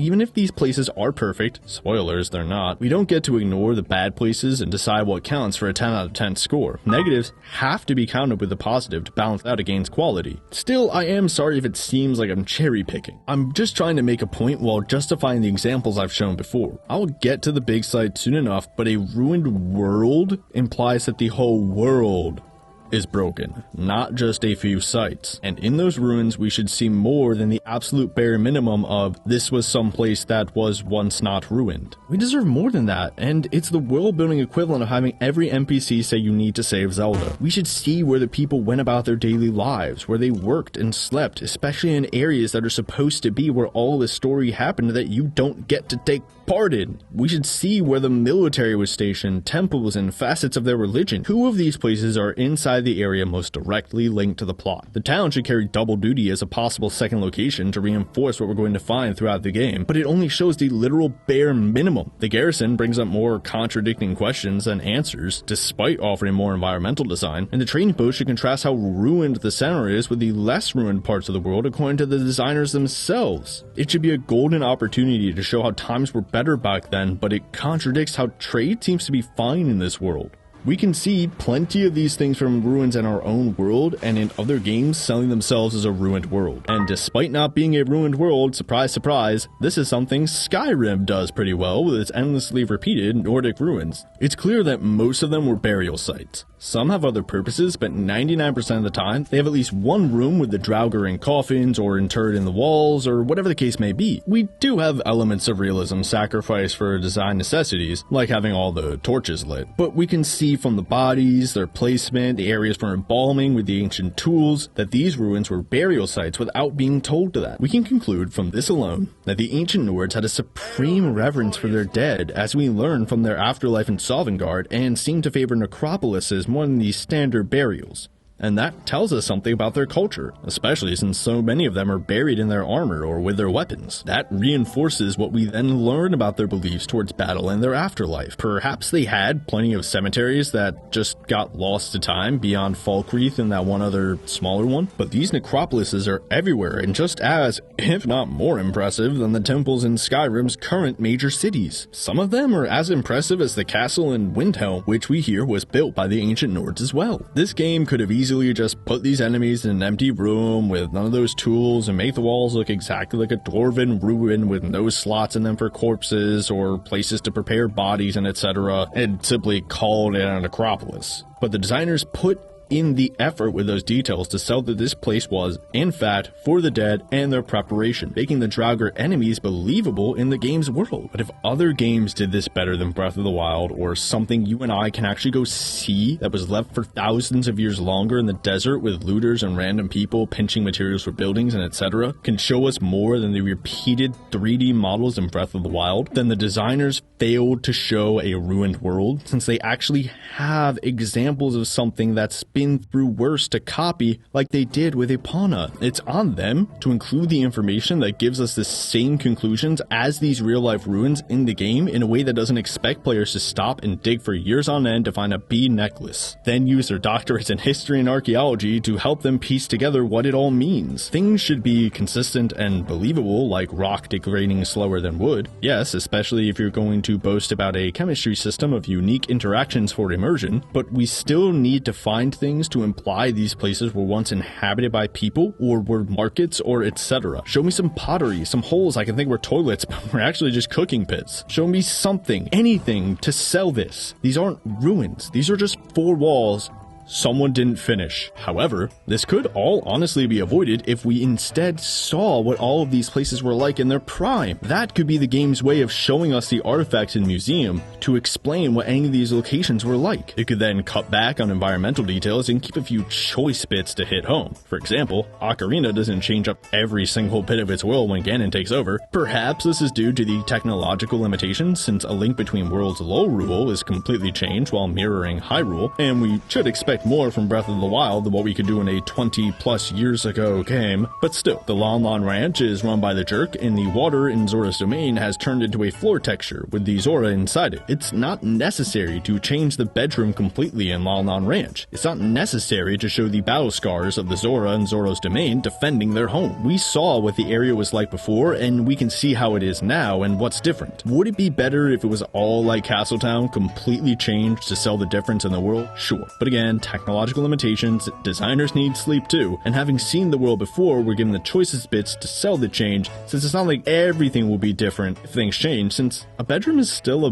bedroom no matter what's happening, so I mean, why totally change it? But that's why the game deliberately shapes some of its landscapes and locations to resemble previous Zelda locales. Maybe, but forget everything we know about Zelda. Okay game, I'll do that. But even if it didn't say that in Breath of the Wild's descriptions, then this world still makes no sense. We run into the Garrison problem again. The game is showing us more questions and not answering the ones it set up. Why is the Temple of Time not near the castle like it was in Ocarina? Is the Rito City supposed to be Dragon Roost Island? If so, why is it not in the top right quadrant? Is the island actually Death Mountain, since Dragon Roost Island is a volcano? Also, didn't the Zora, evolve into the Rito? So why are they both here? So it doesn't make sense before or after the timeline Nintendo made and instantly gave up on. So these locations can't stand on their own. There's a reason Nintendo still showed us Lorule being ruined and Hyrule not being, instead of just plopping us in Lorule and saying this place sucks. At most, you can say, oh, this is like Lon Lon Ranch. That's cute. A little Easter egg. But that's not a substitute for an actual cohesive world. But still, the game expects us to ignore what we know about Zelda and puts these places in as Easter eggs or not, which raises more questions than it answers. It chucked continuity in the bin with Breath of the Wild the second after they made it. So much for actually caring about your story if you give up on it the second fans get confused about you actually wanting to make the previously fairly disconnected games with hints of continuity actually work, which, yes, would take time and means some retconning, but Mass Effect 4 is probably gonna have to do that with 3's ending choices, since the Destroy ending is the only one that leaves enough loose ends for another plot, so you're not special in that regard, Breath of the Wild. So we can't really say how we saw these places used in previous games as a substitute for the lack of environmental storytelling and context and now. Even the memories, the windows into the past of this game doesn't show us much beyond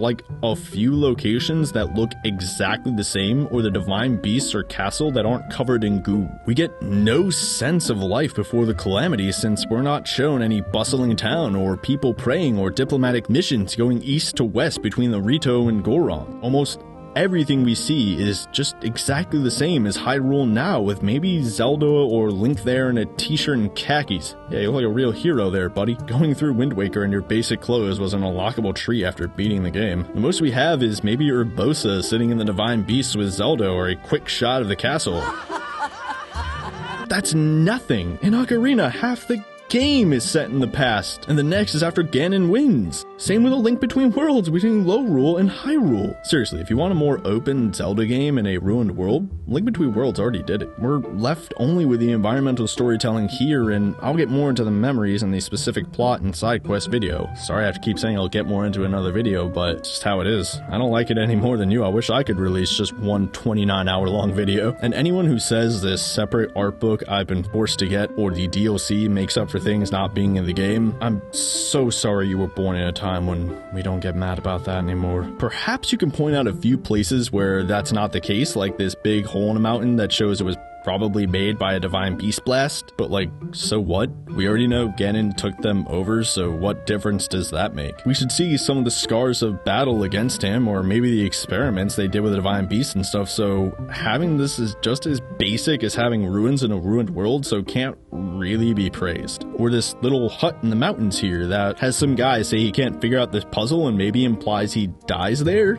except we see no body and no supplies and like no camp, since this house is ruined, and presumably he'd bring shelter and food, which we see is frozen when I open this barrel, so we could deduce he brought it and left it here, so clearly he didn't run out of food.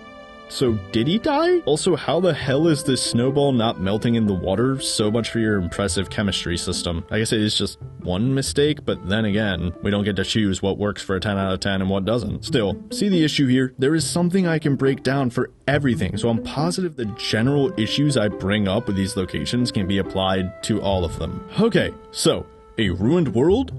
No, it's not a ruined world.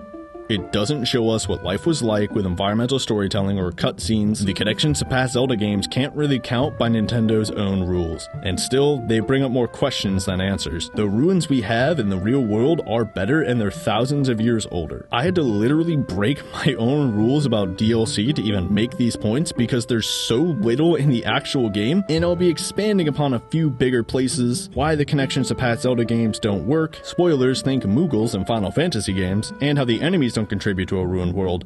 But you can add parts of those sections to here if you feel I didn't make the X on this box thick enough. If you can't answer basic questions about the history of your world and the motivations of your characters, it will show in your work, and people will see it for what it is: unimaginative. Always remember, if it's not real to you, it's not real to them.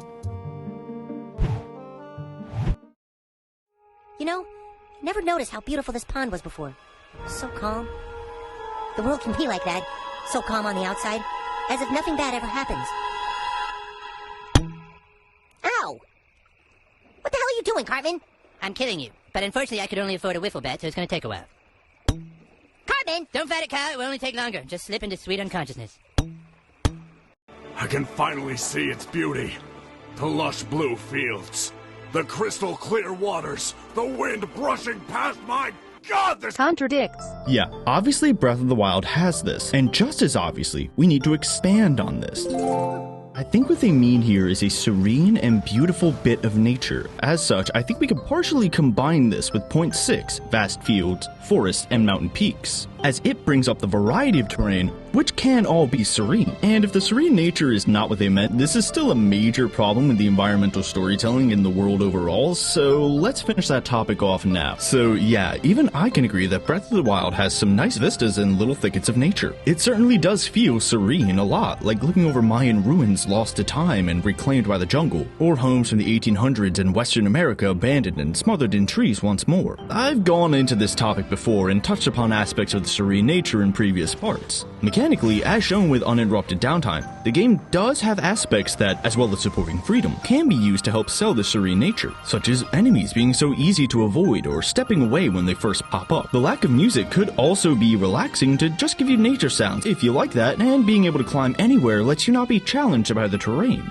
The freedom to do what you want when you want allows for you to choose your level of engagement in anything, so you can restrict yourself to only the things that interest and thus relax you. Even the deterministic shrines or Korok Seeds or combat could be argued to be supporting the serene nature, since after a few hours in, you're not really challenged by it, or at least after the first few attempts at anything new. And there's no punishment for you not doing something. You can easily just walk in any direction and see nice scenery, letting you discover things at your own pace, without any stress or challenge. But that's kind of the opposite of what you should have in a post-apocalypse. The serene nature in post-apocalypse are inherently contradictory. And as much as our resident madam adds a nice variant of voice, the lady of the house is actually on vacation, so I shall be playing the part of quote reader. Inner contradictions are at the heart of any bad design. If a device is supposed to make my life easier and it is hard to use, that is a contradiction. If something is supposed to be fun and it is boring or frustrating,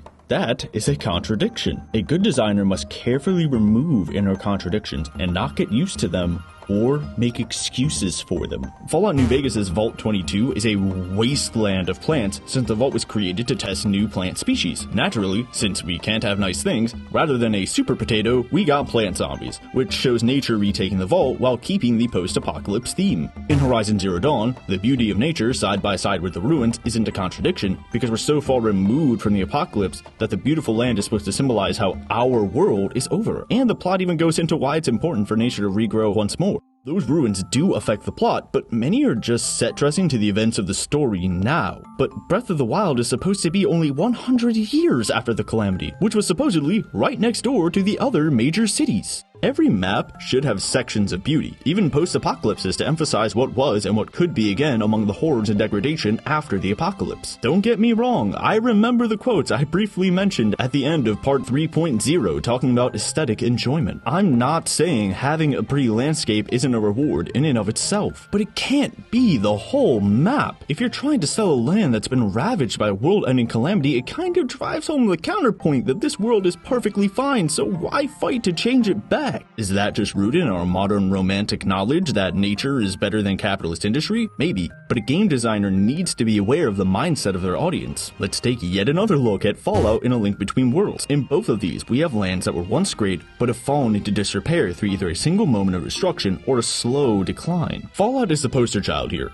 Grimy green and brown landscapes, irradiated dumps. It's not a pretty place. It's the ugliest effing skirt I've ever seen. Even Fallout 4, the nicest looking one so far, is still gray, muted, rusted, and worn out to sell a ruined world. But we have some moments of natural beauty, and we can argue that people making cities and working to make the world livable is the game's beauty in contrast to the ruins. Plus, there is a foundation in what America looks like now, or what the 1950s look like, so it can cheap out a bit on showing us the world before the bombs. Lorule is more colorful, but it leans more into the classic haunted house and spooky vibe with skulls and more powerful monsters, which is still a contrast to Hyrule. The people are mean and reclusive, more distrusting and bitter, fitting for their world, which we see from the very first person there, who's a contrast to the person we meet at the beginning of the game. The entirety of Lorule, unsurprisingly, contrasts the Hyrule we were exploring earlier in the game with its nice people and easier enemies. Heck, the first time I went to Lorule, no kidding, the first enemy killed me. What better way to show the player this place is worse off? You have ghosts in the town that was a quaint little village which is now ruins. These used to be houses, and we can swap to Hyrule and see how they may have been before Lorule's decline, rather than just saying this was a town and leaving.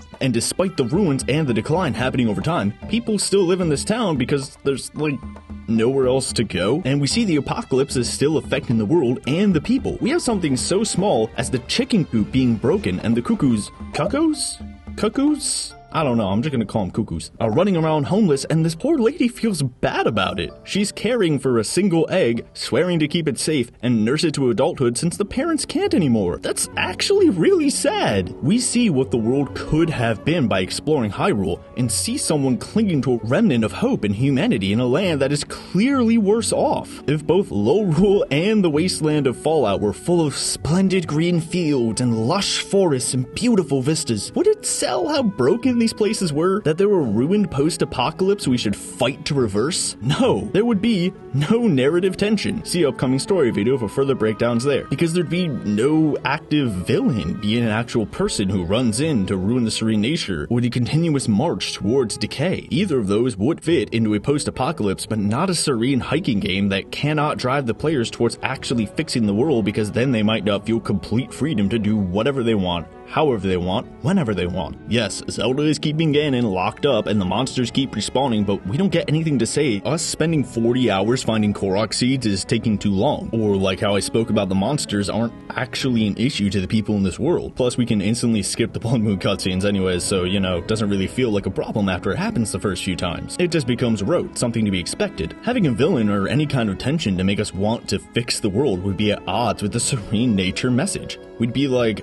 are you sure this land is destroyed? It looks pretty great. Nothing seems wrong. In fact, it honestly looks nicer than much of the world in which we currently live. And honestly, Breath of the Wild's not even that pretty. The lighting hard carries it. But if you just enjoy looking at Breath of the Wild, that's not something I can argue against. Aesthetic enjoyment is a big part of rewards, and multiple other chapters in all of my textbooks say that being pretty is a good thing, even if it shouldn't be the only focus, since that makes a game shallow. I've touched on that before, but let me just put up a few more chapters and citations here so no one's like, oh, you just don't think games should be pretty. They can and should try to look good, but not when it becomes an issue. I do think other games look better, but there's no right or wrong answer on what's fun, only on if something is well designed or not to be fun. I mean, it's not like I can't appreciate how some people just enjoy looking at the scenery of the game they find nice. For example, if you like abstract or absurdist art, and I prefer more rigid displays of cubism, that's not really something we can debate. But we can tell if a portrait done in those styles is a well-done portrait, since you still have to show a person in a portrait. I think the auroras in Skyrim and Monster Hunter World are prettier, but that could just be a decision between basic cell shading art or realistic art, which is where I'll have to leave that opinion for the sake of objectivity. And this is also going to be true for other aspects of like the art design overall, unfortunately, such as like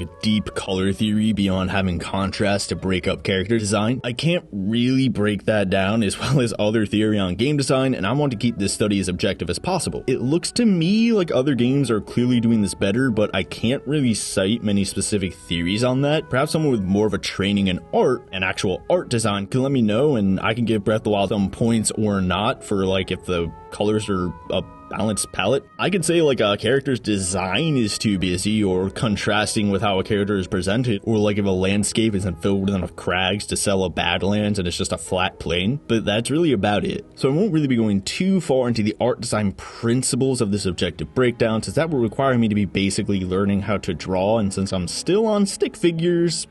Oh jeez, mine doesn't look anything like his. Ah, the hell with it.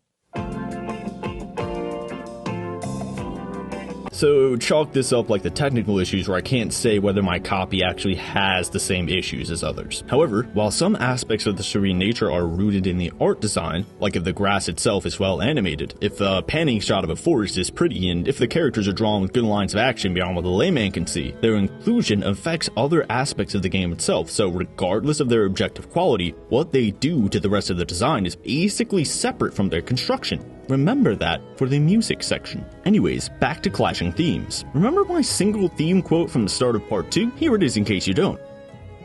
Just like how a story should be focused on something, regardless of its delivery method, like around the main character's conflict with an antagonist, or a single message, or an exploration of a time period. A game should build itself around a single theme. Breath of the Wild does that from a mechanical standpoint with its freedom, although you could argue that aspects of that freedom support the serene nature theme. But it doesn't do that with its world design and narrative. Skyrim's world design is built around the theme of a Nordic land. You have birch forests, fjords, tundras, rocky crags, plains, marshes, all locations you can expect to see on a walking tour of Scandinavian countries. It follows that theme with the placement of specifically separate people, like the orcs living in different towns to sell their other status with than the province of Skyrim. While there are elves and Argonians throughout Skyrim, they're clearly in Skyrim because of the connectedness of the Empire, and the Nords are still clearly the majority in Skyrim cities, sometimes having the other races in specific segregated areas. Those orcs still use the same 3D model of a forge, which hurts their other status, I guess you could argue, but you could say that this makes sense, since if they live in Skyrim, well, they're going to be using similar things to the locals, right? In point 6, I go into whether it's better to stick to a video gamey Mario kind of idea of having desert, jungle, tundra, and volcanoes all next to each other, but still, it comes down to what you're trying to sell. In a game with a more realistic art style, that would be jarring, and it would be just as jarring in a game that's supposed to be a ruined world to then craft itself as some place that's also consistently beautiful and serene. There's no single theme for Breath of the Wild to follow like in Fallout. I mean, the ruined world is literally the first thing Makoto Yonzu said they wanted to make for Breath of the Wild. It's also the entire point of the plot, so the game has two themes, a serene nature and a very recent apocalypse that are both at direct odds with each other. So even though I said Horizon's world gets a pass because the ruined world isn't the focal point, let's be fair and look at its descriptions like we're doing for Breath of the Wild.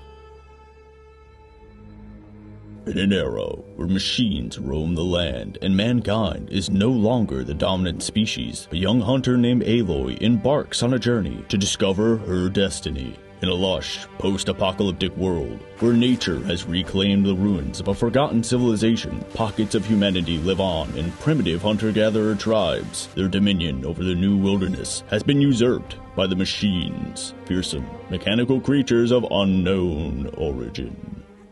It's clear that enough time has passed in the game's story that people don't know what the heck a McDonald's was, and reverted from our Western European capitalist civilization to scattered and primitive tribes, or at least vaguely medieval. There are no more people who saw the destruction firsthand. It's not even a post-apocalypse in the same vein as Fallout, which takes place hundreds of years after the bombs fell, but still has remnants of the old world playing a role in the story, like the Brotherhood of Steel. Horizon is so long after the apocalypse that it makes sense for the world to be designed with more beauty with the occasional ruin. The satellite array is completely run down and forgotten, but we know what it was because this is Earth, and it adds to the story of the characters to go, what's this? And we say, a freaking satellite dish, you dork. It's logical and believable for the world, adding story and context, helping us identify with this new world, giving insights into how people think about specific areas of the game now, and selling how distant our world and the apocalypse that ended it is to these people. We can have lush, beautiful forests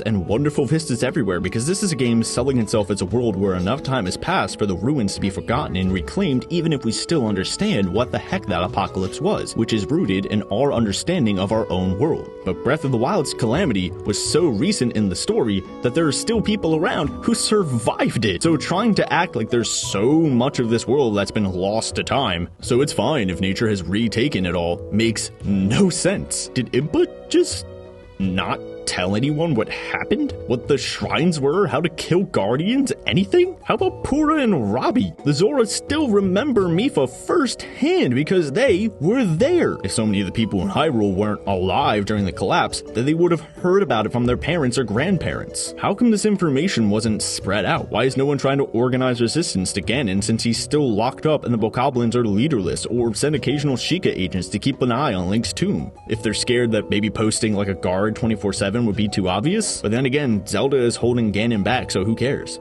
I mean, the world is fine enough for someone to travel around circulating a newspaper that wonders if dragons exist, as if they can't literally be seen from miles away in any of the major cities. Why is information unable to travel if the world is serene and calm, so people clearly don't have trouble traveling? We can't use like a lack of information to sell the ruined world in the same vein as like Horizons that is completely moved on. It doesn't justify the serene nature. It's just incongruous. That would be like the Romans in Constantinople forgetting that Rome existed when Justinian took the throne. It would be like the nukes in Fallout went off, but the world looked beautiful and the Enclave just forgot the United States existed after 100 years and John Henry Eden was still there. That wouldn't really be an irradiated hellscape struggling to move on from the bombs that still define the world. If a group is very casual and feels counting cards or diving for the ball is not really worth it, a new player who wants a relaxed game will be content. If the group counts cards on a regular basis, the new player may feel obligated to do the same. Even if he does not, he may suffer increased downtime from the players who do, decreased chances of winning,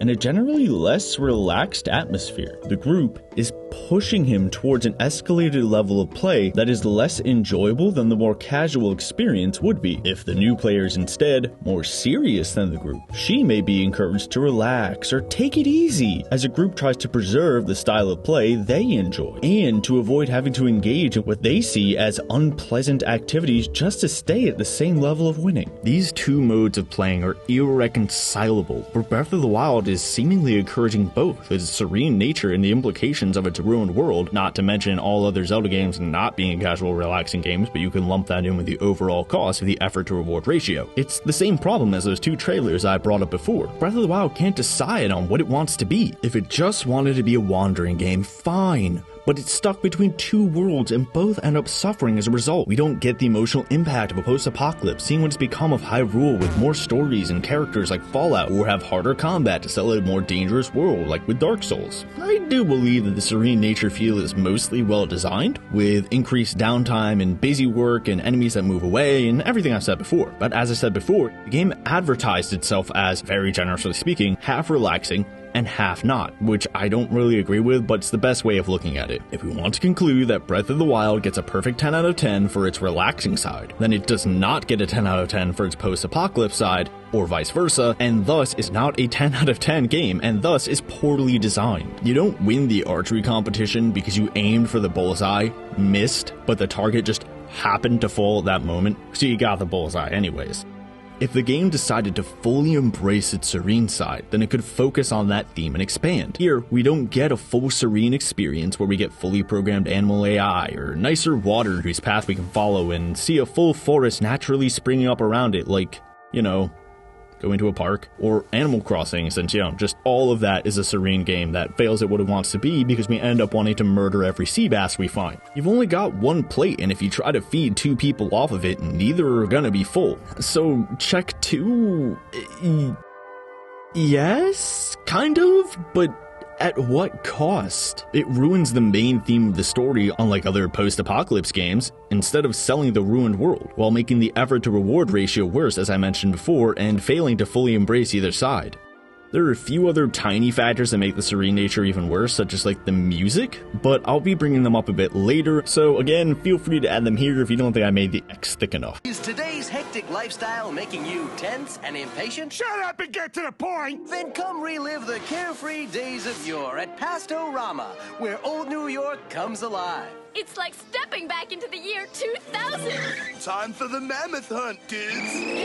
Alright, to dissect this one, let's define the anchoring effect. This will be important later when we break up why the divine beasts and shrines don't actually add anything or have any narrative impact. Harvard Law School describes the anchoring effect as a cognitive bias that describes the common human tendency to rely too heavily on the first piece of information offered, the anchor, when making decisions. During decision-making, anchoring occurs when individuals use an initial piece of information to make subsequent judgments. Once an anchor is set, the other judgments are made by adjusting away from that anchor, and there is a bias towards interpreting other information around that anchor. Since I, in the game itself, established, and will continue to establish, that we shouldn't look at Breath of the Wild through the lens of other Zelda games, even though it's still kind of disingenuous to call itself Zelda, and the world is not ruined, as I showed, the anchor I'm referring to is the idea of what a medieval life is like. I'm using medieval broadly here, since, you know, Hyrule proper has some heavy medieval European style, while the Sheikah are Japanese and the Gerudo are kind of like an amalgamation of some desert cultures. Still, when we think of life in the past, especially to a time like what Hyrule seems to be set in,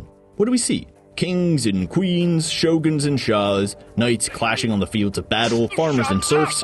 Now we see the violence inherent in the system. Traders and merchants, builders and textile weavers, etc. That was life then. It was life for like almost all of our settled existence as humans, and is kind of basically life now, but with different names, but I'm digressing again. You can use this anchor for plenty of fantasy stories. We're gonna see a magical and exaggerated world based on our historical or mythological traditions, even if it's also based on a previous work of fiction, since at some point that fiction was based on those two things, or takes general cultural influence with maybe some monsters and wizards and etc. When we see a world in a fantasy setting, we come from that anchor. So No. This world isn't rustic. It's normal. I mean, okay, technically, by the dictionary definition, it's rustic, but that shouldn't be how low of a bar we have to clear. This is what we expect to see in a fantasy or just plain medieval setting. The Witcher 3 isn't specifically rustic. The villages outside of Novigrad are, and neither is Skyrim. We see dye makers, farmers, traders, textile manufacturers, rulers, a normal fantasy setting. The only thing that's rustic are the smaller, crappier villages outside the larger cosmopolitan cities. The whole world is not rustic, and it doesn't get praise for that. But Fallout as a whole is rustic because it's partially drawing off of our world and the fact that the world was previously ruined, so people have regressed to scratching out a living in the rubble. We know what a 1950s America was like. We're shown plenty of images and specific stories or locations about what the world was like beforehand, and we see remnants of it with robots that still function during the game. We can easily imagine what a ruined house was before the bombs fell based on common sense, because this is a sci-fi universe that is based off of America's 1950s with real locations and what we see in other parts of the game. It shows how life has degraded from a point we can identify beyond the basics of this was a house and now it's broken. Fallout went from prosperous to ruined, and the people there are living however they can. That is rustic. Everywhere but the center field of Breath of the Wild is totally normal based on our anchor. The game didn't give us the anchor of what the past looked like, so we have to go off of the medieval one we already have. Or, we can just look at the art book that says nowhere but the center was ruined, but as I said, nobody's in a worse place because of that destruction, so how is this a rustic world? It's only rustic in comparison to our life now, and we don't praise other fantasy stories for showing a rustic life. It's just an expected depiction of the life of a person in a fantasy story. As for the survivors bit, the center of Hyrule was obliterated and most of the survivors of that fled to Hateno village, I think. I swear to God I heard this once, but I genuinely can't find someone saying so in my footage or find a reference for that online or in the art book. But even if no one from the center made it there, which is kind of weird because it's one of the only 2 defendable settlements, so, where else would people run? Or maybe they all just got obliterated by the Guardians because they were so fast and powerful, even though, they didn't seem powerful enough to, get over a wall. Still, something like that should be the major story point and form the basic foundation of Hateno Village from a narrative level, being the paranoid survivors of Hyrule, the last airbender of their kingdom. Even without the remnants of the Hylians fleeing there, it makes sense for them to feel that way since they would have been the last settlement of Hyrule, except, Lorraine Village is Hylian, but then we could still have conflict between them for who takes up the mantle, or Hateno decides they don't count, or we can learn that Lorraine was originally autonomous or something like that. That would be a contrast to the other races in the game who weren't directly hit like the Hylians were, and make the Hylians feel like actual survivors. Yet neither Hateno or Lorraine don't seem to be suffering from the destruction of their central authority, so are they actually survivors? No, nothing is broken, and everyone is fine as I broke down in my Ruined World check. We don't see any conflict between Hateno's original inhabitants and the survivors for the overcrowded or undersupplied city, who can't support this influx of people due to the loss of their main kingdom, and the breakdown in trade, and how much more dangerous the world has become since it's ruined. I don't know, heck, maybe that already happened. Survivors went and made their own town or massacred the original inhabitants or,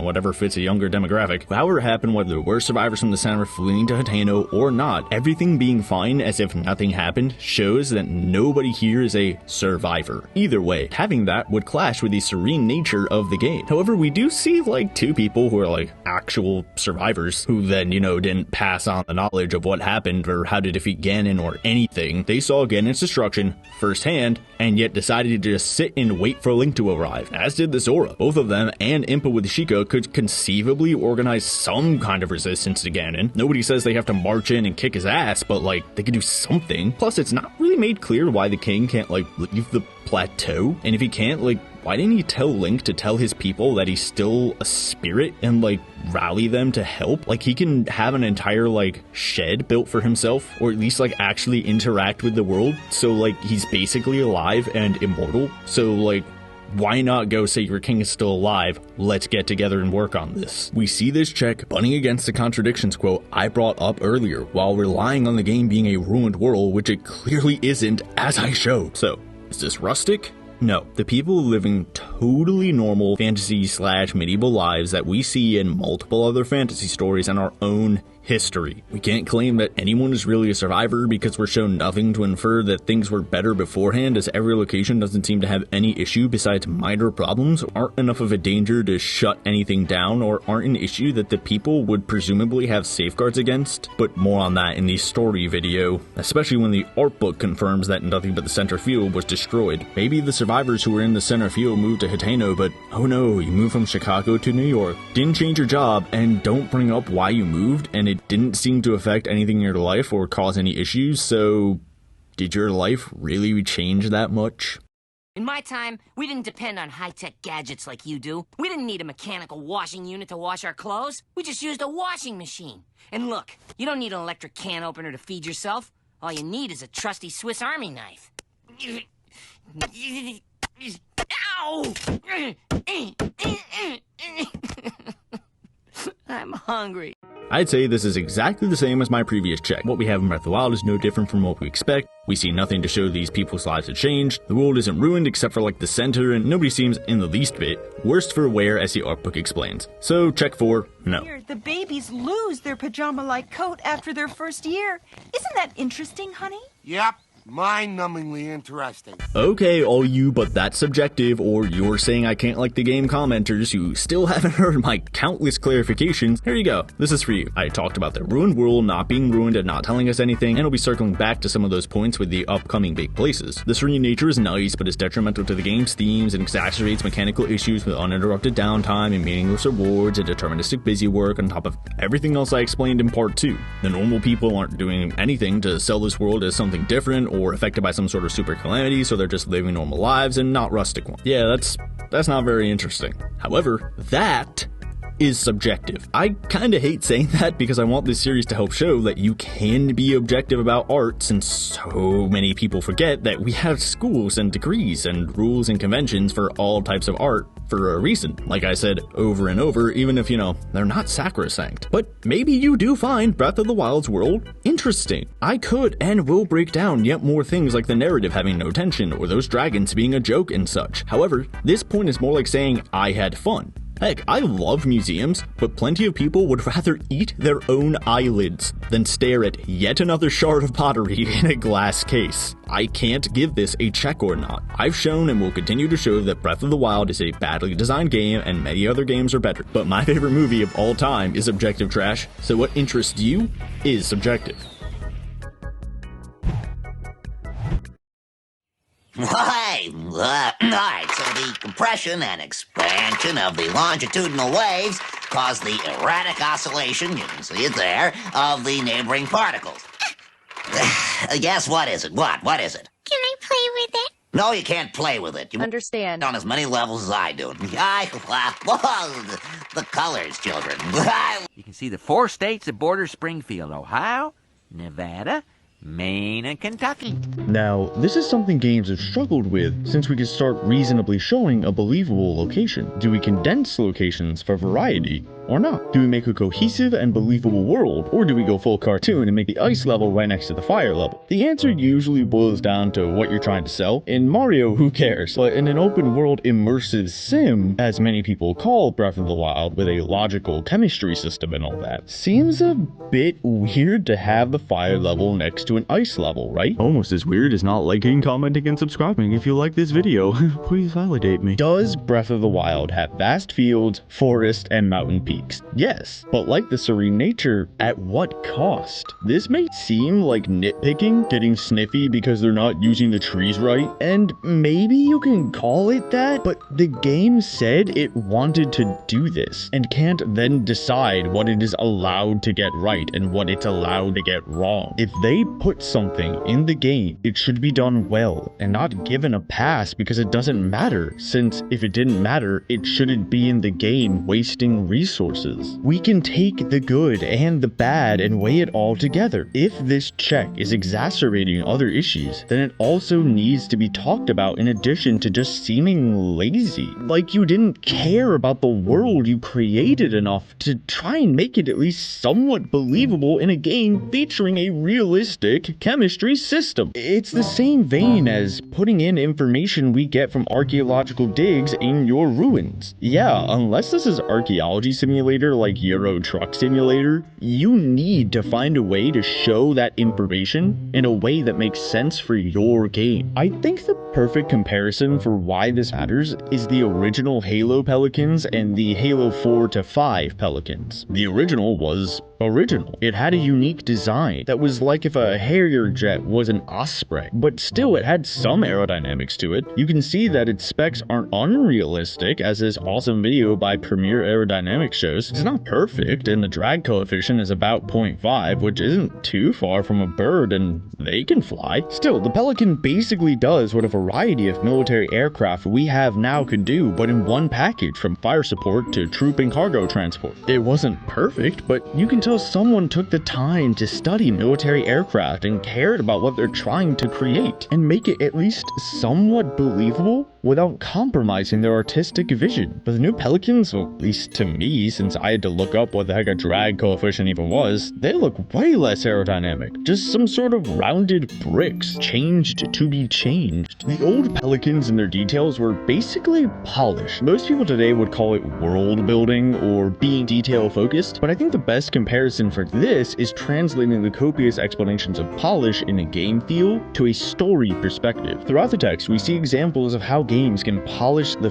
feel of their experience, having characters that jump in a smooth fashion, or have music that can be felt to be on beat to the player's actions, or going so far as to plan the obstacles in a game to react within the specific frame of human reaction speed or outside it, to make some parts feel incredibly hard or easy for gameplay variance. But everything comes together to sell a single theme, like making the Colossi of Shadow of the Colossus feel big. It's the same as having a bouncing ball squash and stretch as it's animated. A solid ball not moving a little when it lands is both unrealistic as force is applied to it and just looks wrong unless the object is specifically not supposed to squash and stretch at all. And thus, because every element of our game brims with narrative potential, we should apply the same level of detail to the map design and narrative elements down to something as big as the world or even a logo. Let's take another look at Halo with its simple versus overly complex UNSC logos. One looked believable and crafted with care while being artistically unique. Something easily identifiable from a distance with simple shapes as if it could be spray painted en masse to multiple ships for identification. The other's a mess of unnecessary details that only make sense if it's supposed to look more cool or just made different to be different and have the soul sucked out of it. That latter one is what Breath of the Wild's varied terrain is, because if this terrain was just those first things, vast fields, forest, and mountain peaks, with variations on them, I'd say that's fine. It would make logical sense to have some changes for variety, and like what's more possible in a serious story and a focus on variety for unique and logical interactions within your chemistry system that demands more logical cohesion from its world to have a map that follows some basic logic. But in Breath of the Wild, we have a tundra, desert, jungle, swamp, volcano, birch forest, deciduous forest, canyons, crags, badlands, plateaus, mountains, rivers, fields, and coastlines, all free for the player to explore with no boundaries or loading screens. That sounds great on a pitch. Not so good when it comes to a cohesive, believable world map. And believe it or not, this is actually something that made me despise Majora's Mask before Breath of the Wild taught me what it actually meant to hate a game calling itself Zelda. Zelda always had those different landscapes, and with a jump to a more realistic 3D game, Ocarina tried to hide those different biomes or make the distances between them seem bigger by putting them behind loading screens. It really was the best you could do with 26-year-old hardware. Still, you had some locations that made sense, like a lake or a forest next to a field, but at least the crazy ones like a sudden volcano, you had to go through 2 loading screens before you even started up the summit, and even then it's not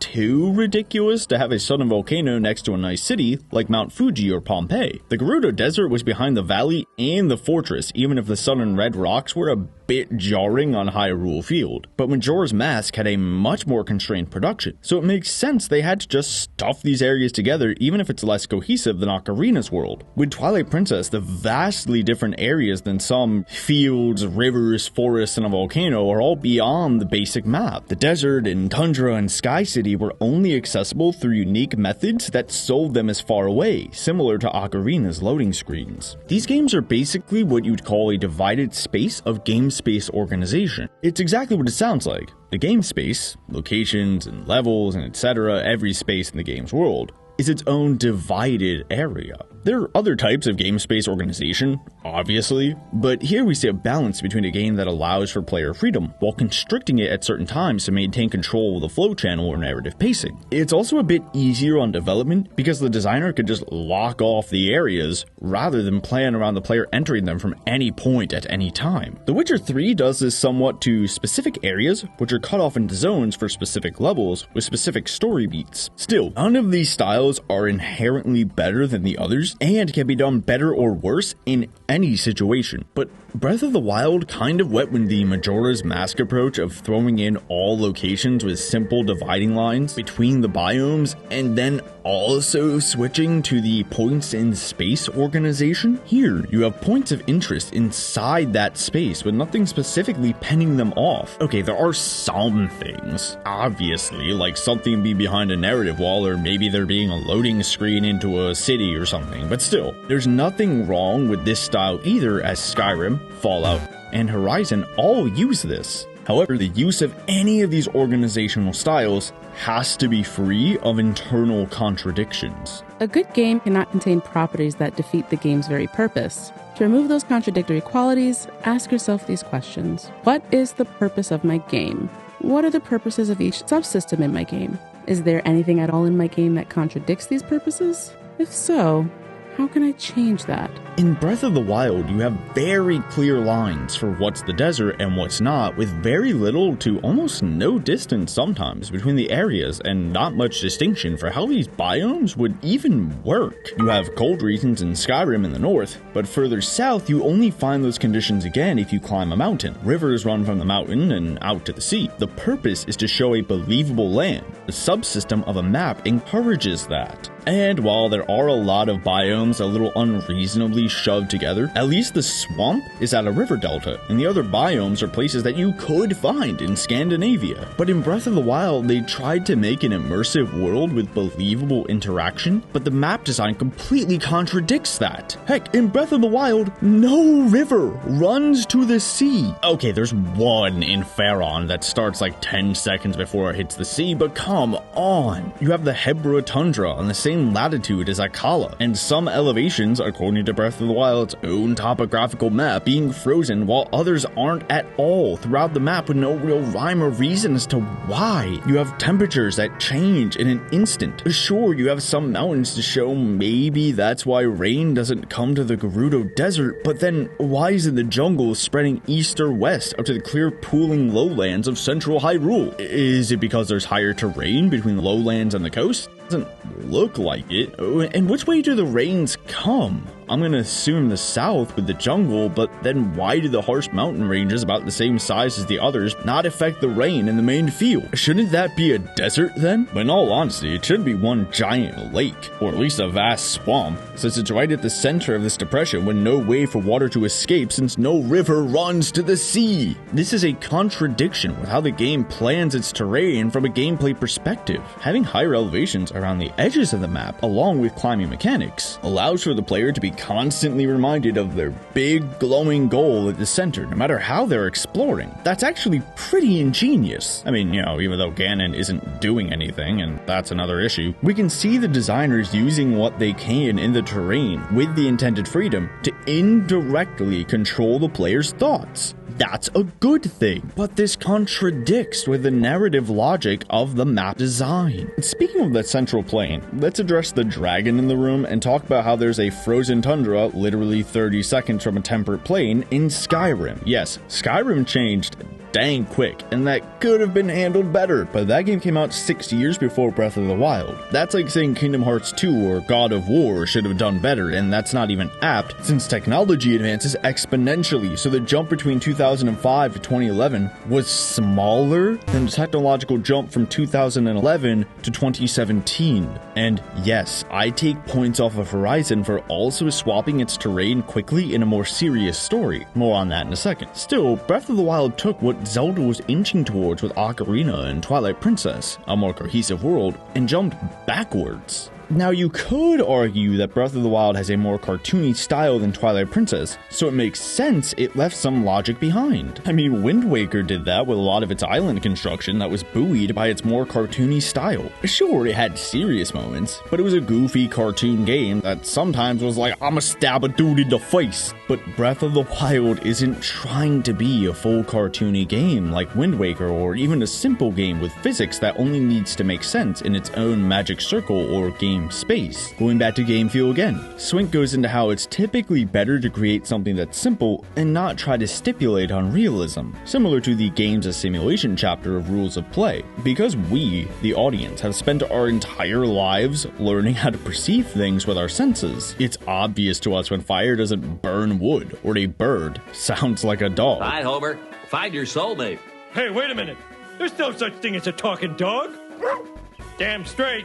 So trying to make a world with real-life physics will always leave cracks we can spot. It's that uncanny valley I spoke about in my first ever video here. But that doesn't mean we can't try our best, like how I've been praising Skyrim's map, because in other sections on Polish, Swink talks about making individual actions or sensations of the game feel believable, or at least understandable enough that if we do want to focus on, say, jumping, we have the animation reasonably fit human locomotion despite any cartoony cop-outs. The character squats, jumps, slows down at the apex, descends, and squashes as they land. Mario even originally had something kind of like that on the NES by just having a different jumping frame and having that jump go farther if you're running. And you can sacrifice some of this for necessity, but if you're gonna focus on something, polish it to show us you cared enough about it to make it feel right. But Breath of the Wild undermines and contradicts the logic and living world it wants to sell by having this unbelievable set of biomes. You have fire melting ice, enemies running from bees. In their GDC conference, the developers have an entire section based on that chemistry system I keep mentioning, where so many small actions work together to create a believable set of reactions to sell this world as interactive and believable. Yes, they also say how they decided on what stayed in development based on what was fun, as it should be for 99% of cases, like using magnesis to fly on certain metal objects, but this creates a dissonance in the believability of the world they wanted with a chemistry system unlike the more video gamey and cartoony things that could be excused in the Wind Waker. Breath of the Wild is trying to be a game as simulation with all those believable ideas, but also has the internal contradictions. And that dissonance also does exist in Twilight Princess with its more realistic art style and serious story while still finding random chests behind bomb walls. Like, who put those there? We had a pretty solid idea of what games were and could be doing by 2006, so they should have found a more natural way to include those concepts. So while so many environments may sound cool, in Breath of the Wild they're clashing with the necessary logic of an open world game space organization in a game with a more serious story and focus on logical, realistic interactions. And you know what else has a more realistic art style and more serious story? Horizon Zero Dawn. Let's get a little more into what I said about its locations. The line from the Nora lands up to the Bannock makes sense. We have snowy highlands and a lowland in between them with more lush forests and temperate flora. Maybe it's a bit odd how there's snow on either end, but it's okay since there's elevation on both sides, and the Bannock are more of a tundra while the Nora are more just alpine. And it does make sense that flora would bloom in a low point where water could pool between them. But in the Sundom, there's suddenly a desert and jungle right next door to this and each other. I mean, I enjoy the transition between jungle and desert, with the desert being on a highland and the jungle being lower, like the Deccan Plateau of India versus the jungles of Kerala and Tamil Nadu. Hint, hint, outro my book Danarana is set. Pluggo, link in the description. It's free. Both of those areas, the Nora and Bannock and the Sundom, are fine on their own, but together clash with Horizon's realistic art style and serious story since they're all so close together. We see some attempt to make it work with elevation, but it's really rare to have these biomes together. The big island of Hawaii is one of the only places on Earth you'll actually find that. If Breath of the Wild was all cartoony like the Wind Waker, I would not bat an eye. But here, this contradicts. I know I've said this before, but Skyrim's biomes are all based off of Scandinavian locations. Is Skyrim's map perfect? No.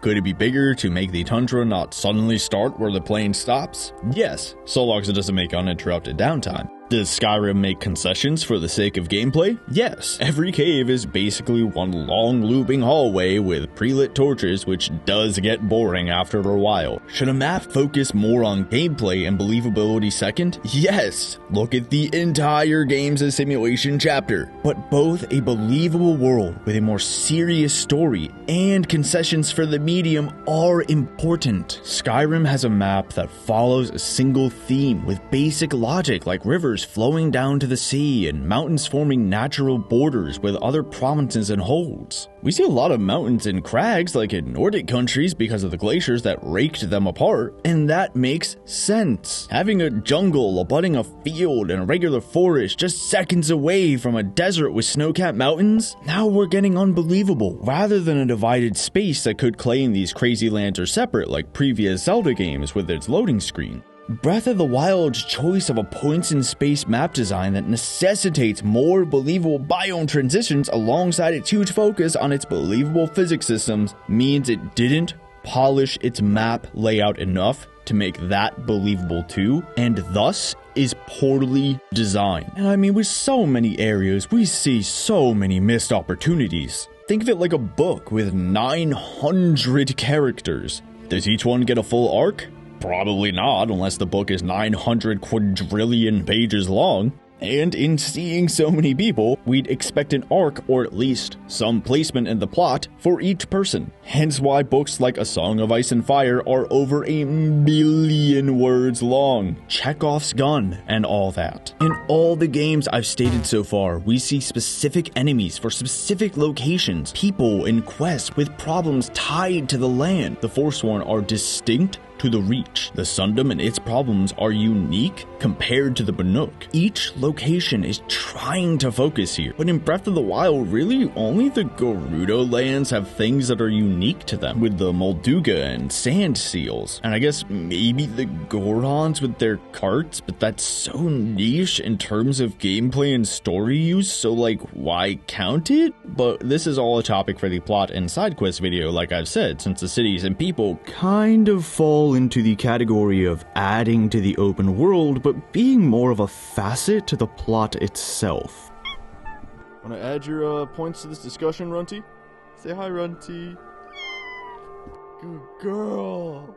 Still, for Breath of the Wild, there is so little that's actually explored in a unique way. Why is the jungle area different from the swamp area? Why is the swampland important? Is it a border? Looks like it, but then how was it run? What specifically lava-themed things am I going to find on Death Mountain beyond a palette swap? Why are all of these biomes in the game? Why put all of this work into making these areas if there's so little to differentiate them beyond the absolute bare minimum? I mean, I can admit that some transitions do work well, like going from the plains to the more alpine plains to the tundra, but at other parts it doesn't work well. If you have all of these areas in one game, we are not focusing. We're doing what all developers do when they slot in something for every kind of player and don't focus on a single theme. It's the same principle that every open world stealth action adventure game with crafting, collectibles, and survival elements has,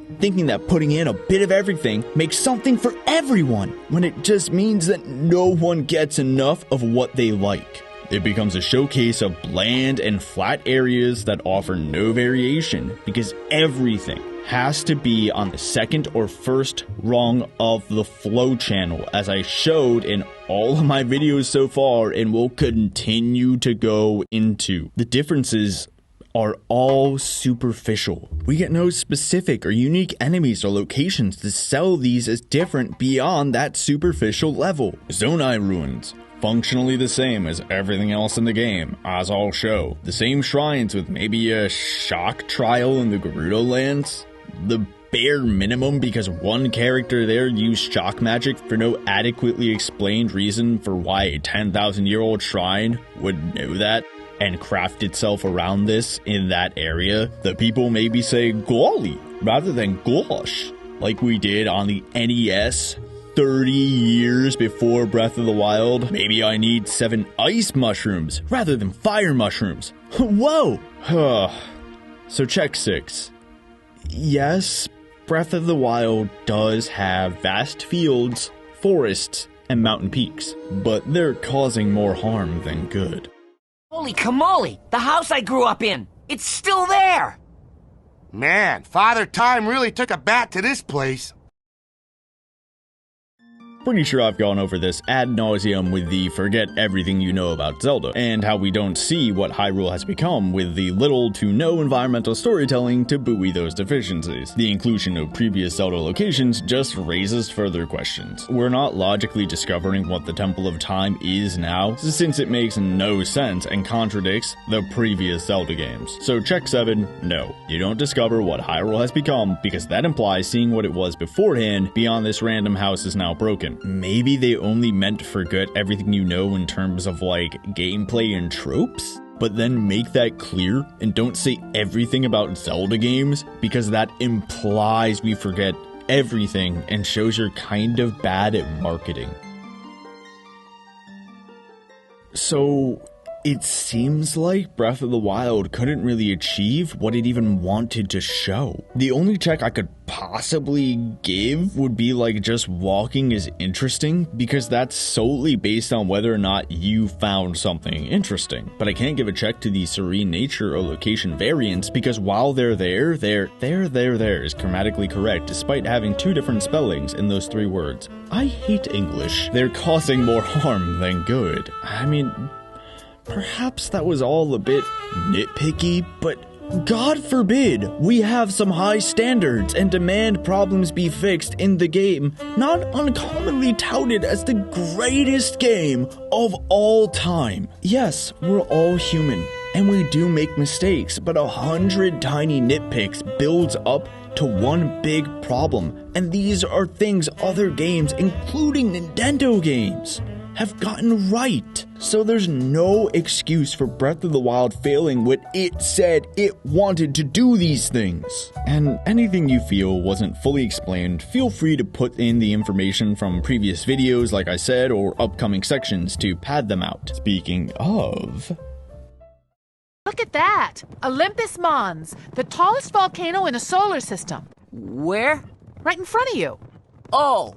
Now that we've gone through the basics of what Breath of the Wild wanted to achieve with its world and dissected some of its smaller locations, let's go over some of the bigger ones to see if they're adding depth or the current lack of environmental storytelling or broken effort to reward ratio are coming up short. For this, the same kind of rules apply as they did to the little locations, being that while I would love to go over every big landmark, and maybe will if people want, I'll choose 3 major sites that I think are representative of the others. These will be the Zonai Ruins, the Gerudo warrior statues, and the Lanayru Prominade, to show how even the most talked about or visually striking areas have little to nothing going for them, making the world empty despite their physical size. I chose these based on what they meant to me, the talk I see about them in other videos or posts, and how I showed them earlier to explain the points I made in the background in case anyone took issue with what I showed there. And that last bit is something I actually want to correct because it shows exactly why these larger locations are failing. Throughout the background text images on my part 2, I referred to the shrines as part of the Hylian religion, such as here and here. This is evidently incorrect. Now, some of you might be saying, duh, they're made by the Sheikah people thousands of years ago, and we hear that so early on. What are you, stupid? No. Well, yes, but that's not the point. But we're not told that they're not treated as religious places anywhere. So I saw these things being called shrines, with sages at the end, both of which are religious terms, and sages are seen as part of Hyrule's religion, or at least associated with the gods of that religion in past games. They're testing the hero, which shows an association with the Triforce in past Zelda games, which had temples that tested the hero's worth for the goddess/goddesses, who was/were the main deity/deities of their religion. We have the sages grant the hero spirit orbs, which are then given to the goddess in this game, showing a connection there. And we see them right next to the Temple of Time with one of the largest statues to the goddess in Breath of the Wild. Yes, I know I keep repeating the pedantic forget everything you know about Zelda line, but me deciding the shrines were religious and embedding that in my mind during my first playthrough was, frankly, before I even saw that forget everything statement. I saw that first trailer and instantly pre-ordered the game as soon as I could, then kept myself blind to all information except the other trailers. Also, please don't pre-order games anymore. So I didn't even see anything about where this fell on the new timeline. That was partly why I was convinced that Breath of the Wild was sunken Hyrule from Wind Waker. I was like, oh sweet, time to see how they're finally using the then new timeline. Still, all of these things showed me that there was a direct link from these shrines to the religion of Hyrule, and rather than the dissenting information proving my idea incorrect, it was outweighed by the information in favor of my theory, and simply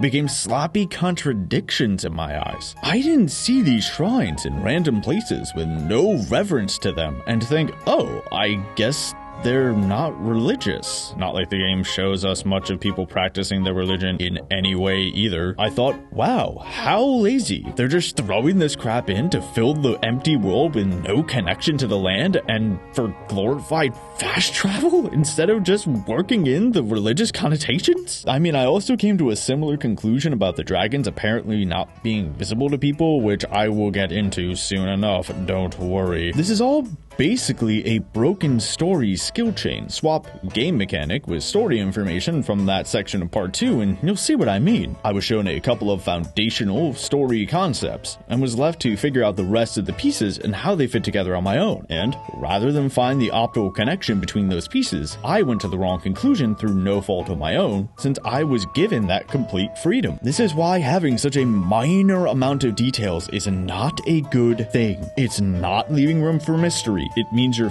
finding meaning in nothing that can very well lead to bad conclusions about the game's fictive world and its story. In Skyrim, you have entire plots and locations that are fully explained. You have others you can piece together, but also you have locations that are completely mysterious to balance out those things and add some mystery while still giving some basic ideas, like how Tolkien had his famous mountains in the distance. Skyrim's Dwemer ruins don't need a full explanation, since we learn a bit about them naturally to know they're dwarven, and the Dwemer aren't here anymore. Then have entire stories around certain ruins like Calselmo and Markarth. We have books about them and multiple quests within these ruins, with environmental storytelling to see which areas were living quarters and which were storerooms. And all of this is alongside other things that get full explanations, like the Nord ruins or the Daedra. So the fan theories that try to make sense of the tiny amount of information on some of these ruins or the Dwemer disappearance aren't necessary to understand what's being shown to us in the game now. It's additional to an already perfectly fine mystery, because those fan theories don't count as story. Let's just put that idea to bed right now. If you had to have someone explain to you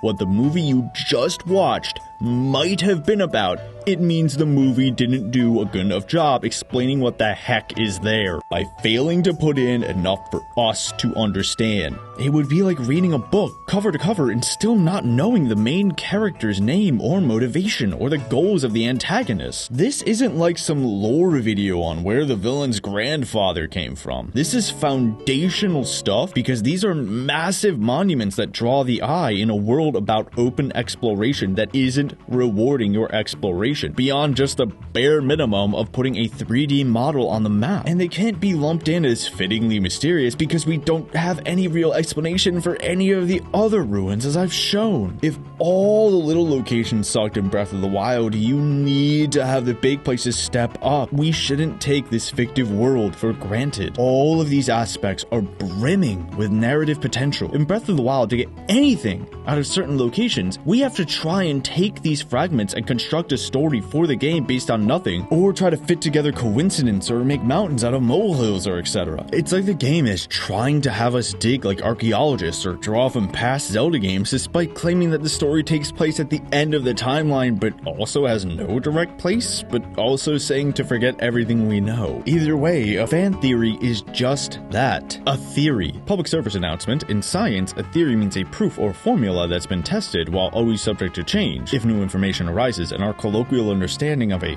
theory is more akin to a hypothesis, just so you know, digital literacy is important. If the designers didn't put something in the game, you can't try to squeeze story from your guesses and say it's part of the experience for everyone. And few places in Breath of the Wild have so many fan theories indirectly proportional to the minuscule amount of stuff there as the Zonai Ruins. There are quite a few fan theories about what the heck the Zonai Ruins are supposed to be, including a couple of well-produced documentaries from Nintendo Black Crisis. I think theirs is the most comprehensive compilation and goes into the most detail about all the ideas people have come up with despite being mostly conjecture, as the narrator clarifies. So if you'd like a single source for all the theories I'm talking about, they did a good job aggregating them. But regardless, all of those ideas aren't stories in the game. As always, let's look at the game itself before checking elsewhere. We have some imagery we can go on. The Zonai seem to like dragons, and maybe were associated with the Spring of Courage. They have owls and boars in their statues too, and I've heard there are less boar statues, but I only found like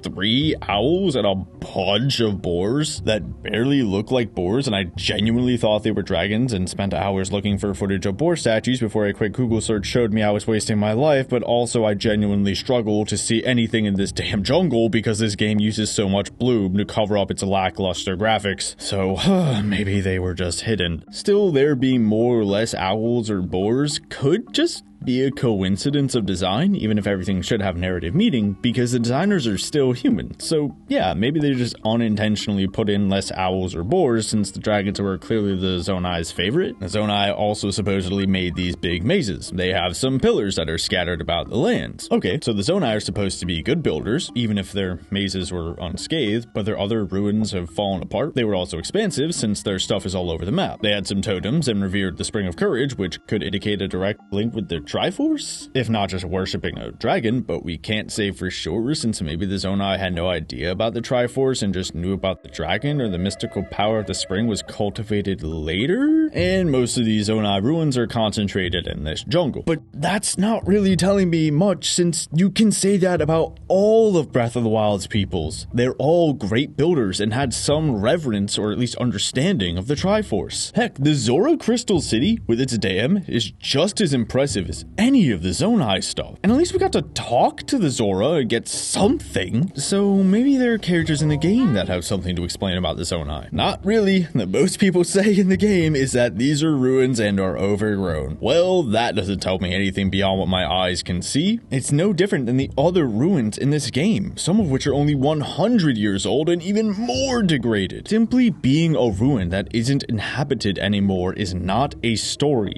It's logic, as I explained previously. Seeing a Mayan ruin isn't a story. The story is what the Mayan people wrote on that pyramid. It's who they were and why they fell. It's what they did and thought and ate and believed, and what the Mayan people still do to this day. An empty building is just a pile of bricks. Maybe I missed something. Possible, with how I missed how to fight the final boss properly with the game's freedom. Maybe I'm just not seeing things right, or didn't find the right side quest, which is still a failure of Indirect Control to corral my freedom towards that specific quest so I'm not left wandering aimlessly. So let's head over to the game's wiki. That's where all of Overwatch and Destiny's story is. But this just says these are ruins and what enemies are there. That's nothing! It has quotes from characters in the citation sections that just say these are ruins. That's it? Alright, fine. Let's break my pseudo rule and go to the art book yet again. Oh, all it says is these were ancient people who vanished, used magic, were mysterious, made some stuff, and had some motifs representing the Triforce.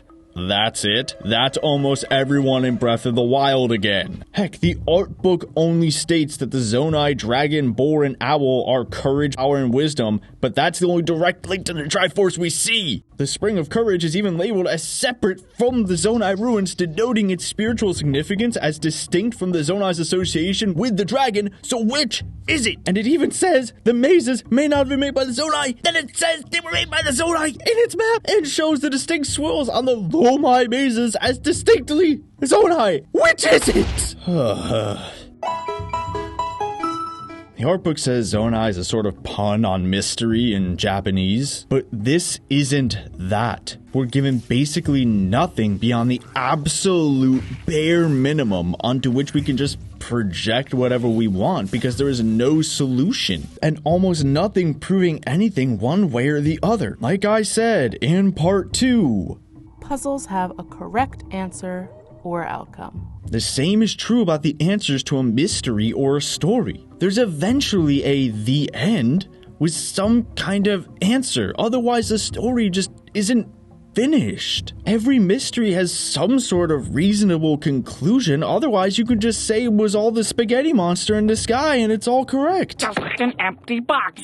We're not shown anything. Like the ancient Nords having reverence for their dead or getting entire side quests around the Dwemer to see how they valued technology alongside their still functioning robots and steam power. We see the Zonai may have worshipped a water dragon, which we can infer is the green one, and the ruins here seem to agree with that idea since their path to the spring is shaped like a dragon with a lot of dragon imagery, but what does that tell us? We can guess the Hylians had some veneration with the dragons since they're linked with the springs that Zelda prays at, or at least one is, while the others just make you get a scale, which I'd argue doesn't show anywhere near as much of a connection, but there's a broken skill chain again. I heard that people believe the Zonai may have been in allegiance with Ganon, but then why is the dragon, which the artbook labels as a symbol of courage, their favorite? And why would the boar with the symbol of power be in the muck? That's why piecing together some esoteric chain of leaps in logic from a swirl or a dragon pattern to say maybe these were the interlopers from Twilight Princess doesn't work. The most I see from these fan theories is them trying to add story where there is none. It's staring at these walls and ruins until you start finding patterns that don't really exist. Like staring at TV static long enough until you see a star or whatever. For example, the swirls you see on many of the statues and mazes. We can see it in Lorraine Village, which some fan theories say may show that the people there are Zonai descendants, but maybe they just adopted that because they live in an area abounding with Zonai ruins. That would also contradict how the Zonai specifically disappeared. And their ruins are mysterious. How come the Zonai people are still in this village? Did people just forget who they were? Yeah, we don't quite remember how the Mayan civilization fell, but Mayan people still exist, and they know they are Mayan. Heck, the people of Constantinople still called themselves Romans even after the Ottomans finally brought the empire to an end 1,000 years after the Ostrogoths took Rome. Even though the artbook doesn't say when the Zonai disappeared, it does say that they may have association with the Sheikah technology, with their shrines being built into Zonai ruins, so that would make them 10,000 years old, and absolutely no one could trace a lineage from now to Göbekli Tepe. But even then, the shrines don't make sense anywhere with anything, like with them being in literally every city, so who cares? Plus, the artbook says that the people in Lorraine Village are Hylian, so checkmate, atheists. But this one dude somehow translated the writing, so he must be Zonai, right? But maybe he just translated it? That doesn't mean he's Zonai. That's something that happens, as we see from that dude near the wall calling itself a fort, who somehow has a doctorate as we understand degrees in our own world, and is annoyed that people don't know the difference between a PhD and a medical doctor. We're doing the exact same thing I did with the shrines. Piecing together fragments of information instead of just being given the full stories any writer should be expected to provide. It's a nebulous freedom to make up whatever we want that destroys proper structure to actually create something lest we dare go against the freedom to discover anything. Because adventure games map a story onto a space, they establish a relationship between different locations in the world and different parts of the story. Over the years, the nature of this relationship has evolved. The earliest adventure games, including the original Adventure, emphasized exploration at the expense of story.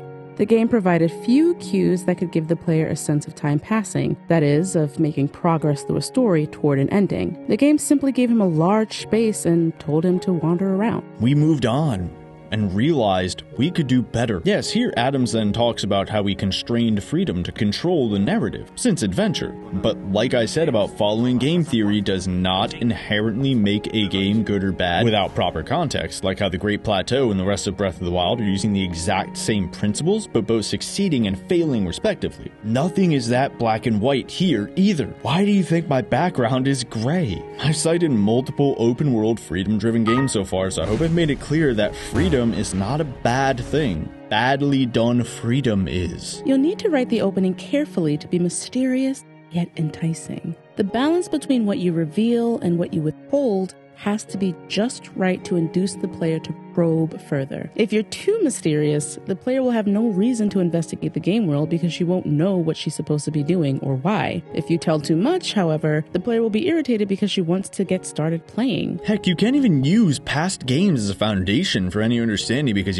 forget everything you know about Zelda, like I said. But Eiji Aonuma himself said there's no set place for Breath of the Wild in the timeline. Despite labeling things like the events of Ocarina as occurring in the distant past, pre-10,000 years ago, which would be 5,000 years before we even made cities in our real life, which just raises so many questions. Make up your mind on where this is, or if it has no place at all, because environmental details don't fit it being anywhere, despite you seemingly saying it is both nowhere and after everything.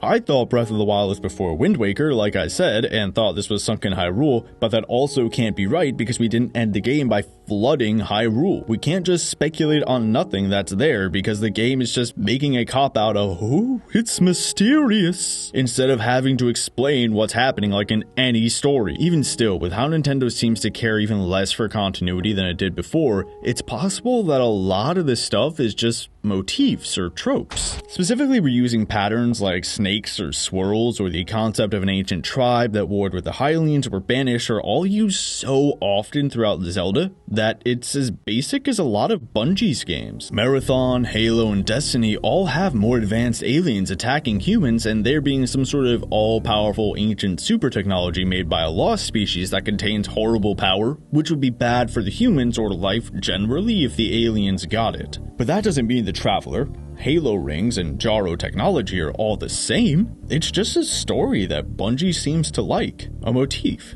The fact that Moogles, a guy named Sid, Ifrit, and crystals are in almost every Final Fantasy game doesn't mean that every Final Fantasy game is set in the same world. When you have teams of people, from artists to writers, who have been working on the series for decades now, their style and preferred ideas will seep through, and brand recognition kinda demands a sort of continuity of assets and memorabilia. Yeah, Zelda games did have some basic continuity before the timeline that lends credence to these fan theories to fill the gaps. It's clear that Majora's Mask, Wind Waker, and Twilight Princess all take place after Ocarina. We can see that in some background details, like how the Hero of Time is talked about in past tense, or the 7 sages are enshrined when they had to be found in Ocarina. But that wasn't the whole point of the story, and even then didn't make too much sense at times. Where are the Kokiri in Twilight Princess? How come the Wind Waker is flooded but Twilight Princess isn't? Does that mean that Wind Waker takes place after all of them? And if so, how come we see no reference to the pivotal events of Twilight Princess and Wind Waker?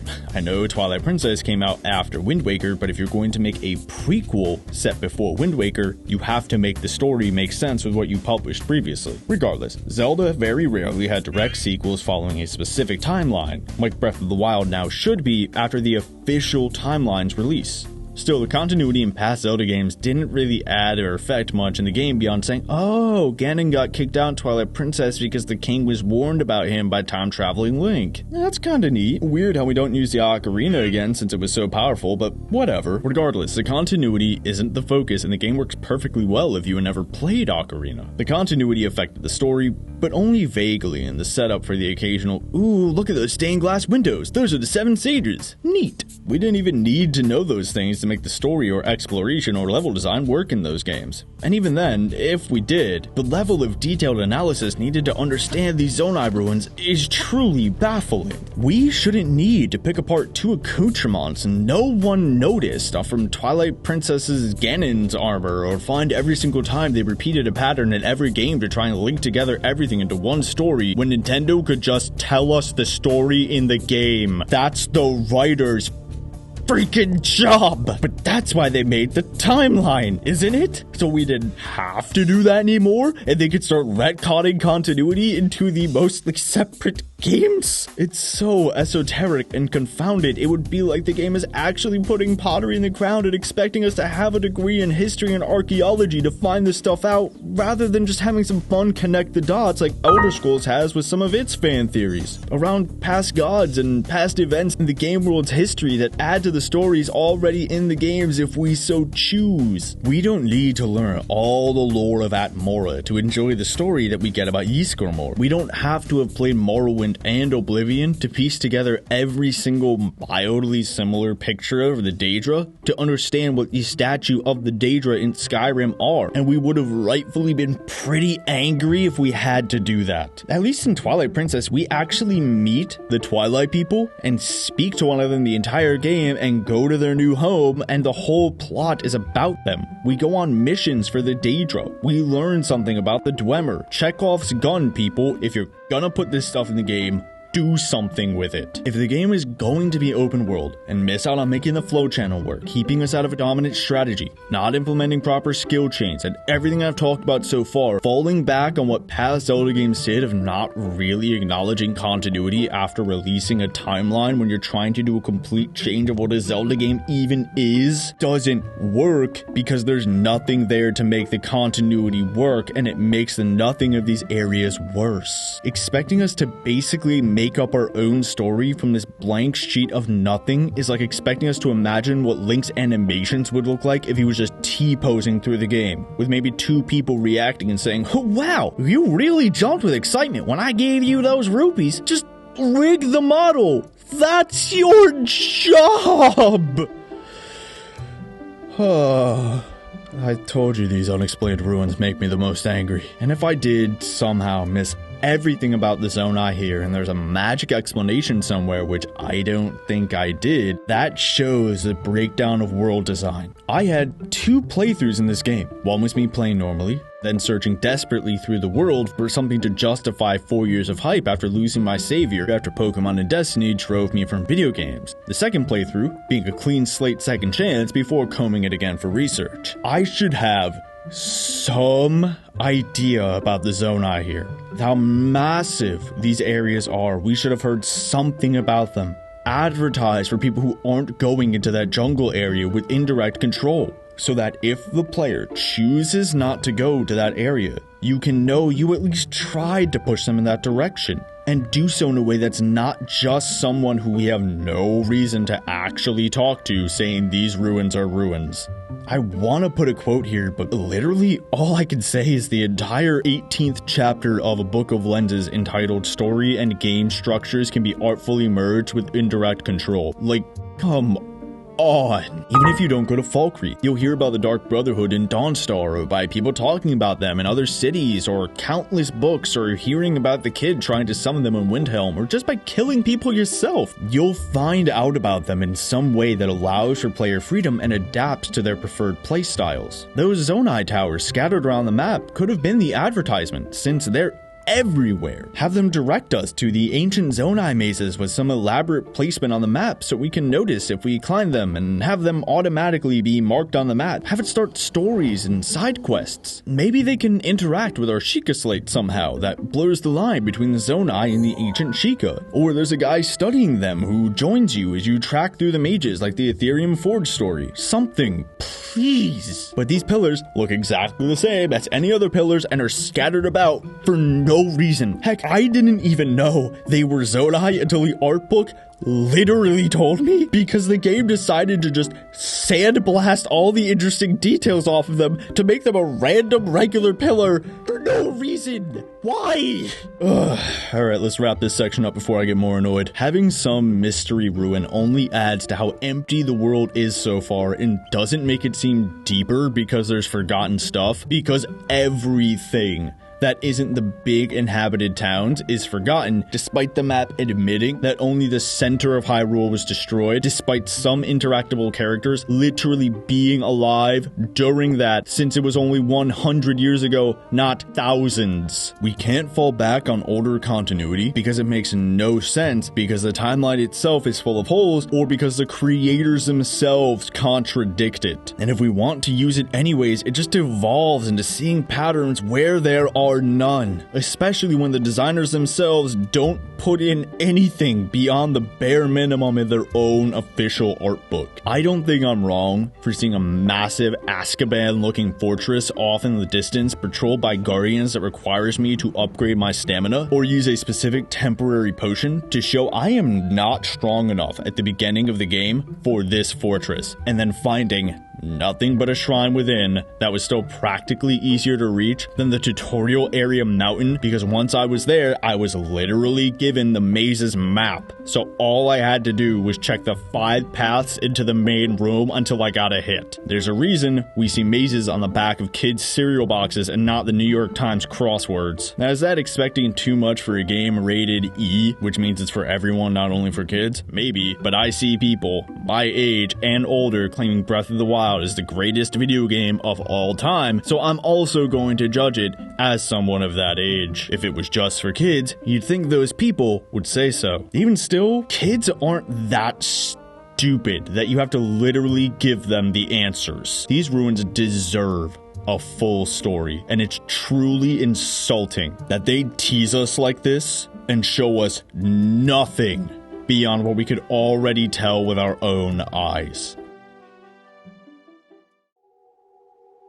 I met a traveler from an antique land who said 2 vast and trunkless legs of stone stand in the desert. Near them, on the sand, half sunk a shattered visage lies, whose frown and wrinkled lip and sneer of cold command tell that it sculped her well those passions red, which yet survive stamped on these lifeless things, the hand that mocked them and the heart that fed.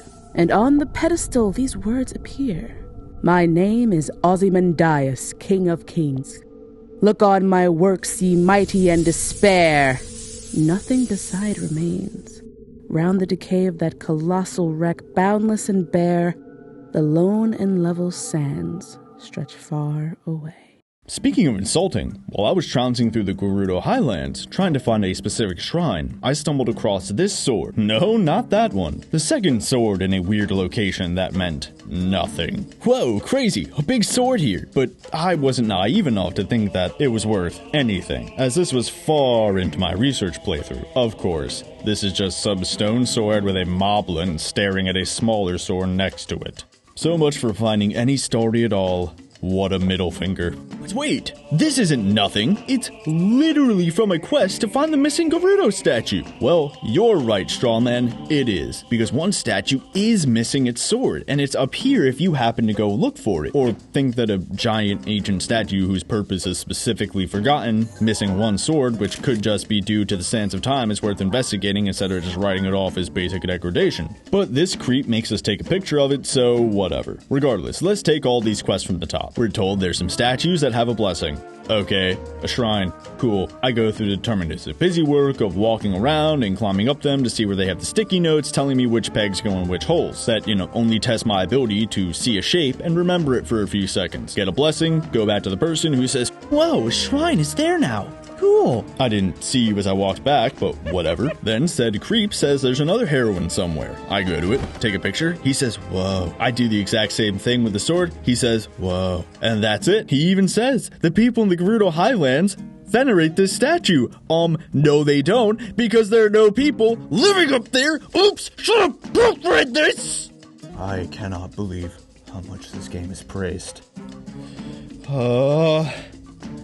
Okay. Whew. So what does this tell me? What are these statues? What purpose did they serve? Did they make the people upset with the expense of such a project? Is this part of the Gerudo religion? Do these heroines have names? Stories? No? They're just rocks?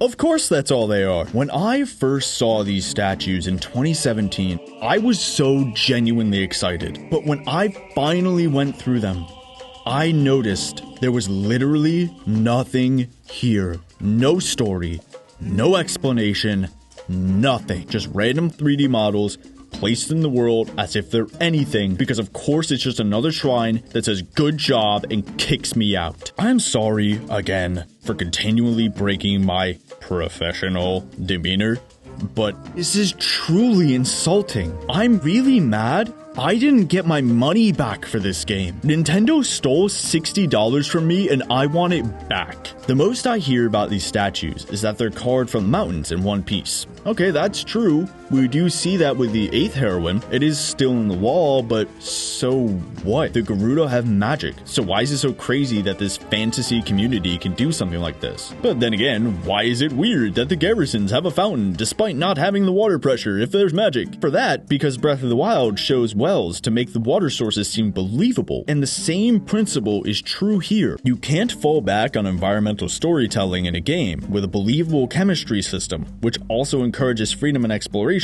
and then pick and choose which environmental storytelling counts or not. With the little bits of information we get in Breath of the Wild, we can see, honestly, that moving these statues isn't that impressive comparatively. The Gerudo have elevators and quarries that no one seems to be using anymore, but whatever. The Yiga can teleport, so maybe the Gerudo can find out how and teleport a statue. We're shown so little about literally anything else that we have nothing to say that those things aren't possible. The Sheikah made goddamn robots that shoot lasers, but this is the weird thing? Moving a rock.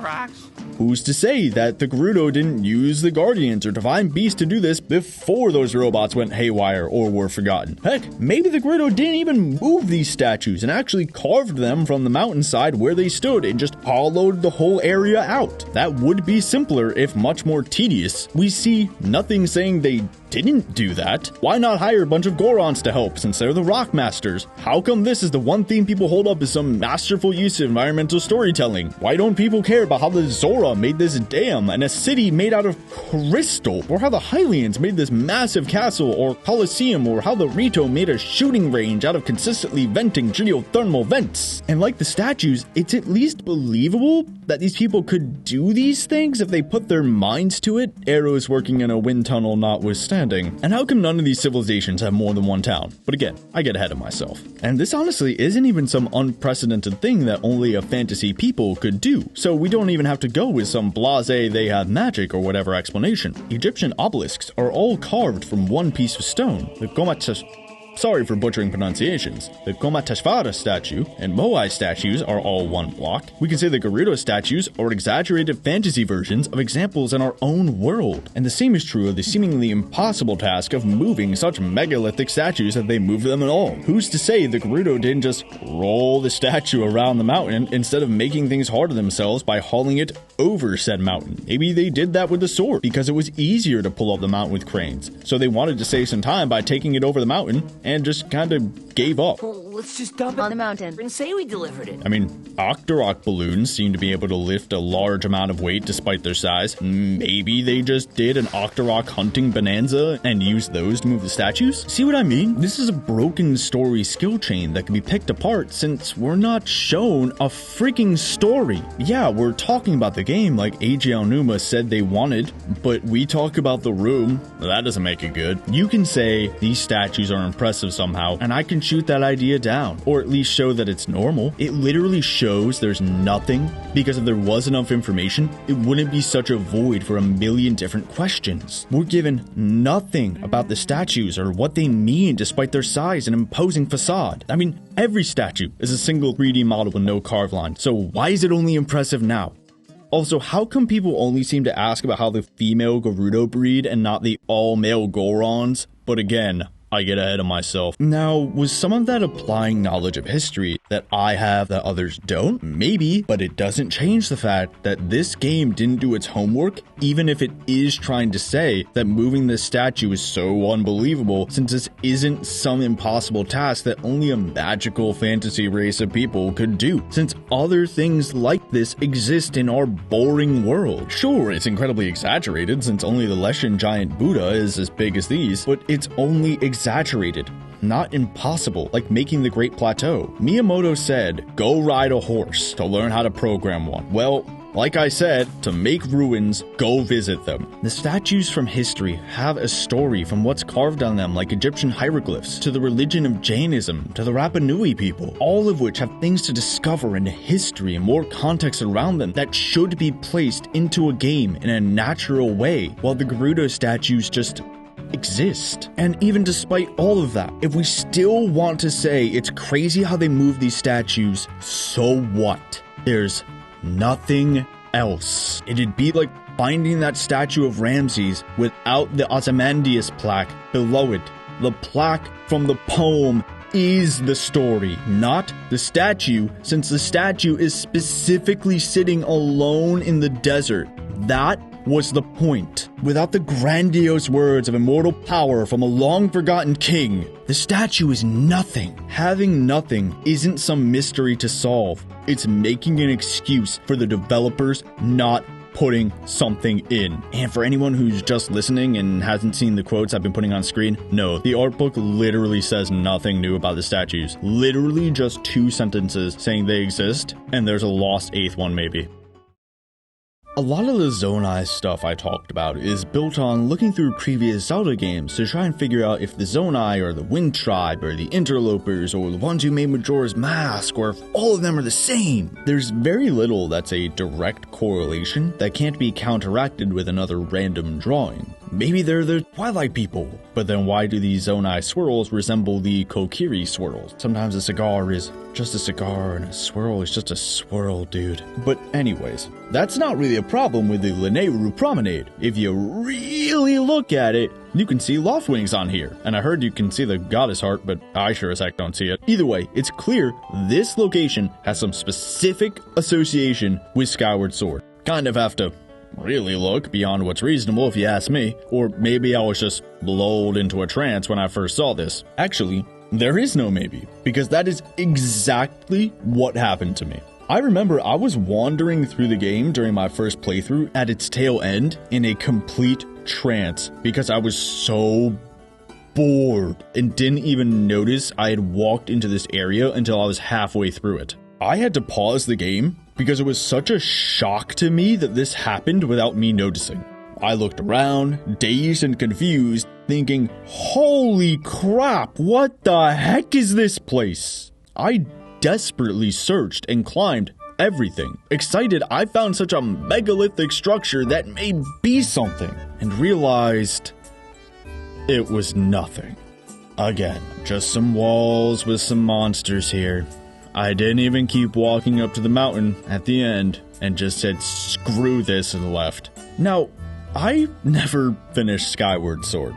Yeah, lampoon me if you want, but I just can't do the motion controls. I can use a sword in real life fairly well and felt like a guitarist trying to play Guitar Hero. I just can't do it. So maybe I didn't notice the Skyward Sword stuff and its connection adds to Breath of the Wild because of that, but even if that's true, so what?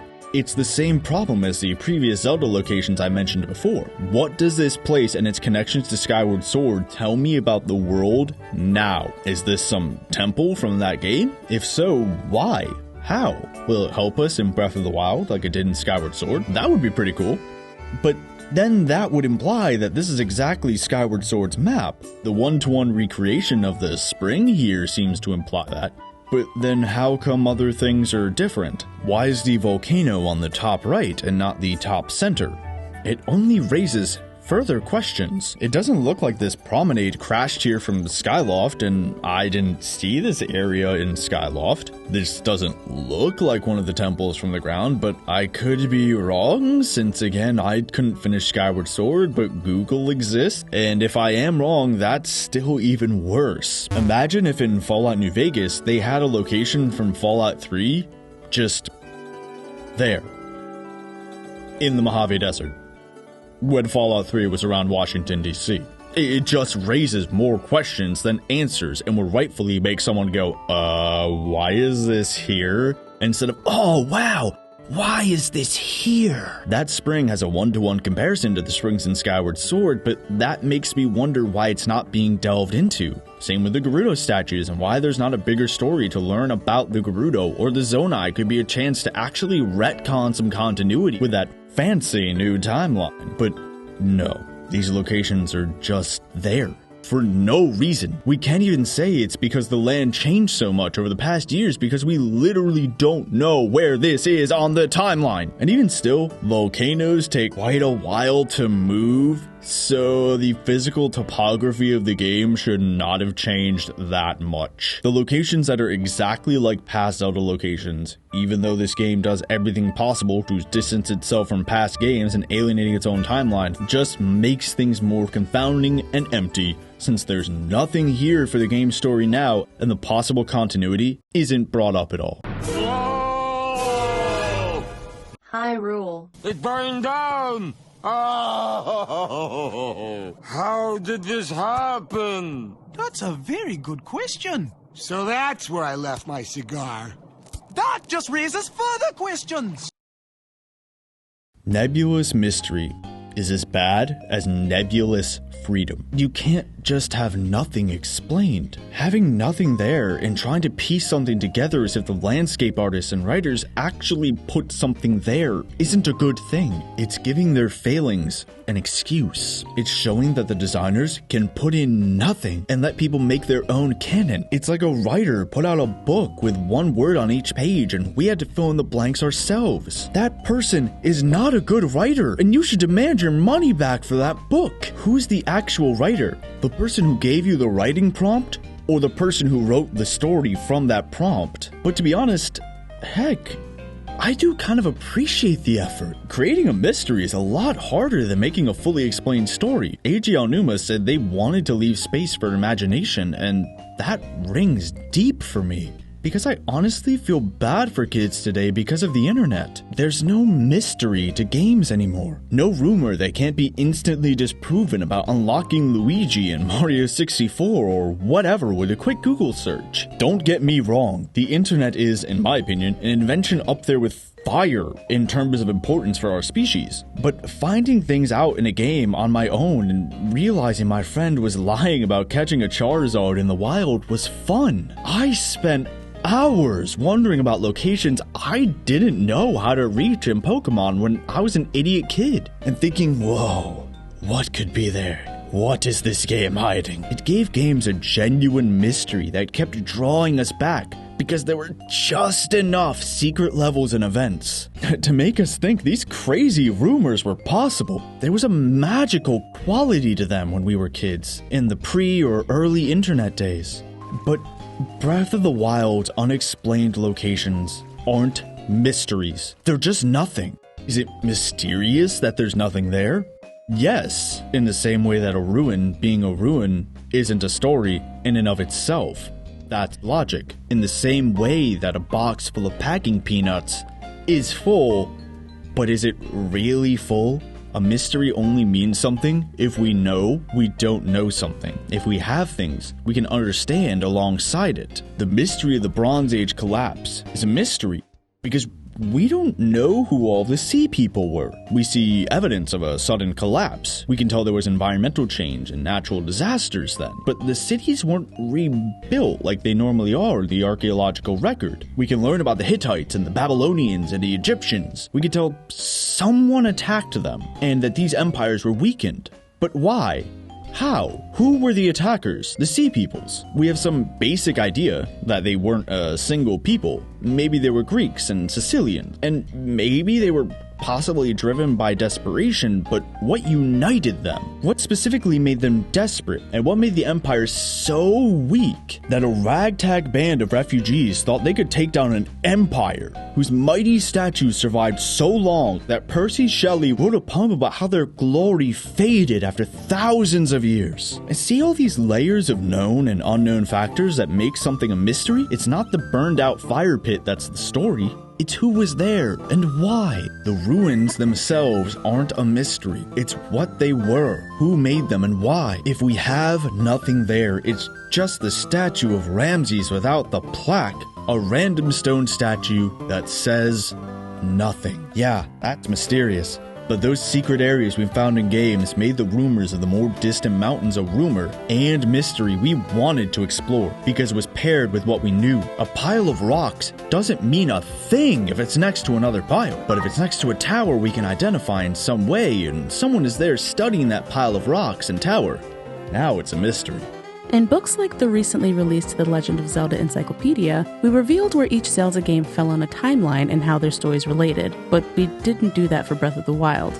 There's a reason for that. With this game, we saw just how many players were playing in their own way and had those reactions I just mentioned. We realized that people were enjoying imagining the story that emerged from the fragmentary imagery we were providing. If we defined a restricted timeline, then there would be a definitive story, and it would eliminate the room for imagination, which wouldn't be as fun. We want players to be able to continue having fun imagining this world even after they're finished with the game. So this time, we decided that we would avoid making clarifications. I hope that everyone can find their own answer in their own way. If it's a cop-out, perhaps it's the best kind of cop-out, one which strengthens the game and the discussion around it rather than restricting fan enjoyment.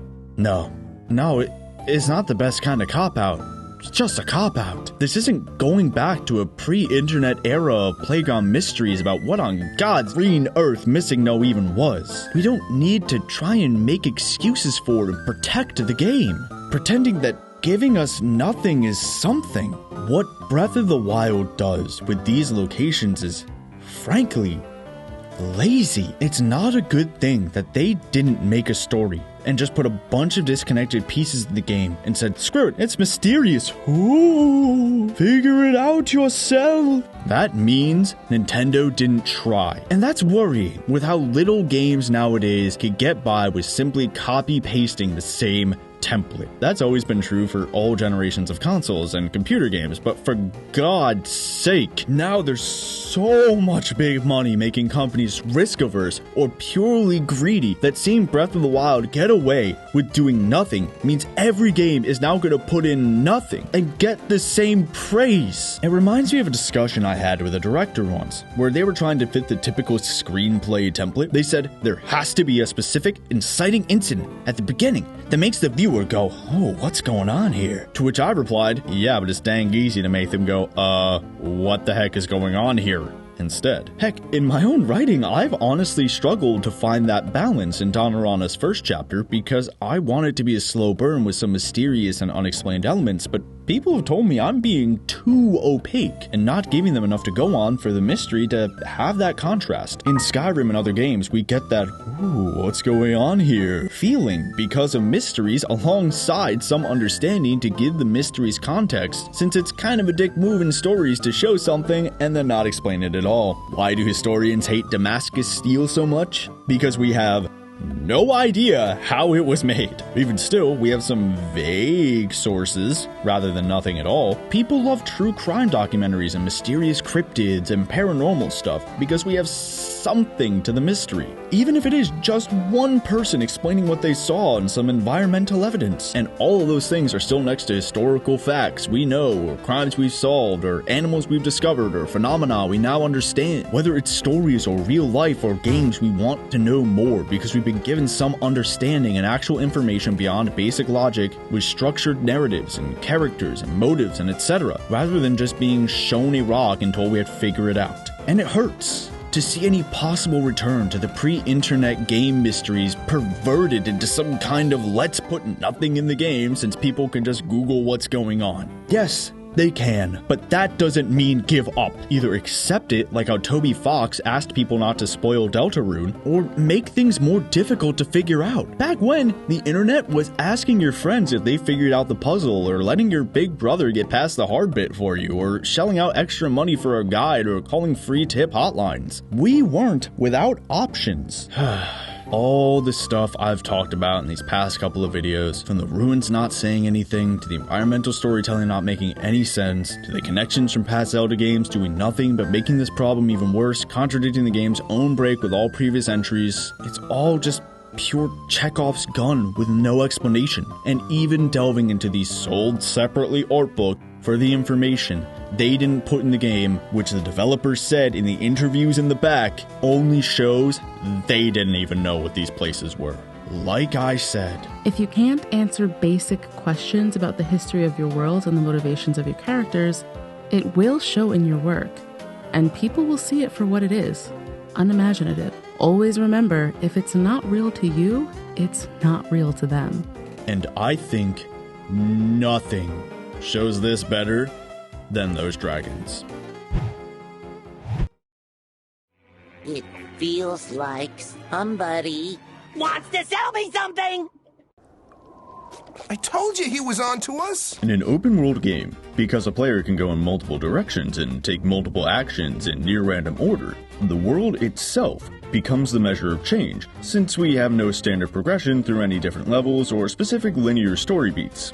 Typically. Yeah, we go through scripted dungeons, or more difficult encounters or obstacles, or maybe another section of the map opens up, or we do hit story beats in a main quest, but still, it's how open game spaces change due to our actions that gives us a sense of accomplishment against the game's challenges, that gives the player a sense of progression through the game's challenges, and an impact from their actions in the world or the story, be it the Empire or Stormcloaks taking cities in Skyrim, NPCs being alive or dead in The Witcher 3, or the endless base assaults and territory changes in Ubisoft games. This is decentralized progression along a typically linear set of actions, since we can't have things be linear to account for player freedom. Now, that faction/territory control did get stale and cliche, but it was popular for a reason. It's a great way to show player progression in the world with freedom to support specific groups, or, whatever the case may be. It can easily be adapted to player skill with adaptive level scaling, or just, having tougher enemies in different camps for a more defined flow channel. And that's especially helpful if you're supposed to be taking the world back from a successful evil that has corrupted the land. Cough. Twilight and Twilight Princess, removing the evil from Termina and Majora's Mask and seeing those areas revert if you go back in time, removing Ganon's evil from areas in Ocarina. Nintendo knows how to do this, but with Breath of the Wild, they just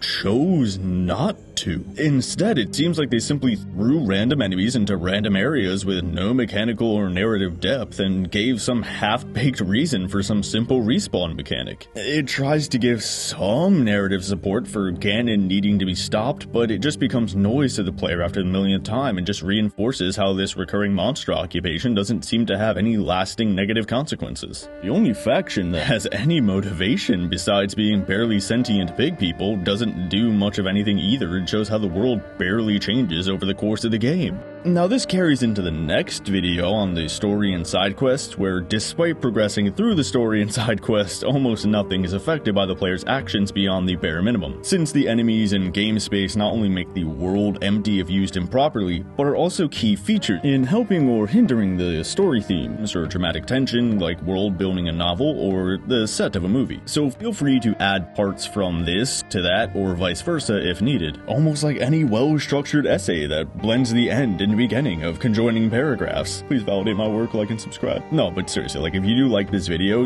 why not leave a like and subscribe, since only about a quarter of my viewers are. Now, before we go any further, I want to throw down a quick explanation on a new comparison game. But this video was long enough, so I'm going to put most of it in the description. Feel free to skip to the next chapter if you don't want to hear about how I used Elden Ring for this study, but TLDR, important thing is that Elden Ring is better designed than Breath of the Wild. I'll be showing that in these regards, but further still, part of the impetus for making these videos was seeing that Breath of the Wild was still called the best ever years later. But while the original Mega Man and Mario are amazing and foundational, is it really fitting to call them the best ever when Shovel Knight did everything they did, but better? I'm going to specifically focus on how the enemies are used and how the game itself changes over time in Elden Ring, and I use the immortality cheat to be practical about my time with the game and this video.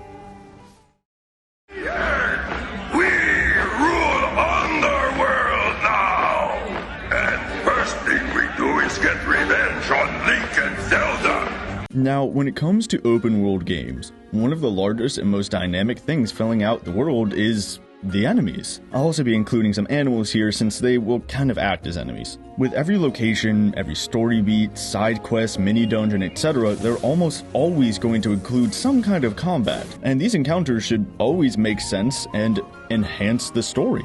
Game designers use spatial elements to set the initial terms for the player's experiences. Information essential to the story is embedded in objects such as books, carved runes, or weapons. Artifacts such as jewels may embody friendship or rivalries, or may become magical sources of the player's power. The game space is organized so that paths to the game world guide or constrain action, making sure we encounter characters or situations critical to the narrative. This applies to enemies as well. Obviously not everything in an open world should be constrained or direct players all the time, but as I've said before, having none of that is an enormous issue. Enemies are the #1 way to engage with the narrative, as they're most often the avatars of the antagonist. And if they aren't being used to deepen the world, to give us things to explore, to advance the story, or convey themes, and are simply copy-pasted across the map, well, then they're just pointless 3D models that are copy-pasted across the map. They could be replaced by T-posing mannequins and it would change basically nothing. And everything Breath of the Wild does to ruin its locations, contradict its own themes, not explain anything beyond the bare minimum, etc., it does to its enemies as well, which need to pick up the slack of environmental storytelling, but they get no real explanation, no creative use, no delving into their cultures or history beyond the most cursory stuff. Much more so than in past Zelda games, enemies are just generic monsters for you to kill. But even then, many of those games were specific to their own regions, like the Deku Babas and Wolfos in the forest areas of Ocarina. Even when the Wolfos appear in the Gerudo training area, we can infer that they were captured and kept for training. Maybe not perfect, but in Breath of the Wild, we're given no understanding where the enemies there fit into the story beyond just being basic bad guys. This is completely different than Horizon Zero Dawn's Zoids, who are the entire focus of the story, and there's no multiple complex side quests to see how Kaisar's Legion works here. Nothing beyond basic ideas of, oh no, monsters are nearby and they're messing with my berry picking. In previous Zelda games, we didn't really go that into things because, well,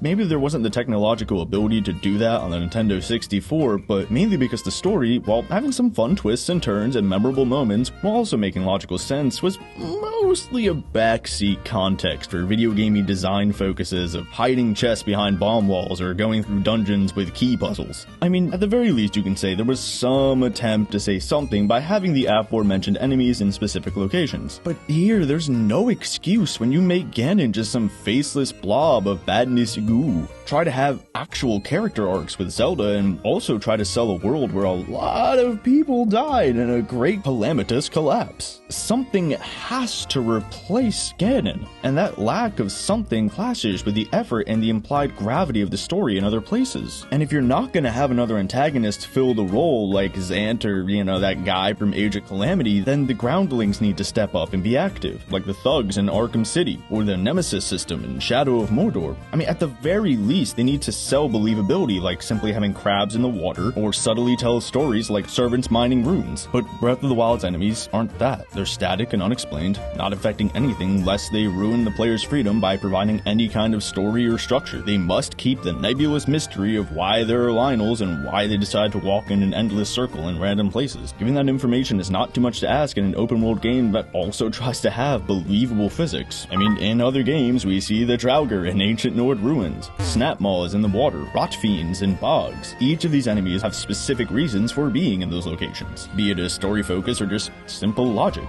But Breath of the Wild's enemies are everywhere and anywhere with no explanation, given only generic regional differences, if any at all, that do nothing to explain these creatures in the story or world. And like I said at the end of the last video, I think nothing shows this better than those dragons, because they fail at everything I've shown so far in this open world, from the effort to reward ratio to that checklist of what the developers wanted to do themselves and the failures of the big locations. Let's go step by step. First thing we see, it's a dragon. In a video game, the upfront cost is simply a dragon fight. We see a dragon in an open world adventure game, not in a story cutscene chatting it up. I don't think we're wrong for expecting an epic showdown with the premier monster of fantasy. I mean, why else was Skyrim built around that, right? But here's the thing, plenty of people defend these dragons by saying, well, why do they have to be a violent encounter? Maybe they're just animals and peacefully trying to be helpful. Look, they're clearly East Asian dragons, and those dragons are often benevolent in mythology. True, but this just plays into the big contradiction of Breath of the Wild? Is it a serene, relaxing game, free of gameplay restrictions where we simply explore through nature at our own pace? Or is it a post-apocalypse where the villain won and committed genocide and destroyed a kingdom with the survivors of that apocalypse still fending off the creatures of that embodiment of evil? Are these dragons benevolent servants of the goddess who are here to help the hero like the retort says? Or are they enemies for us to fight as the initial cost says? Well, the goddess straight up tells us they're servants for her with Nehru, problem solved. But then why do they attack us at all? They even do. Why aren't they sitting at the shrine waiting to help us like the great fairies or the dragons in Skyward Sword? The latter had specific ties to the story and quests built around testing the hero that were tied to who and where they were. If that was what we saw in Breath of the Wild, I would not be expecting to fight these dragons. But Breath of the Wild doesn't do that. 2 of these dragons float around in an arbitrary line semi-close to the shrine they're allegedly associated with, and throw fire or lightning at us if we get close. Not even if we, attack first. One is around their shrine when we arrive and begin some sort of encounter where we have to clean off its goo with arrows. Clearly, upon first glance, the upfront cost is buying into a dragon fight. Oh no, it's the player character. Shields up, load all torpedo bays, stand by phasers. And these fights are incredibly vapid. It's literally just sailing around them and loosing 1 or 3 arrows. They even provide you with an updraft just in case you thought you'd have to play the game, use the innovative climbing mechanics to your advantage. If you've used a paraglider or arrows even a couple of times, which, if you jumped off the Great Plateau, clearly you have, then there's no new strategy involved. This is a complete stagnation of Breath of the Wild's flow channel. Sure, you have to dodge some fireballs, but they're so big and move so slow that this isn't the hardest thing. And we shouldn't have to use the fact that they put up a few slow, obvious obstacles as the bar here, people. That's the floor. These interactions are pure deterministic busywork. And don't even get me started on the fact that the only dragon actively taken over by the main antagonist doesn't attack you at all. Just what? The benevolent helpers of the goddess attack us, but Ganon's slave just wiggles around next to the mountain for a few minutes? If you don't see how that's a contradiction, I don't think anyone can explain it to you. Whatever, professionalism back. And if we go through all of that, the rewards offered only feed into making the combat deterministic busywork, i.e. we deal more damage, the enemy health scales up. They deal more damage, our armor/health scales up. They don't really change anything, meaning there's no use of meaningful choices or any reason to change from one's dominant strategy. And you only get a single scale for hitting the dragons with 1 arrow, so good luck if you want to get more than 1 at once. Gotta flop down some fire and hope they respawn while you wait. Such downtime, many busyworks. And you can use that scale to A, make elixirs that don't change up the combat, B, let you dye clothes, which is paltry customization, C, let you into a blessing shrine at the springs, which is not only confusing and contradicting, coming up next, but also gives you a weapon and a spirit orb, which both become pointless or simply scale with your dominant strategy, or D, you can upgrade DLC armor, which it doesn't count because DLC is getting its own time to shine later. So if the combat is boring, and the rewards are pointless, why leave downtime to engage with these creatures, making the world seem more and more empty? And they completely contradict the story if you even decide to engage with them. Like I said, they're not only attacking the hero chosen by the goddess, but are also specifically stated to be servants of the goddess by the goddess herself. I mean, unless she only meant Naedra in that one cutscene there, but the fact that I even asked this question is a problem. Regardless, if this is a ruined world and they're her servants, well, why aren't these dragons trying to help fix this world? They serve the goddess and thus oppose Ganon. Did they not help Zelda when she was praying at these shrines? Why or why not? Did they try to stop Ganon at all in some way? Why or why not? Did Ganon try to corrupt the other 2 dragons? Why was he successful with Naedra? What did that do to Naedra besides making it sit around and look winded? And Naedra being corrupted doesn't seem to be affecting the world around it either, so freeing it wouldn't do anything to fix the world Ganon had ruined. Absolutely nothing changes when a magical dragon servant of the goddess herself is rescued from the clutches of the embodiment of evil. We don't see how these dragons are affecting the survivors of this ruined world with their presence or new lack thereof. And since we don't see the dragons in the past, we can't say that they have any impact on discovering what Hyrule has become after the calamity. I mean, perhaps everything I've said so far supports the serene nature, like how I spoke about in part 3.0. The boring combat, nothing making you have to engage with these dragons, means, you know, you don't feel pressured to follow the game's story or mechanics and can just do whatever you want, I guess. You can simply watch a dragon sail on by. Make a wish, honey. They're not making the world worse or better, so you don't feel pressured to stop or save them. You know, like this is some sort of game and not free roam map. But that does not gel with anything else I've explained so far. I mean, unless you just find that or anything else with these dragons interesting, which is completely cool and totally up to you, and not something I can or would say is wrong, but that doesn't mean that they're designed to be interesting. I mean, these dragons have no association with any locations and do nothing differently depending on where they are. The absolute most difference they have is the palette swap and throwing out red versus yellow damage balls. I mean, guys, come on, I'm sorry, but did I really just have to say they're palette swaps? How is that not obvious laziness? Whatever. And it's not like Nintendo doesn't know how to do this. Again, the Skyward Sword dragons. They're clearly East Asian inspired, palette swaps in a lot of ways, but clearly different with different facial hair at least, and a bit of difference in their speech and actions. We have a water dragon in a river, a fire dragon in a volcano, and an electricity dragon in an industrial location. But in Breath of the Wild, we don't see how Naydra is maybe an ice dragon being top of a cold mountain. Okay, well, tell a lie, it's blue, and if you get close, it freezes you. Okay, fair enough, palette swap with one ice ability. Regardless, how and why is Naydra specifically associated with the Spring of Wisdom? Is it smart? I am so smart.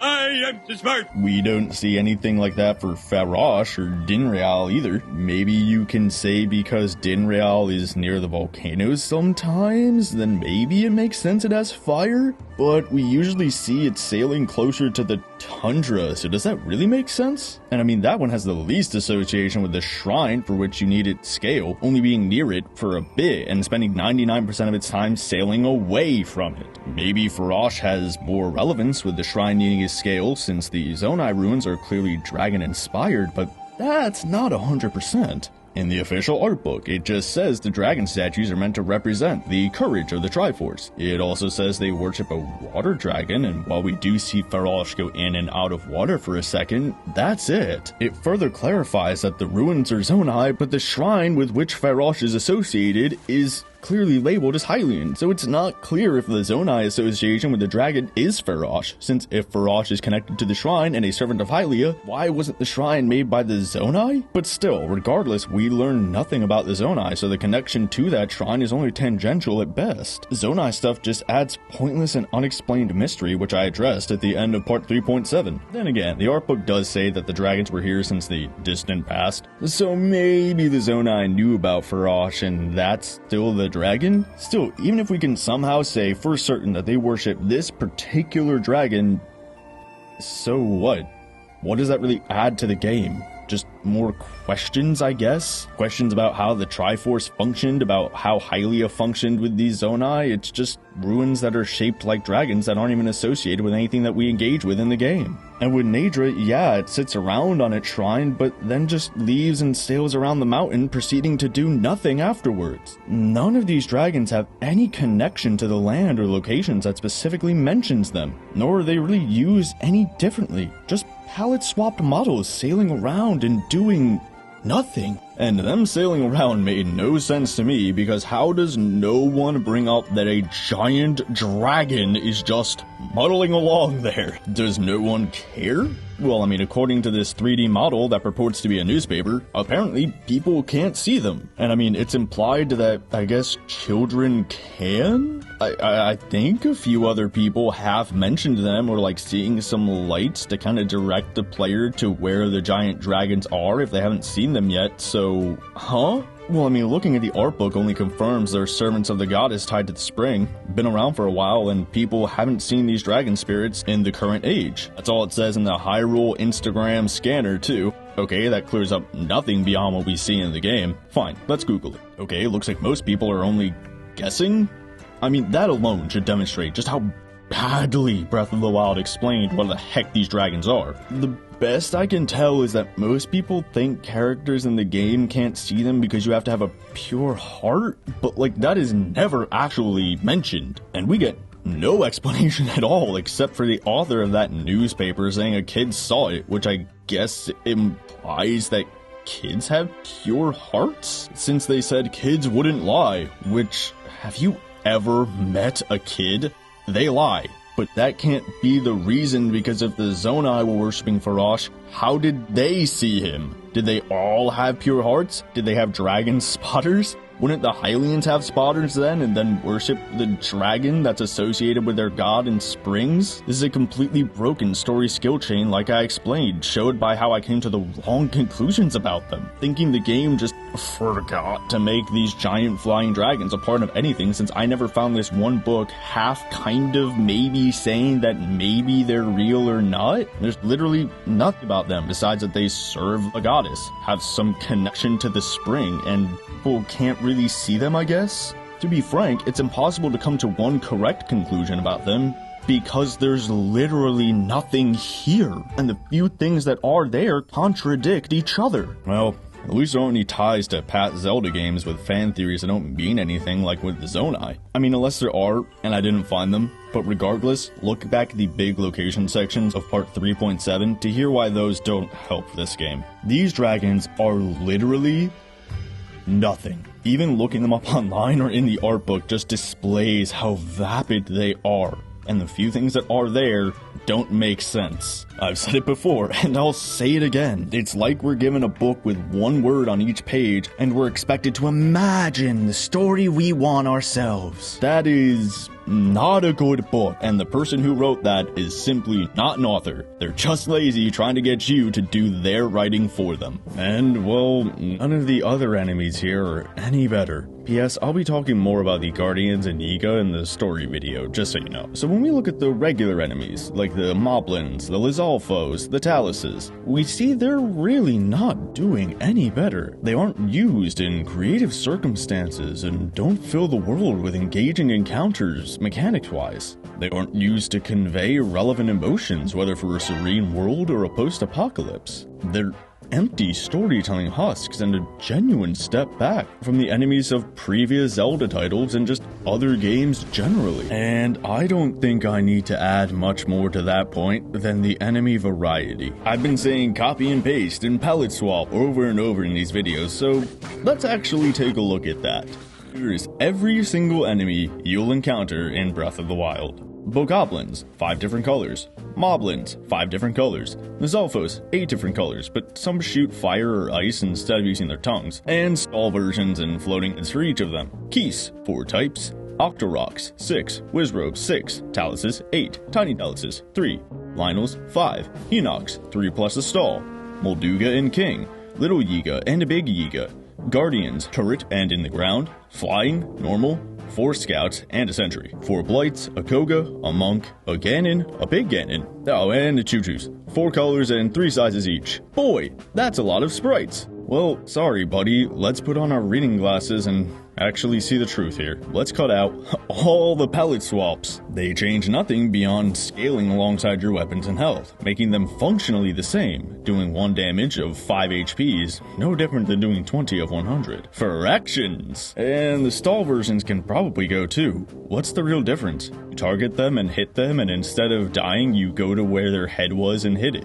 I mean, if you want, you can keep them, as the only real difference would be that they kind of like pop up anywhere at night, and maybe you can argue the Lizalfos that spit fire is different from the one that whips its tongue, but that's so minor as to barely be anything, just like the stall. So I don't really count them. Floating heads, hit them once and they die, just like the Keese. I'd only count the different elemental Keese as one singular different enemy, because you do actually have to be careful about using certain items on certain elemental enemies. So we went from like, what, 1, 2, 3, like 28 enemies or so down to like 5. Maybe you can argue for like 1 or 2 more, but come on. This is already a huge blow to the enemy variety. Octoroks, palette swaps. Maybe one runs away instead of hiding when you go up to it. Maybe one sucks up a sword if you ever think to maybe throw a rusty sword that you may have just happened to have at that moment at it. Wizrobes,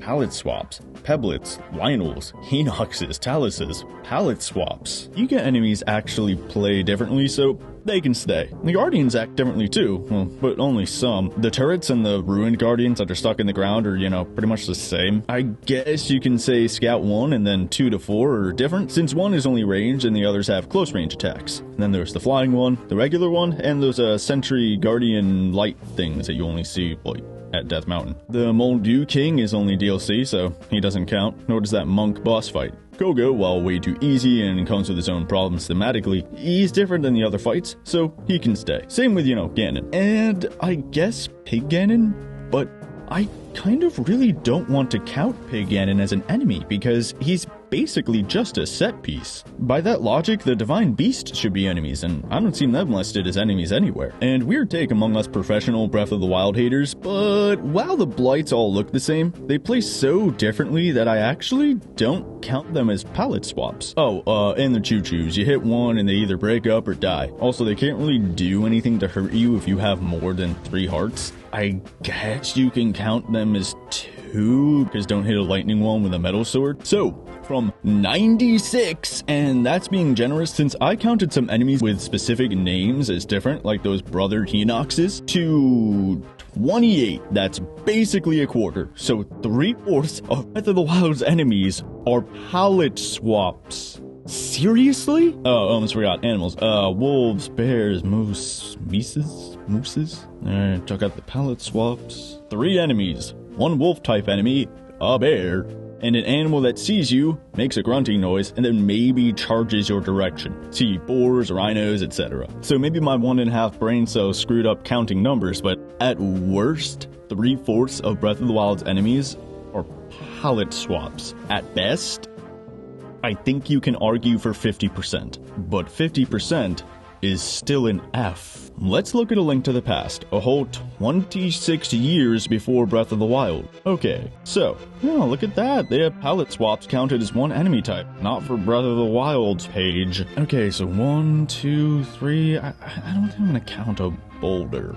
Alright, but by about halfway down the page, I've already counted about 30. Feel free to follow the link in the description to go count for yourself, and sure, some of these enemies play pretty similarly, but it was the SNES's first few months of life. Console games still weren't sure what the heck a home gaming console even was yet. And if Breath of the Wild is only just barely possibly managing to do what Zelda did in 1991 if we stretch and look at things in its favor by counting those stall versions as different and counting DLC only enemies, etc., then something has gone horribly wrong. And even when I started Elden Ring, I could tell that it has not only more enemy variety, but enemies used in creative or unique ways. Enemies that are working with the story, or selling the environment, or even playing off of their own mechanics. Giant crabs are in the water with those gas-spewing squid things. There are servants that are clearly lower ranking than the pages or knights and are doing menial labor by digging, and you find rune stones near them. Useful items for them as well as us. And they're hiding when I come to murder them since they're weaker and unarmed.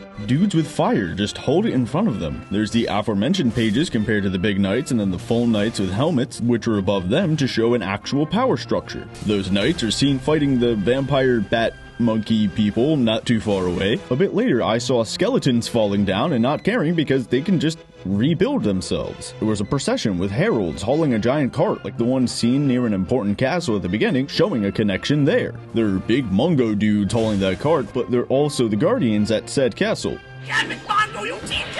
There are horse dudes spinning around you, there are guard dogs and guys with horns to alert people, there's a dungeon with jackass imps who camp around corners and whip their weapons like jerks that stunlock me and make me bleed in a dungeon with a floating cat statue. I eventually found my way to one of the minor Erd trees, saw a giant bear scratching trees like actual bears do in real life to mark territory. Then I found an underground land with ghost minotaur dudes, a tentacle weird thing that you have to hit him in the beak for variety in combat, a flower that spits its poison, and obviously upcoming boss fight against a fiend from Witcher 3. Whew, already, that's a lot. And I mean, anyone who knows Elden Ring knows what I've described is like 5% of the game, but I've already described like 15 unique enemy types that fight in drastically different ways with unique abilities, and even palette swap dudes are used to convey differences, since fighting a page versus a knight is just like a red bokoblin versus a black one. I'd like to stress that, like I said in my little disclaimer that I put in the description, I do feel this is unfair to Breath of the Wild in some ways, since Elden Ring came out like 5 years after. But Breath of the Wild is still praised today, even alongside Elden Ring, so I feel it's still at least somewhat a pertinent comparison. And fighting these enemies are always a net positive for any Soulsborne game. Yeah, even if you risk dying every time, each enemy still gives you some runes, so even the tiniest encounter gives you just a bit of XP to get us a little bit closer to the next level, and thus the next wall against which we can break ourselves. Almost like games figured out this whole XP system years ago. Funny how that works. Elden Ring here is a perfect example of using enemies as a resource within an in-game economy. Well, since we're Jesus Christ, over 6 hours into this series, wow, and gone over basic concepts from a flow channel to skill chains, let's hop into advanced game mechanics. I think we're ready. In Chapter 4 on page 59, we get into the use of in-game economies. This is less the actual economy you might find in games like WoW with auction houses and real players trading items, but more how we basically calculate a random sword's worth in the game. If we could use the money buying said sword from a vendor to buy armor that's better, the sword is worth less than that armor. Simple stuff, right? See why I said the colloquial name for the flow channel was the difficulty curve? Dear viewer, I'm sure you're already an expert on in-game economies and deciding if this wonder in civilization is worth the city's time when it could be spamming out siege weapons instead. So back to Elden Ring and Breath of the Wild. Elden Ring does exactly this by having every enemy offer at least some XP or resources, from armor to pieces of meat or something that they were guarding, etc. Without weapon degradation, we don't lose the good weapons we've been upgrading, and if we've already bought into just how hard the game could be, then the risk of dying and using up an Estus flask, Crimson Tears, whatever, isn't that much of a worry. Plus, the exploration and combat against new difficult enemies is the main draw. But in Breath of the Wild, encounters are almost always net negative, as I've explained in Part 2 and 3.0. You either waste weapons to get new ones, waste food resources to get new ones if you get hit, you get rupees, which I said were pointless earlier, we could get materials to make potions that don't affect our dominant strategy or let us upgrade armor to make combat even more deterministic. You get the fun of beating enemies, which if you found that fun, that's awesome, and I'm genuinely happy you actually found fun in that. But as I spoke about in all of 3.0, that inevitably becomes deterministic busywork in Downtime. And plenty of other games build themselves around emergent gameplay strategies with meaningful choices, so why bother using bees in combat when hitting works better after the Great Plateau? I mean, yeah, am I repeating myself a bit? Sure, but I need to reiterate certain points to prove how the enemies were poorly used, not just how the game's freedom or effort to reward ratio don't work. Overall, the enemies here just aren't filling the world with unique encounters. I mean, it's a perfect example of what is spoken about on page 87, combat that cost more than it rewards. And it's not like Zelda doesn't know these concepts. Heck, on page 49 here, Adams goes on for multiple pages about how the Forest Temple in Twilight Princess uses hub and spoke level design, and how it has a blend of deterministic and emergent strategies for you to learn, by using the Monkey King mini-boss to enhance the story and the presence of the evil Twilight corruption, a boss that's specific to that area and shows the difference between it and other locations, since there aren't any monkeys that are corrupted and become your friends in like the Gerudo Desert. The enemies were used to enhance the narrative, level design, and gameplay. So for this open world, they should be used to do the same and fill the map with specific, unique encounters. Let's jump to page 231 and look at the mapping mechanics to missions section to see more of that in action. I think some of us who know some of game theory will be very familiar with charts like these. They're very simple. The task here is to get 10 flowers. So, in the first diagram, we get 10 flowers and win. There's no real challenge or mechanics. Walk over to them and click, basically. So let's knock it up a notch with a blast from your Spice Weasel. Now you have enemies between you and the flowers. Avoid or fight them. There's some skill involved. But what if you already know how to deal with those enemies, or they're easy? Well, let's try adding more enemies and making them tougher with each flower you collect, or each one you kill/avoid. Uh-oh. It's getting trickier now, but you could go even further and say that you don't have the option to kill or avoid. You have to kill or avoid the enemies to pick up the flowers. Don't like avoiding? Too bad. You have to collect flowers 3 through 6. That's what we call a subtask. Of course, forced stealth sections are kinda stupid, and you don't want things to be too complicated, too linear, or too open all the time, depending on what you're trying to make. Game design maybe is science, but it's also an art. But in Breath of the Wild, we don't move beyond the second stage. Enemies aren't used in unique and specific ways. They're simply placed between you and an objective, be they for side quest or for the story. Are you collecting pieces of a broken Zonai thing for some dude to tell you to stand somewhere to open a shrine? The enemies are simply placed near the items and you don't even have to engage with them at all. Just take a picture. Sure, you have to kill some enemies and some story beats or side quests like the Hinoxes and the Three Brothers side quest, but having to kill 3 of the same enemies in a row you've seen before, or what the quest tied to the 10,000-year-old shrine has to do with 3 monsters that are nesting here in the present? The enemies are just there as a generic obstacle, not an actual narrative element. I mean, this is literally basic lock and key level design. It's literally the basic diagram from the very beginning of Chapter 11 on progression mechanisms. You have some enemies, things get harder, then the big boss, then the reward. I mean, the enemies in this chart aren't even shown to be different or tied to the area they're in, obviously, since this is just a basic diagram as an example. They're just there like, rawr, and there's maybe an upgrade a bit of the way through, like some kind of shock arrows you can use that simply make the exact same fight a bit easier if you decide to use them. Like, I cannot convey to you any simpler that this is the literal bare minimum of level design. Look at the ladder diagrams here and tell me which of Breath of the Wild's enemies / encounters are used in this way. I mean, maybe the Divine Beast, kinda, but then again, the most they can do is repeat the same move the Divine Beast mechanic, but that's not really about the enemies now, is it? And even there, the most complex areas in this game, even though the enemies placed there make sense. Sheikah robots and a Sheikah robot and enemies spawning from Ganon. They're simply standing in the way. They're barely doing anything besides just making a stop and go through deterministic busywork. Again, it's that level 2 on flow channel, if not level 1, because they play exactly like the keys for little guardian scouts we fought on the plateau. What about enemy bases? They follow the same pattern, often using an open space of game space organization, however on a micro scale, basically the circular encounter design like I described in part 2. Sometimes enemies are clustered around a campfire or putting some on watchtowers to sell that at least the barest minimum of an environment before they all, rush you.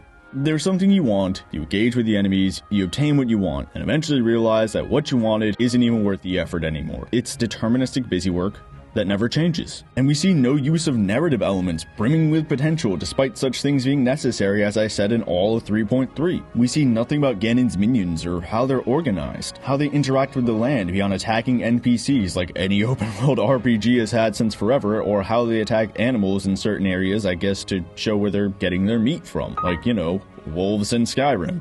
Maybe they're sleeping at night, maybe they just wander around aimlessly waiting to see if the player character shows up. But all of that is the bare minimum. We don't see Ganon's minions building their structures, or debating if that structure is actually helping, like one of the orc conversations in Middle-earth Shadow of Mordor. One time I actually didn't notice the Lizalfos seeming to have a conversation, and I was genuinely surprised because I never expected that. They're also the only ones of Ganon's monsters that seem to use custom-made steel. I thought, are they more intelligent? Are the Lizalfos the monsters in charge? Where are their forges? How do they know how boomerangs work since their weapons come back to them when thrown? Do the grunts freak out when the elites die? But guess what? It was nothing. They attack if I got close, and that concept of the Lizalfos being higher ranking or just generally smarter never gets addressed. Sure. You can say enemies react positively to food being around or get upset when you steal their weapons, which honestly is genuinely funny, I'm not gonna lie. But one Pringle in an empty tube is still getting a strongly worded letter and a request for a refund. The exact same thing is true in Hyrule Castle, the largest dungeon around. Here we have a vast array of enemies from guardian turrets to Lynels, Lizalfos, and more. It's the end of the game, and where the use of enemies should be on point, seeing as how this is practically their capital. So let's look at the map and compare it to these diagrams of lock and key level design. Now there are multiple paths, so obviously the basic lock and key design won't work. We can see multiple entryways and paths encircling the castle. Some lead nowhere and others to a Hinox fight or maybe Zelda's diary. However, all you need to do is reach the top of the castle and can take any way you want through this labyrinth. Sounds great, right? But back to part 2. That freedom simply means nothing can actually be designed. Enemies are simply placed so as not to restrict player freedom with some expectations of gameplay. In fact, you can avoid them all if you want by using the waterfalls or just climbing the walls. Even if there are some enemies that prevent you from climbing in some places, you fought or avoided them all already, or just simply scaled up palette swaps. I mean, heck, there are even the best items in the game laying around to make it easier in case you're not ready to fight these enemies. I mean, some guys are in a decent enough location for an encounter, like around a corner or under a bomb barrel or using a bow right across a jump, but why engage with any possible design when you're already in your dominant strategy and trained to be a spoil sport player? There is one linear path through the gatehouses of avoiding the lasers or simply running and maybe zigzagging, then fighting a Lionel or two. But as always, the enemies aren't used in any supremely challenging way to take us out of that dominant strategy, out of our downtime and away from deterministic busywork. Sure, it's harder to fight a Lionel in an enclosed space, but you fought them before and now have the best weapons.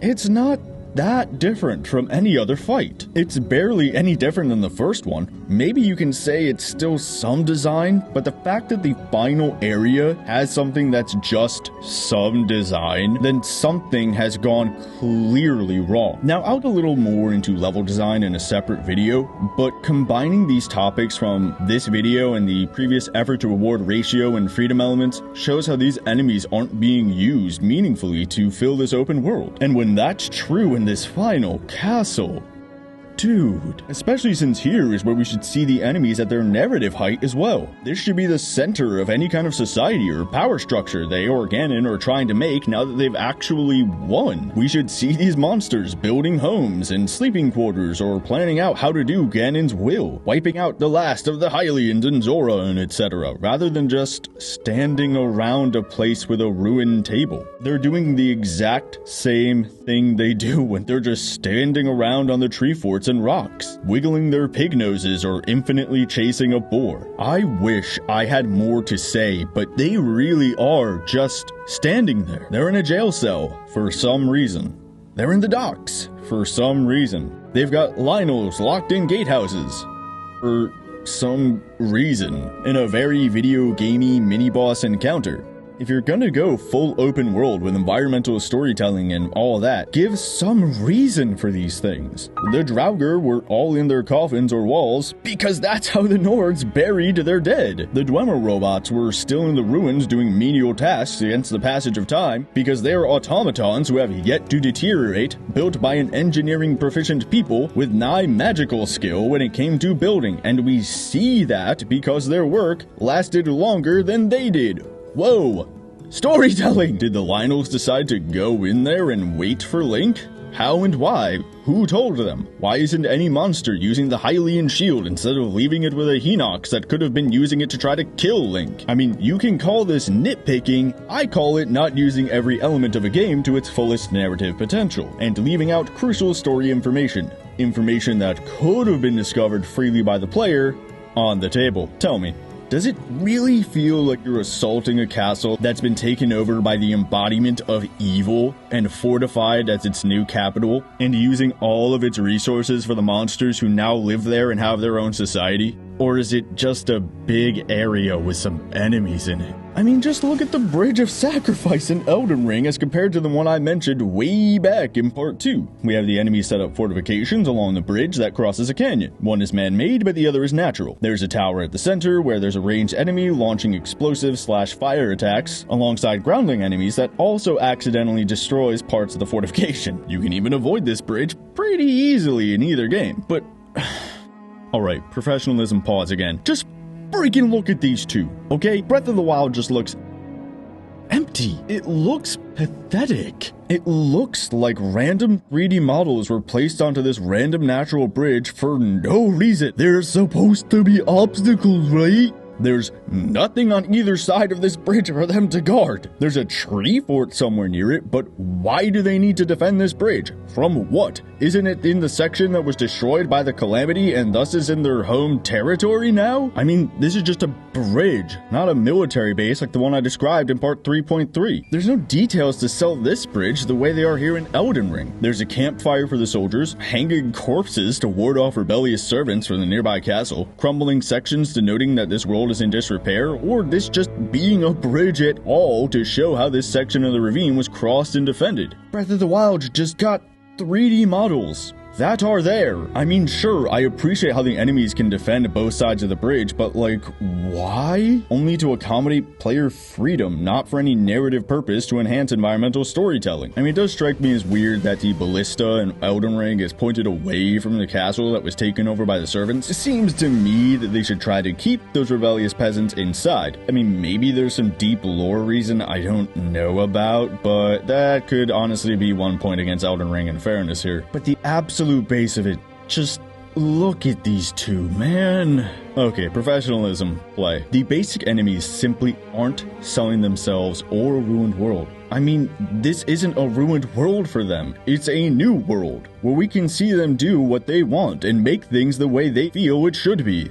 This is, for all intents and purposes, the age of the orc. Sauron has won. Again, the orcs in Shadow of War in Mordor were preparing for Sauron's return, building, talking about fighting, having power dynamics, etc. Breath of the Wild's enemies just don't do any of this. Not even reaching the level of Skyrim's bandits who would T-pose around and use the cooking pots or sleep at night while talking about what's around, but occasionally engaging in the story and side quests. They might hold up roads or deal some skooma, but Breath of the Wild's enemies just exist, and everyone seems to be fine with that in the game. As I explained in part 3.3, they're sitting next to Goron City with no defense against the heat, even though you now have red taluses instead of gray ones to show this is lava land. The Gorons don't seem to care monsters are chilling a few literal stone's throws from the city, and the monsters don't seem to be sallying out and disrupting people on the road either. The same is true of the monsters next to Gerudo City,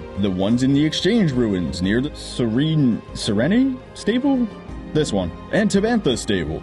You get some moments like the monsters are accosting a traveler, but others where the travelers just fight them off. You get some missions where the monsters made travel into Zora City an issue, and maybe mess with some fishers out in Luraine Village. But these aren't issues everywhere and are easily wrapped up, so it's the equivalent of a pack of aggressive wolves setting up shop in a real-world medieval town, and the town has to just chase them off. But here's the thing, you don't get to just chase them off, because you get rid of the monsters and blammo, Bloodmoon. Oops, all your work is undone. Now, such a lack of player progression and impact on the world can have some place, and we'll get into that in a second. But here, the Bloodmoon is not only another contradiction, but an unnecessary explanation for a respawn mechanic. I mean, the game already has dead enemies that come back to life, so, you know, it could have used the Stalfos to share the dead coming back over and over instead. I mean, to be honest, how is Ganon's power working outside to bring his mobs back, but not in other places? Zelda is supposedly holding him down in a chokehold, but he can respawn his dudes? I mean, if he can do that, what else can he do? Why isn't he controlling his troops? It just makes no sense. There's no reason for the game to add a reason for this mechanical necessity. Yes, I have nitpicked when Breath of the Wild doesn't add bits of context for things that don't need it. I complained about water sources not making sense and how there's so little distance between biomes in a map that can't possibly be the size of an actual continent. But if Breath of the Wild is going to have a breathing world with desert being cold at night but warm during the day, then it can't say, well, it's fine if no rivers run to the sea. If it's gonna have reason for the enemies coming back,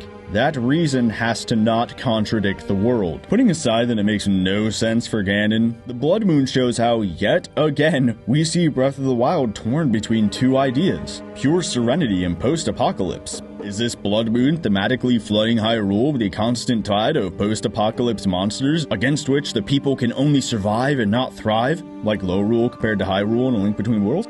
Or are the monsters no issues, so no one even has to build a wall? Dark Souls didn't have a reason for enemies respawning. I saw a few fan theories, but there's no direct statement beyond that's how my game was designed, and that's fine. Advanced game mechanics, again, speaks on this with Zelda as an example for the near endless pots in Zelda Dungeon with item pickups. They don't necessarily need a reason to exist, and we were fine getting item pickups because they were needed to replenish our supplies. They could even be used to let players know what's coming up next if they suddenly find a bunch of arrows. And that's fine. I mean, do we need a reason for why Link could tank getting stabbed by a whale-sized harpoon from a 12-foot pig monster and walk it off? No, dude, it's a video game. But if this game is going to put in a reason, and it's an issue if it sucks. Skyrim puts random items in chests in dungeons. Does it need a reason for why the chest in the locked-off Nordic ruin has swords that were used in the current days of Skyrim? Yeah.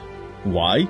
Because it puts food in food bags around tables used by bandits in occupied forts. It puts Dwemer armor in Dwemer ruins. It made this logic an issue, so while mechanically it might make sense to reward the player with powerful loot after winning against a boss fight, it can get incongruous if that clashes against the logic Skyrim has set up. Look at Elden Ring again. It put an explanation for why Dark Souls dudes respawn because we hate you and your mother happened, and said they're in the lands between and nothing can stay dead because there's no death rune on the One Ring, so things come back. Maybe not perfect, because why don't the bosses come back, but still. In Breath of the Wild, we don't necessarily need to have the Bloodmoon cutscene every time, which maybe was impressive once, but then just became white noise. We can just assume enemies respawn. I mean, heck, if Breath of the Wild wants to give a reason, why not show where more monsters are coming from, like a Zant or Age of Calamity dude style wizard summoning or creating them. Monsters could be laying eggs in the castle. They could be coming from distant lands or underground or portals that we have to close, or have Ganon birthing them like an ant queen. I don't know. Anything's better than just saying Ganon used magic to make them come back to life despite him being locked up. And the animal enemies? Well, like I said, you have a wolf enemy, bears, and palette swaps of animals that grunt and then maybe charge you. It's nice how there's a specific snow animal in the snow area. That is a genuine plus, but that was in Skyrim, and A Link to the Past had specific enemies in specific areas too. So the bar is on the floor there, and the few times Breath of the Wild does get it right, it still trips. And I mean, all the animals act exactly the same anyways. Maybe the wolves hunted deer, but I never saw it? I mean, even if they did, so did Skyrim, so... Again, where's the bar? Do we see anything about how the bokoblins trained bears to be bear cavalry? Is that needed? Maybe not, but it's a narrative possibility that would have been cool as heck to see at least. But what we probably do need to know is how a wolf gets to the top of a random plateau with no actual way up. Of course, they're just there.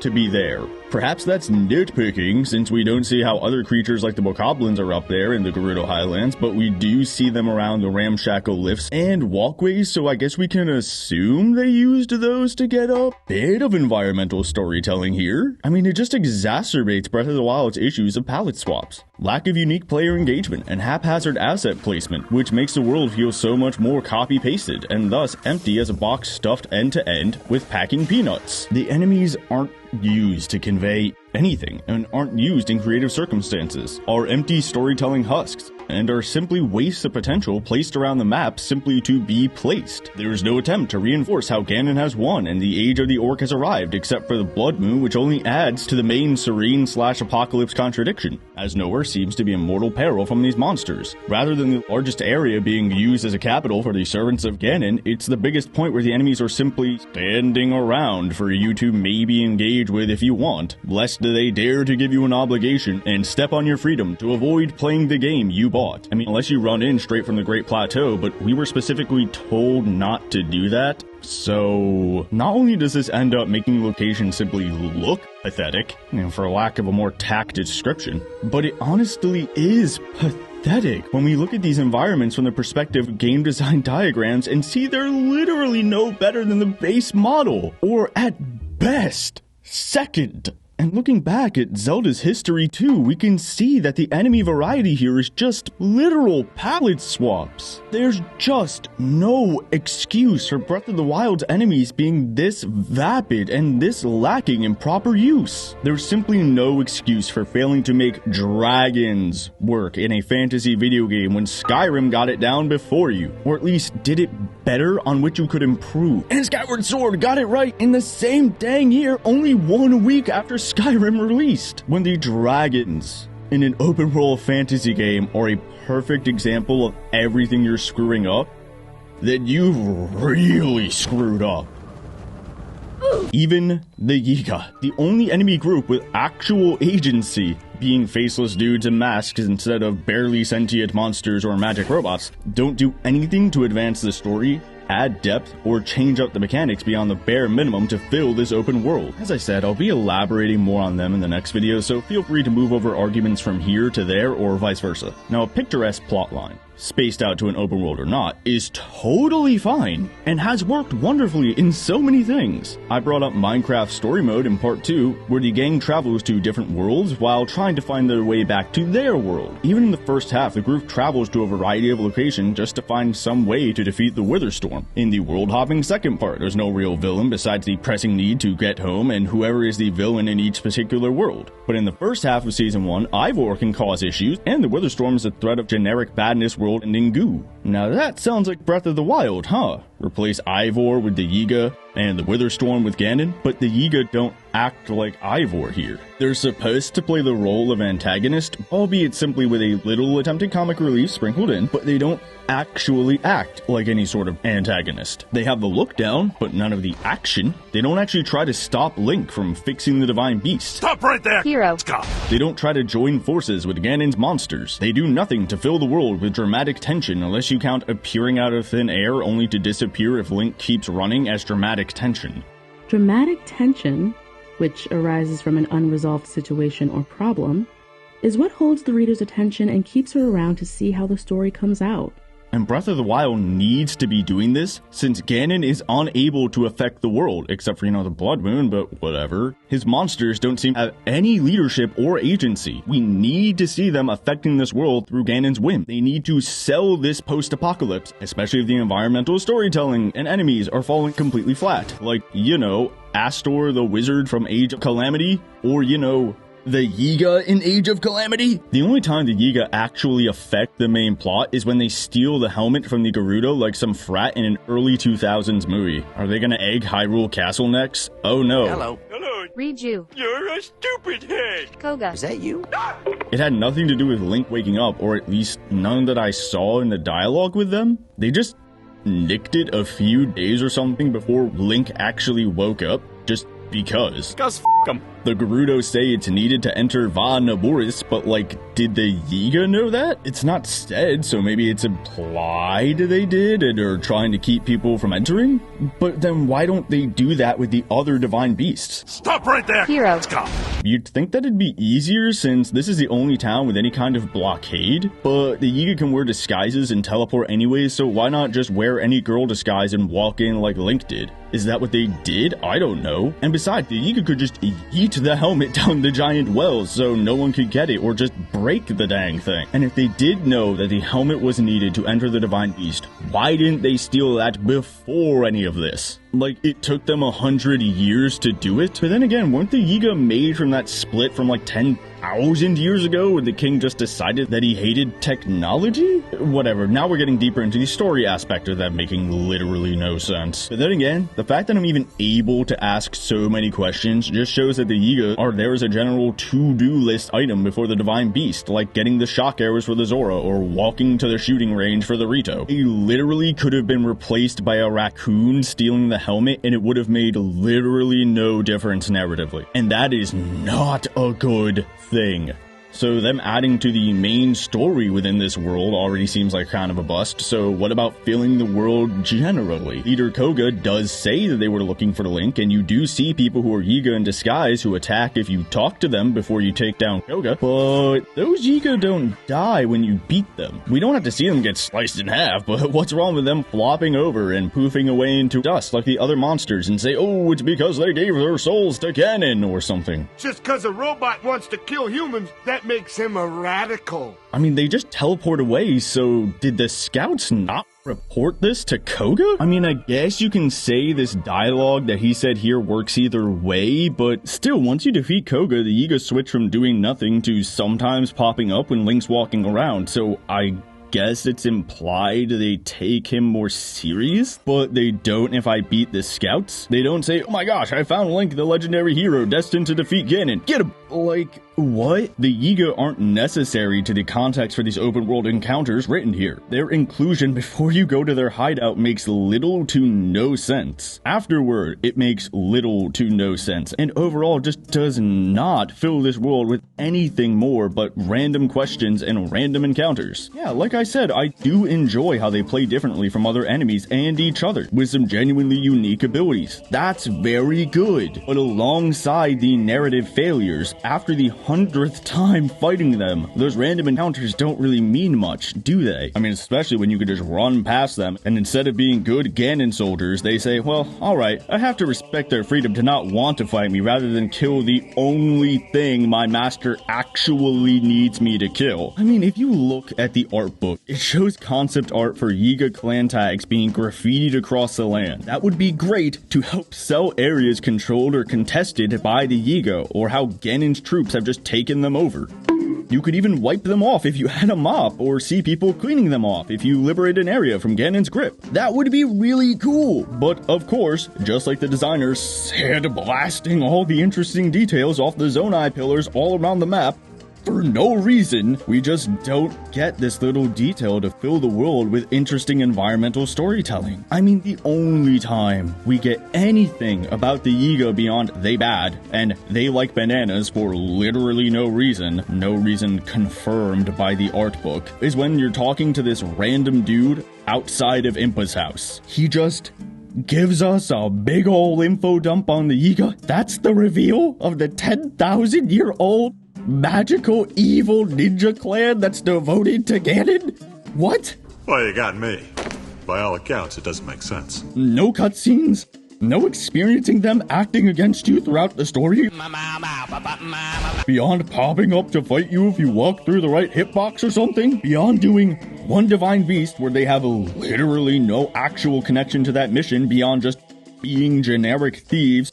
Who honestly thought to talk to this random dude again? Seriously, these are the only human villains with a history who aren't generic monsters who swore allegiance to Ganon, and this is how we learn about them? Actually. No, not Strawman, actually. Seriously, the people of Kakariko Village do bring up the Yiga. Oftentimes it's generic, bad, curse them Yiga. But this one dude, if you talk to him in his house at night, says they offed his wife. Whoa, post-apocalypse theme back. The villains are being villainous. Yes! Now we're starting to see this world filled with engaging story.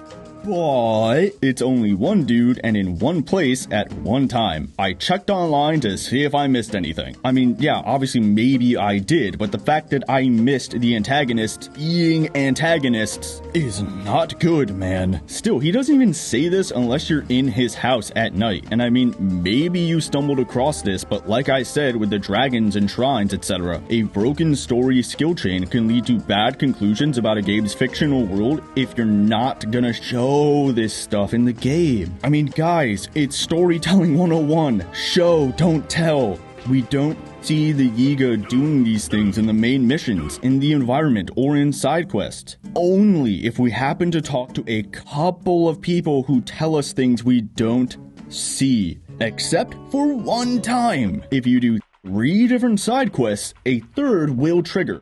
The Stolen Heirloom Shrine Quest. Now, I'll get into the structure of this side quest in the next video since... But the important thing is that we hear this shrine ball has been taken. We eventually find out that this dude who had his wife killed ratted you and the village secrets out to the Yiga lest they kill his children. Whoa, actual stakes, narrative tension, and a real threat. Yes, this is what I'm talking about. But like all Breath of the Wild things, it takes 1 step forward and 2 steps back. I mean, 1, who cares about this rando? Like, yeah, I'm very happy we're seeing the Yiga affecting people and have some depth about people leaving the group, but instead of seeing how this affects the main characters or main plot, it focuses on someone who we had no time to learn about or learn to care about. Yes, it feeds into a picturesque narrative of Kakariko Village and how it's doing, but we should establish the main plot of Breath of the Wild before we get into those kind of things. And yet this still contradicts with other pieces of basic logic. The Yiga steal this ball to get revenge on the dude for leaving? I thought the revenge would be killing his kids. Why does stealing this random ball that's sitting next to Impa that only Paya really seems to care about actually affect this dude? And I mean, didn't they also say they were threatening to kill Impa and Paya too? Isn't Impa the leader of the town? Didn't she work against Ganon? If the Yiga could sneak in and steal this gumball, why didn't they kill her? Also, like, where are the ninja from that one memory? Are these dudes them from 100 years ago? But then, like, where are the others guarding her or out looking for the ball? Or watching the passes into the city instead of a single door into Impa's house or something? Also, the Yiga can, like, generate clothes for their disguises, so, like, why can't they just generate the Master Sword or Sheikah Slate? And how come Impa doesn't know what this ball was when she was around when they figured out the Sheikah technology 100 years ago? And why doesn't Pura come in and explain it? She's another Sheikah expert. They could just go over and ask her. I mean, did no one think to connect the glowing circle Sheikah peg with the glowing circle Sheikah hole outside of town?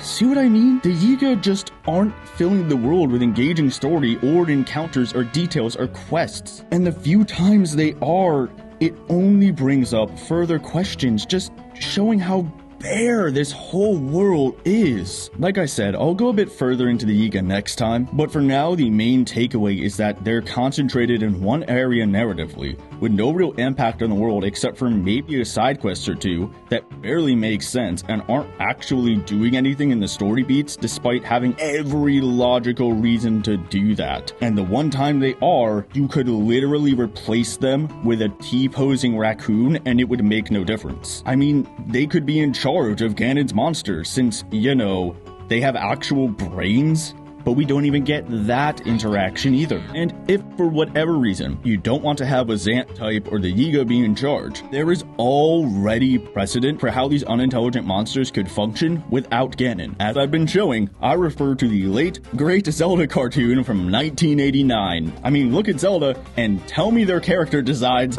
aren't the same. The final episode is literally about just this, where Ganon is indisposed and the Moblins try to launch an attack on the castle themselves, but bicker over who's in charge and how to do it since the boss is gone. Zelda and Link then laugh at them for being idiots and sucking at attacking. Clearly they're lost and can't handle things on their own. And this could be perfect if the game wants to focus on the serene nature and relaxing side. It could be used to supplement how goofy the Bokoblins can be in Breath of the Wild or how cartoony the enemies look, letting people not feel a sense of urgency to fix the world and focus on rebuilding in a peaceful place like with Tarrytown. There you go, serene nature. But if you want to go more serious, the game could not be so comedic to keep the post-apocalypse vibe, but with power being decentralized and Ganon unable to command his forces. You can see power dynamics at play out there, like with the orcs in Shadow of Mordor/War. Take back territory from the Moblins or Lizalfo's factions. You can have some places be in more trouble or less with more powerful factions teaming up and hoarding the big monsters like Taluses, as if they're divisions of cavalry. They have a cave troll.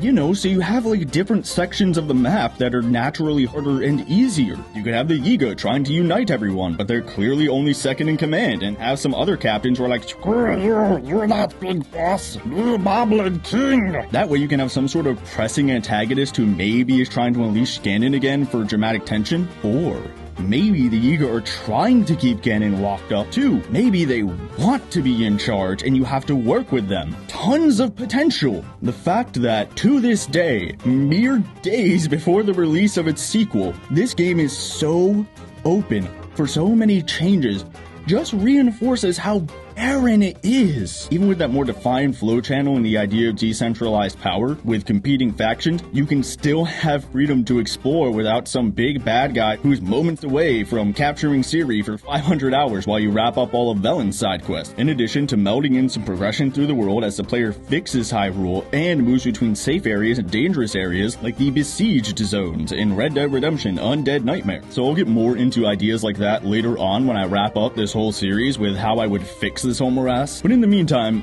seriously, go watch that cartoon. It's genuinely fun. Zelda is a legit boss, and Link is such an annoying but lovable tool, but they genuinely have some actual chemistry. You saved us, princess! Kiss me. Link, let's go. It was worth a try. Like, if only to hear the meme in action. Nice job, hero. Hey, excuse me.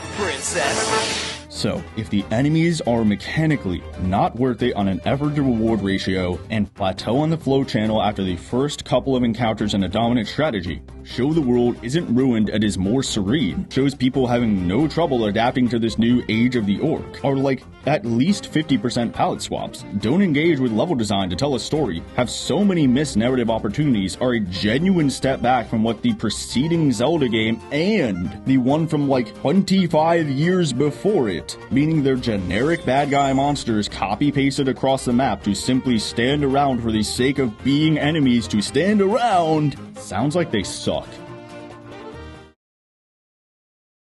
You know, Lisa, music helps Daddy think. And speaking of sounding, oh, God, that transition sucked. But what can you do? I gotta slot this in somewhere. The music. Yep, y'all knew this was coming.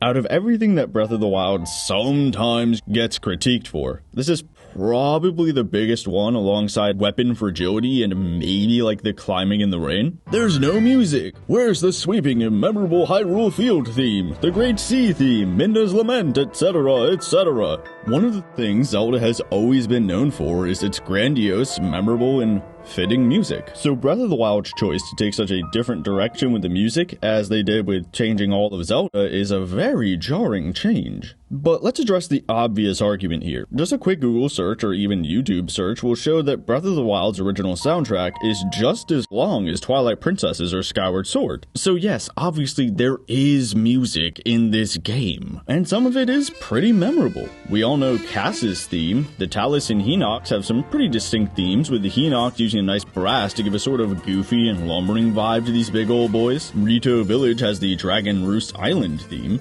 Another reason I was sure this was sunk in Hyrule, by the way. Terrytown has some laid-back and chill beats like it's some typical fantasy village which gets torched by the end of the beginning to drive the hero to fight the villain who is now established to be bad. I mean, I could go on. So I will, by saying that the musical choice to have many of the tracks be a sort of broken and sad piano is freaking genius. If maybe a little cliche, but seriously, like the Great Plateau, this is something that is such a brilliant idea that I do praise Breath of the Wild for it. The sad singular piano keys complementing the lonely and forgotten atmosphere of the ruined world with broken pieces of Hyrule we all know and love crumbled and taken over by Ganon's minions in the Age of the Orc. Great idea. That alongside previous Zelda music adapted to a new, sadder tone in certain places like the Dragon Roost Island theme and Rito Village, giving us a sense of hope for the world by seeing the Rito still alive combined with our meta understanding of the Rito in the Wind Waker. And broken music of places like the Temple of Time to go alongside the broken ruins of the temples, so we, in a meta way, are connected to how the ruins look to Link based on our knowledge of the Temple of Time theme? Seriously, those are brilliant ideas. Like with the Great Plateau and Zelda's character potential, you get a gold star here at Breath of the Wild for your potential. Because here's how the music, regardless of its good intention or quality of the music itself, makes things worse. Now, this isn't going to be me saying the music is poorly made because it took me 20 plus years to learn how to sometimes clap on beat. I mean, I have seen some composers praise Breath of the Wild's music, but its use of pitch, staying on key, all that jazz isn't the issue. No, how Breath of the Wild uses its music only exacerbates the main contradiction of Breath of the Wild and contributes to how empty the world is. Because yes, I know that the lack of, or at least minimalist use of music was the point, and in some ways it does work well, but that doesn't make the point good when put alongside the rest of the game. As I said before, similar to following game design doesn't make a game good. Just because one aspect of the game works with another aspect doesn't make either of those two things or the game itself good. Just because the developers intended something doesn't make that thing good. Here we are again. Is this a post-apocalypse or not? Is this some serene, relaxing game or not? The music seems to imply a somber and melancholy feel of seeing an empty world in ruined Hyrule alongside broken versions of well-known musical tracks, like we're only hearing snippets of the past through some kind of broken audio logs. But you could also say that the chilled-out tunes imply a relaxing landscape. Are these gentle sounds of nature to ease you into a serene, relaxing setting with stretches of quiet just so we can hear the world paired with the occasional upbeat track to pull you back into the adventure, a la Minecraft? because Breath of the Wild is succeeding in neither of those contradictions. If you're able to choose a piece of music that feels the way you want your game to play, you've already efficiently made a great many subconscious decisions about what you want your game to feel like. Or, in other words, its atmosphere. Like a theme, the music can channel the design of your game. If you ever find that part of your game is conflicting with the music that you feel is so right, it is a good indication that part of the game should change. The game needs to decide its theme, and having music like this only makes that confusing regardless of its quality as pieces of music or how they might work in a game without this contradiction. I mean, I could say that other Zelda tracks are way better and memorable, but that's not very objective since I'm not really a musically trained fella. Regardless, the Sword & Adventure track of those past games didn't contradict with them. I mean, heck, I kinda take points off Mass Effect for not having the most creative and memorable music like Halo, instead just kind of opting for generic sci-fi techno-ish music. I still like parts of Mass Effect soundtrack, and it could have been a little better, but at least it fit. But here, the music with so many gaps, like the ruins of a once grand city, doesn't fit with how empty the world is. I mean, let's be honest, the main thing we do in this game is walk around the open fields. Right? And let's just look at the waveform for the basic music of the main field. Look how much empty space there is. Kind of helps people think there's no music when one of the main tracks is basically just the occasional piano key. Now, am I wrong for some people where the main music they heard wasn't the main field? Yeah, probably. But I think this applies to the whole minimalist soundtrack, and while people saying there's no music is hyperbole, responding with, well, there's just as much as before, but now it's super minimalist, only papers over the genuine issue from which that hyperbole stemmed. I mean, plenty of Breath of the Wild song variety is just reprisals of night themes or songs with notes that hang on for so long that there's more empty space than song. And in such a barren game space, having no or close to silent music only makes the whole thing seem even emptier. I mean, to be honest with you, almost all of my time playing this game, I had a dang audiobook on, and this isn't even Euro Truck Simulator. Breath of the Wild was not sold like that. And like the music's wasted potential crashing against other issues in this game, the sound mixing does the same thing. It is genuinely well done in many places. For example, when Link is carrying more metal weapons, his weapons make like a clinking sound than if he's carrying wooden ones. That's really good! A great detail to help sell the experience. But I mean, I bet a lot of us didn't even notice many of those things, which in a lot of ways makes that feel like wasted effort. But that's not to say this effort isn't appreciated. I mean, heck, I used very specific musical tracks from very tedious sections of other games for my section on Busywork. Was it wasted effort to get and use them? No, because I think they're great details for whoever knew where that music was from. You know, funny how often we see that praise for something isn't considered too small to matter, but when someone says something negative about something, it's a nitpick, huh? Anyways, genuine gold star on that Breath of the Wild. Seriously. But when it comes to other musical stings, not so much. With The Sims, there's a variety of interlocking effort to reward ratios and smaller challenges like dates, child rearing, job goals, etc. that change up as you play with different Sims. So getting that little jingle saying, your kid learned to color with crayons instead of eating them, is rewarding because of the smaller effort you had to expend, and how it might be different between each child. But in Breath of the Wild, the musical stings we get for solving a shrine or defeating a monster or completing a quest simply become noise, like I explained in the praise section of the rewards. So while the music and sound design might be good in a vacuum, or at least, in a more fitting game, for the most part, here it only brings the empty world into focus or adds another log onto the main contradiction fire. Now I have to address some of the music's defenses. Some people who may admit there's less music say it's fine because, well, one song would get repetitive, so I guess having less music is better. But then the game proceeds to have one type of music for the entire overworld, an understated and broken sad piano that gives us a few notes and then empty space. How is that not repetitive? And at least for me, the music was so understated that I literally never noticed it change much at all from the desert to the tundra to night to day. The cities have some decent music, yeah, but we spend so little time there compared to the main field that it's barely memorable, and when the vast majority of the game is these open fields,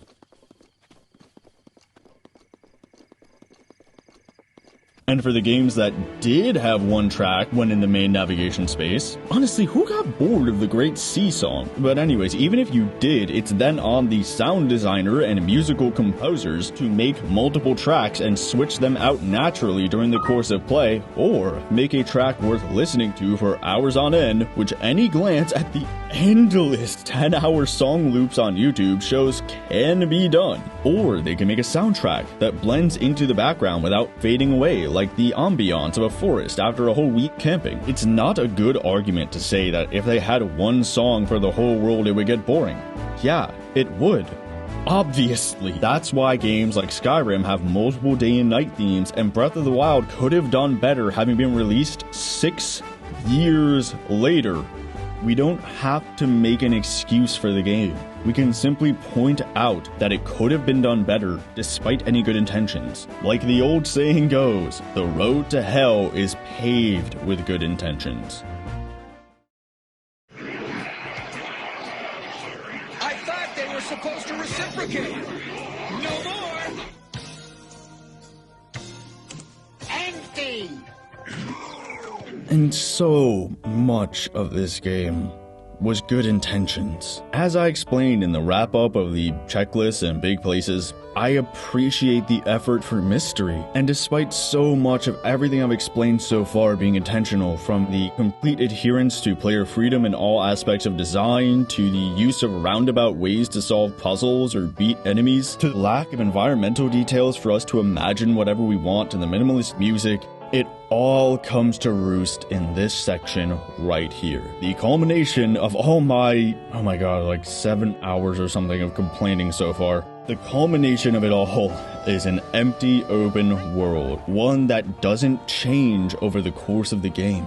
One that cannot change, so it can adhere to the philosophy of player freedom, which, again, as I mentioned, leads to the game stagnating on its flow channel. Those of you who also have a PhD in Simpsons quotes with a minor in Futurama might have noticed the conspicuous absence of a couple of episodes so far in my memes. And why? Because it's your homework to watch them, since the memes make themselves. You know, for those of you who won't, in Bart's Inner Child, Bart and a self-help guru convince everyone to just do whatever they want by listening to their inner child, and giving easy non-answers that sound good on the surface but don't actually solve the underlying issues. Needless to say, the town completely falls apart as no one does their work, people fight instead of pretending to like each other, etc. Same kind of thing with A Taste of Freedom for Futurama, which I did bring up for one meme in part 2, but still. In it, on Freedom Day, where people do whatever they want, Zoidberg eats a flag and gets attacked by patriotic First Amendment violation Earthicans. However, after an invasion by Zoidberg's people, they all learn that actual freedom isn't simply doing whatever you want, but freedom from oppression that keeps you from expressing yourself rather than basic societal rules or courtesy despite having freedom of speech.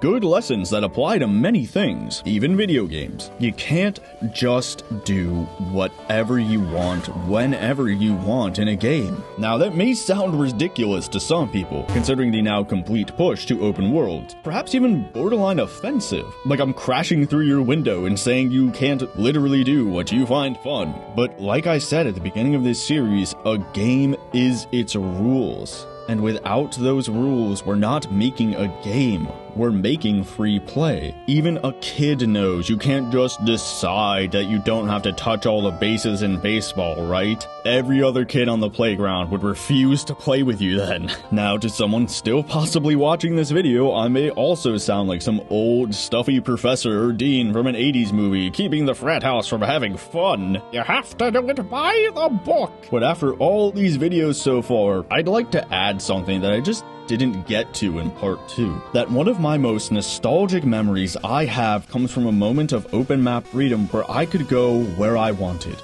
I love the open section of Pokemon Gold, Silver, and Crystal after the 3rd gym, where you're free to explore left or right in Ecruteak City, with that soaring adventure music on the routes and the different landscapes from what you saw before. There was a farm, a seaport, a mountain, or a dense forest lake that made me feel like I was on a freeform adventure for the first time. You could even go back to past areas if you wanted to and explore with your new HMs. To be honest, it's probably why Ecruteak City is my favorite location in all of Pokemon. So when people say Breath of the Wild made them feel like a kid again, trust me, I get it. That was how I felt back then with my teal Game Boy Color sitting on the bench on my front porch, screen angled away from the sun. My little fingers going over the 2 buttons that are now so small in my adult hands. But despite that deep love, that part honestly isn't the most well designed. It means the 5th, 6th, and 7th gym are basically at the same level. It creates a flat flow channel out of the middle of the game, just like Breath of the Wild does on level 2 of its flow channel. Once you clear one section of the free roam area, the others become deterministic Busywork as your overpowered Pokemon blow through the now easy enemies despite any detrimental type matchups. Perhaps they couldn't have adaptive level scaling or something on a Game Boy, but Game Freak didn't put some kind of fix into the DS remake, so we should take some points off of those games, even though I love those sections so much. I think this statement I found on Reddit, yep, what a source, even though, I showed them her fan theories people were talking about, sums it up really well. I don't personally understand the perspective that linearity equals bad. Therefore, the game must be 100% non-linear as opposed to being 90% non-linear and 10% linear. The issue is people don't actually know what it is they hate, and so they use the word linear instead. What people hate is their choices not mattering. People hear open world and imagine that means they can make all the choices they want in any order they want, but the truth is, an open world just means no loading screens when you're walking around. But because they've conflated a single map with meaningful choices, they imagine that anything other than that open wall-less plane is an attack on their freedom and rejected. This is purely anecdotal, but the logic does make a lot of sense to me and kind of is a good way to think about certain things. It makes sense that an open world would fix such underlying issues and remove the inability to engage with the fun we want to have. It seems like it should, by its own nature, give only meaningful choices. You basically control the pace of the game if you take forever to do anything. You control the story if you even do the main quests. You even control the difficulty if you keep smashing your head against hard enemies clearly coded to be on the 2nd or 3rd or whatever rung of the flow channel. In a word, open world equals freedom, which equals the quickest shot to that feeling of accomplishment at the end of the game's challenges, since every step in any direction is us accomplishing something we wanted to do. But in the same way a cup of sugar isn't a cake despite having calories, that quick feeling isn't a game. It's only part of one. One? A Skittle? Without a proper flow channel, skill chain, planned encounters or locations, proper storytelling, effort to reward ratios, etc., you didn't make a game. You've made a map. And that's fine in its own way, but if I literally just handed you GTA's free roam mode, would that be worth $60? Or would you say, excuse me, where's the story and online mode? The free roam mode is fun, but sold on its own, it's not a 10 out of 10, not a well-designed experience, and not worth $60. Not what GTA was advertised as, not the greatest game ever made, and is lesser than others that came before it, regardless of if we had fun driving off a cliff over and over or see pedestrians interact with each other, since we could do that already in any other GTA game with so much other stuff besides just that. This is an empty world that doesn't change over time. And this was intentional, since in their GDC conference, the developers state that a determined sequence of events and barriers made for level design were conventions of Zelda they wanted to break. No, those are conventions of game design. Having a set of things for players to interact with is the absolute barest minimum of what a game even is. Now, that's not to say that bending convention is a bad thing, as I said. Shadow of the Colossus has so much downtime riding between colossi that it's more like Monopoly, where the downtime becomes a major part of the experience, not just a cost we don't want to buy into.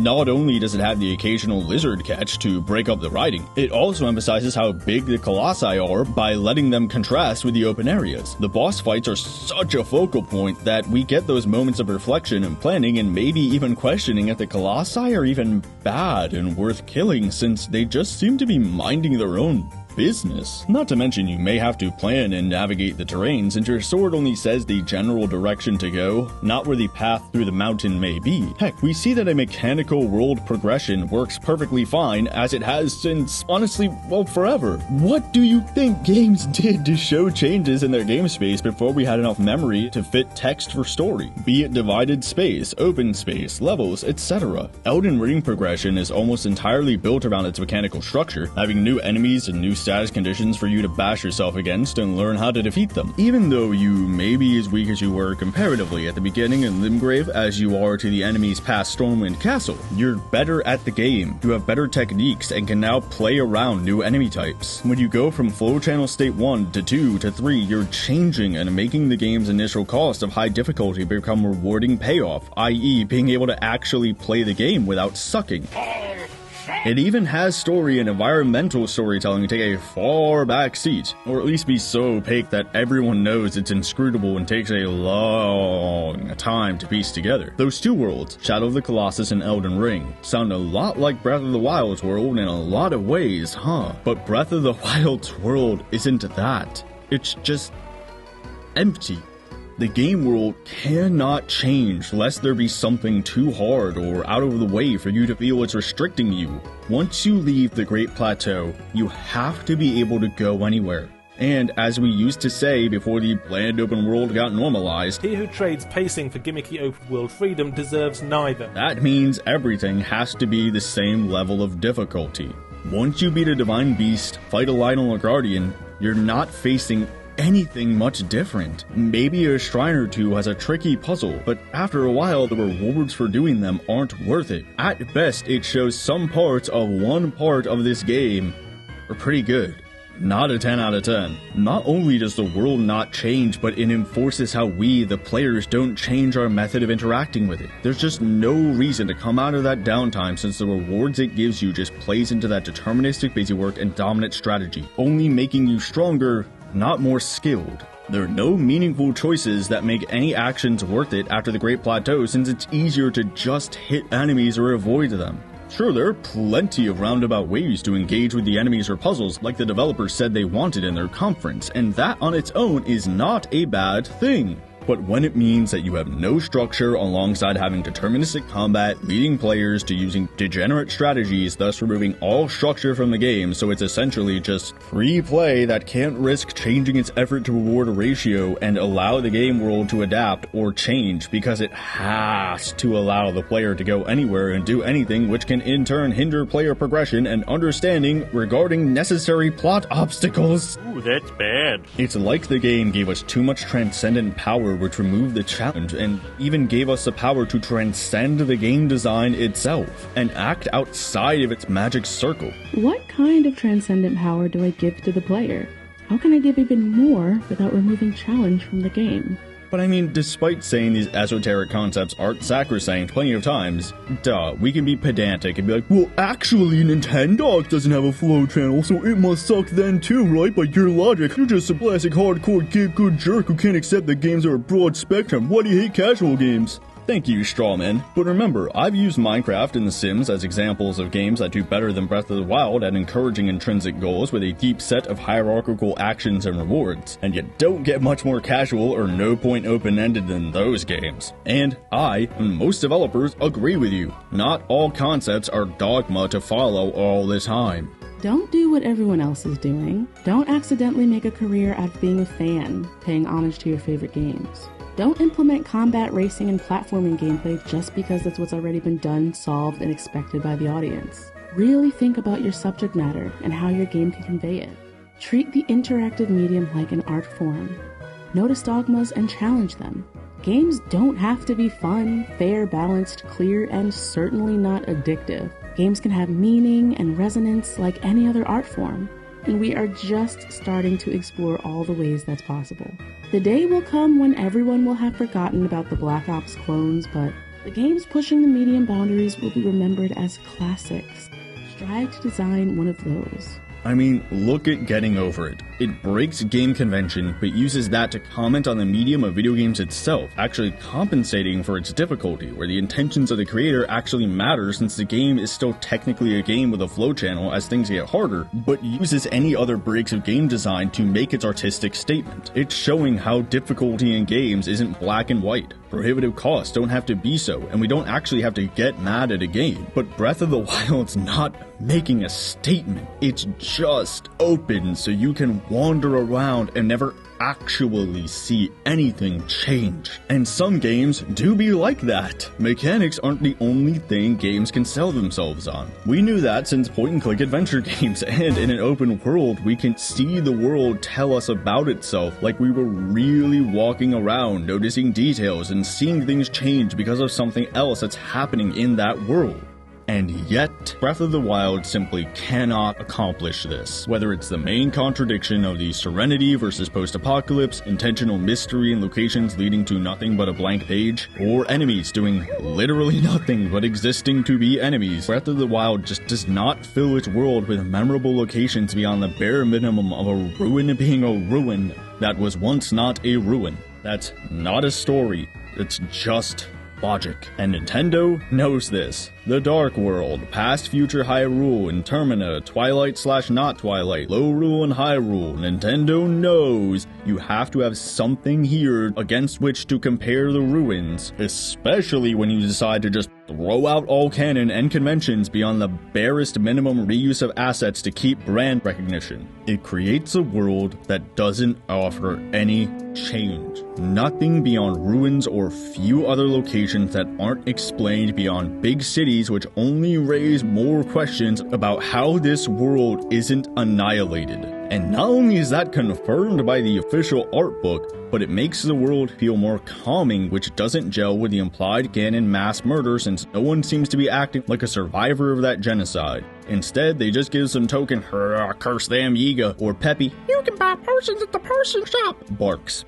Yo, the people who are actually alive during the end of the world don't seem to be very traumatized by the return of the catastrophic evil thought to be banished, or the capture and reprogramming of a whole robotic army that was originally raised to protect them. I mean, sometimes there's a dude guard at the entrance to a town, but more often than not, there are monsters a few literal stone throws away. Most people can easily defend themselves and typically have superfluous problems, if any, at least compared to the blazing end of the world. They don't feel any worse than a rural issue of wolves or coyotes in real life. The monsters, the main obstacles in this world, are vapid story huts that have nothing to impact the world in any lasting way. They are little more than actual palette swaps, often with nothing extra to tie them to any particular area, like the bokoblins wearing relevant protective gear for weather. The animals that are specific to ice areas may as well be palette swaps themselves, since a rhino acts no different than a boar. The bare minimum, really. The dragons add nothing but more questions and palette swaps when Skyward Sword already did helpful dragons fine enough. The transitions to different biomes too. There's nothing really different overall. Superficial changes. The Fish People city looks different, which is nice, but when they just walk around and ask for glowy stones instead of ice berries and then say thanks, is that really much of a change from one place to another? I'll go more into this next time, but if you're fighting the same enemies and seeing the same copy-pasted ruin models over and over with no real explanation,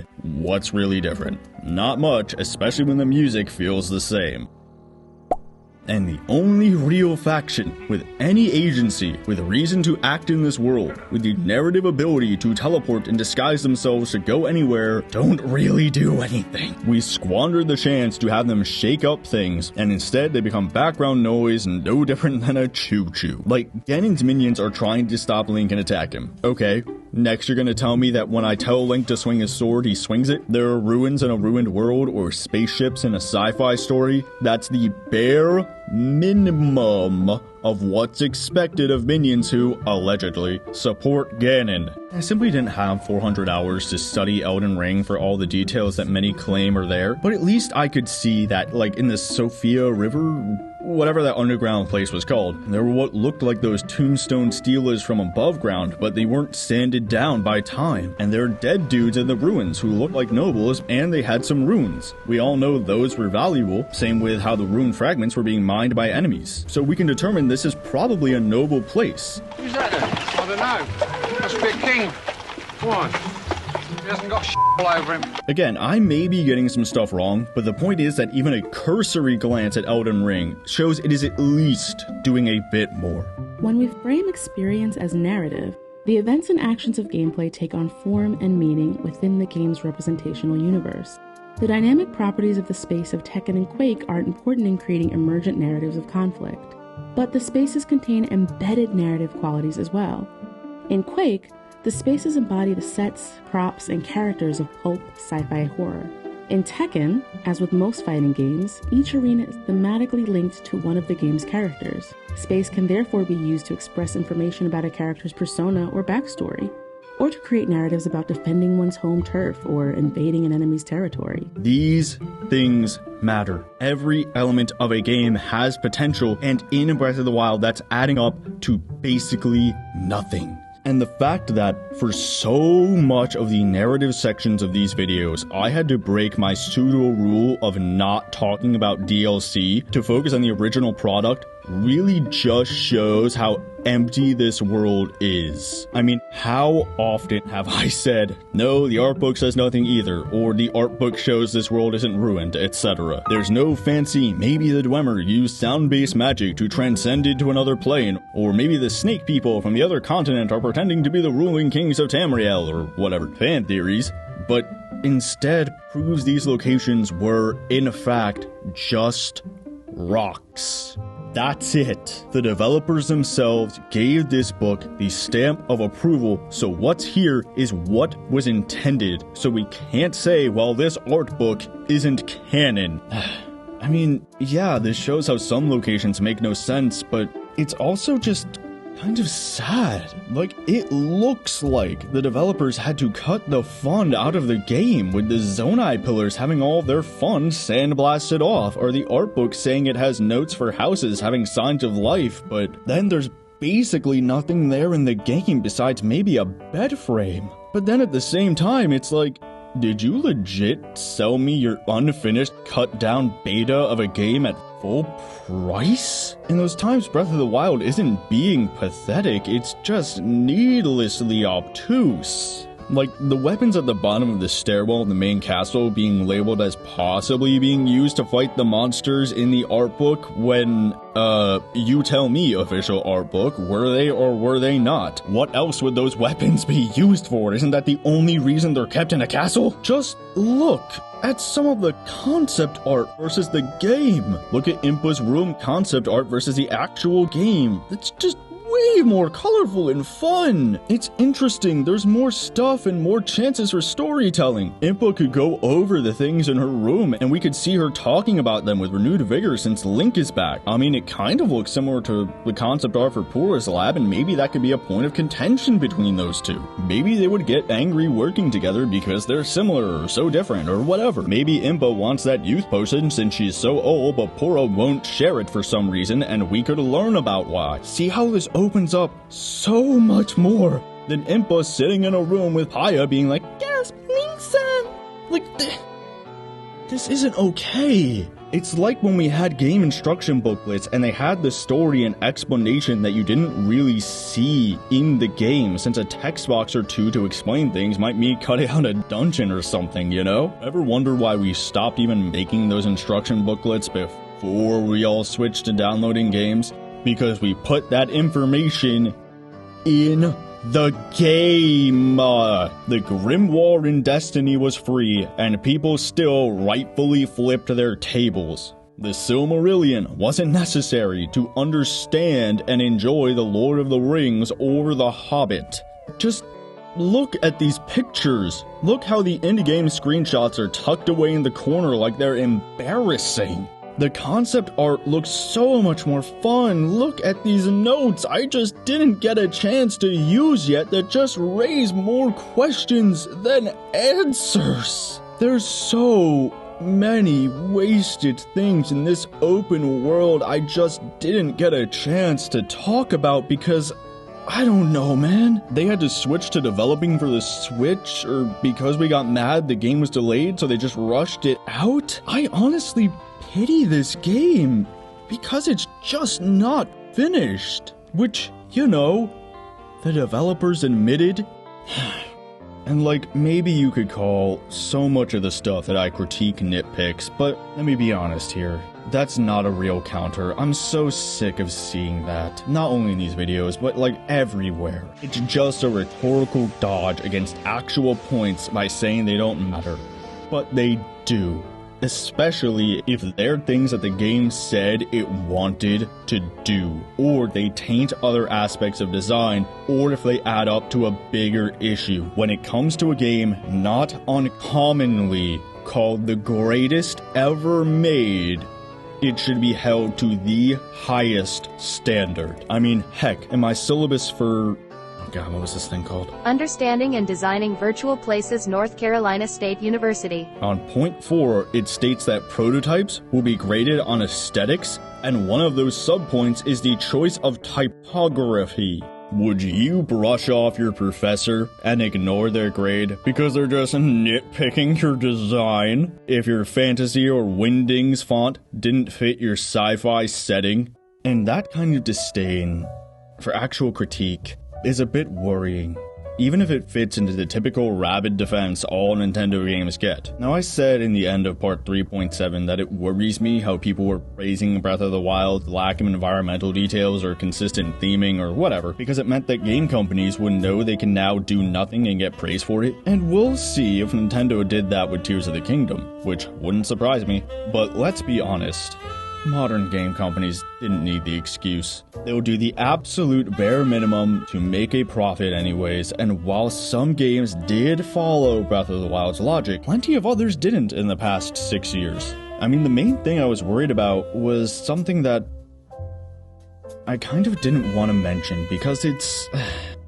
well, maybe saying you are wrong for having enjoyed Breath of the Wild. I don't want to say this, but I already let my mask of professionalism slip a few times before this, so guess I'll just be honest. I mean, if you've watched this far, clearly you care about what I have to say, right? Breath of the Wild worries me because even with everything I've written about, the freedom in this game breaking all possible design or the effort to reward ratio not working, you know, there are still monster camps to fight. You can change the color of your shirt. You do have all the weird ways to kill enemies. You do still have all the Korok Seeds and shrines. You know, even if we show that they're bad, they're still there. But that lack of environmental storytelling, of the world being nothing but the barest minimum of gameplay challenges of, you know, climbing a mountain, getting no reward, and being told to just enjoy having walked up the mountain itself, that being praised as good design, that's not just worrying, it's kind of scary. There's a reason I said that the lack of environmental storytelling makes me the most angry, and that comes from how scary it is seeing that praised. That's praising no work. Having the same line was used in the same way is still work. It's something. It's scary seeing people get an empty plate, chew the air, and say, boy, I sure do love this steak. Or watching a movie which was 90% black screen and 10% one-dimensional character archetypes going through a bland and hackneyed plot. Then walking out of the theater and hearing everyone praise this as the greatest movie ever made. We shouldn't encourage that. Even if you like exploring the open world and just climbing to the top of a mountain and saying, yep, that's a view alright, that's not a game. Literally, every single game in the world has that.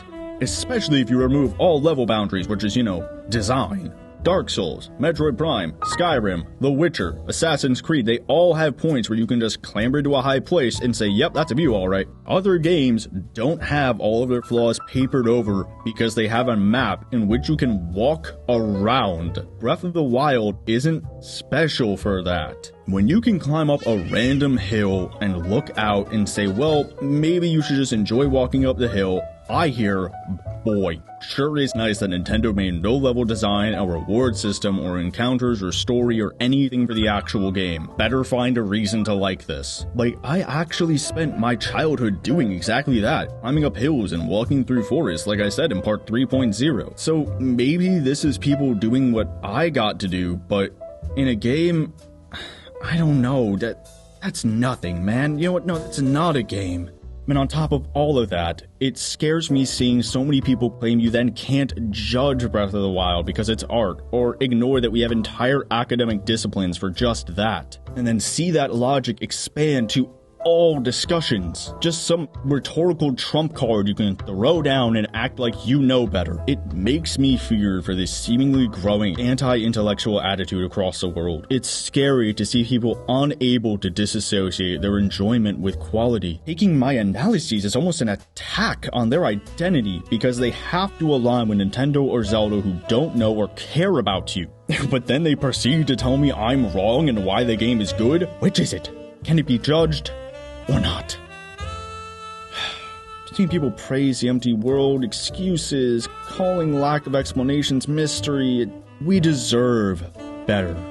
We should expect better instead of a broken Steam Greenlight Alpha build sold for full price. It's really like praising McDonald's as the best cheeseburgers because they put cheese and ground beef between some buns when you've never had one with A5 Wagyu and homemade bread with perfectly melted emmental, but you paid the same price for what you did get. And after all of this so far, if we still want to say I'm wrong on every point, then we should look at Breath of the Wild as something completely unique and write the story ourselves, and etc, etc. The game has so many caveats it can only be seen a certain way by certain people, maybe it's just not worth defending. Were these last few minutes strawmanning? Probably. Or maybe I'm not using the term right. But I wanted to speak from the heart here, and I see these arguments often enough that there's something I just wanted to mention, because it really does kind of scare me.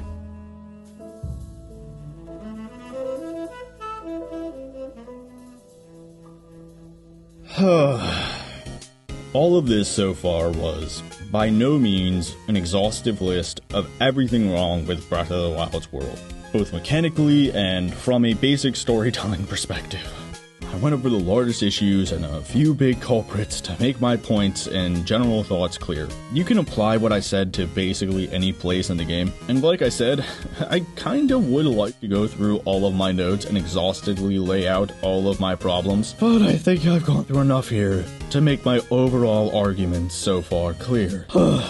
Boy, when I said completely barren world will probably be the next video I make, because I could rant for hours longer about how the world is empty with nothing to find or do. I was not kidding. Funny how the more empty Breath of the Wild is, the more I have to rant about. Well, let's see how long I rant about the side quests, stories, cities, people groups, and characters. And I think we should start with what I hear is the best side quest in the entire game.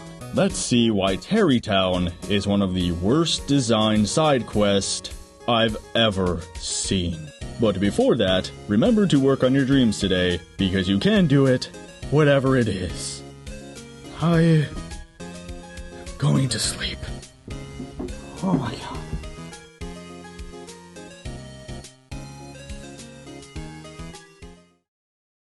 I'm going to jump! No! Do a flip!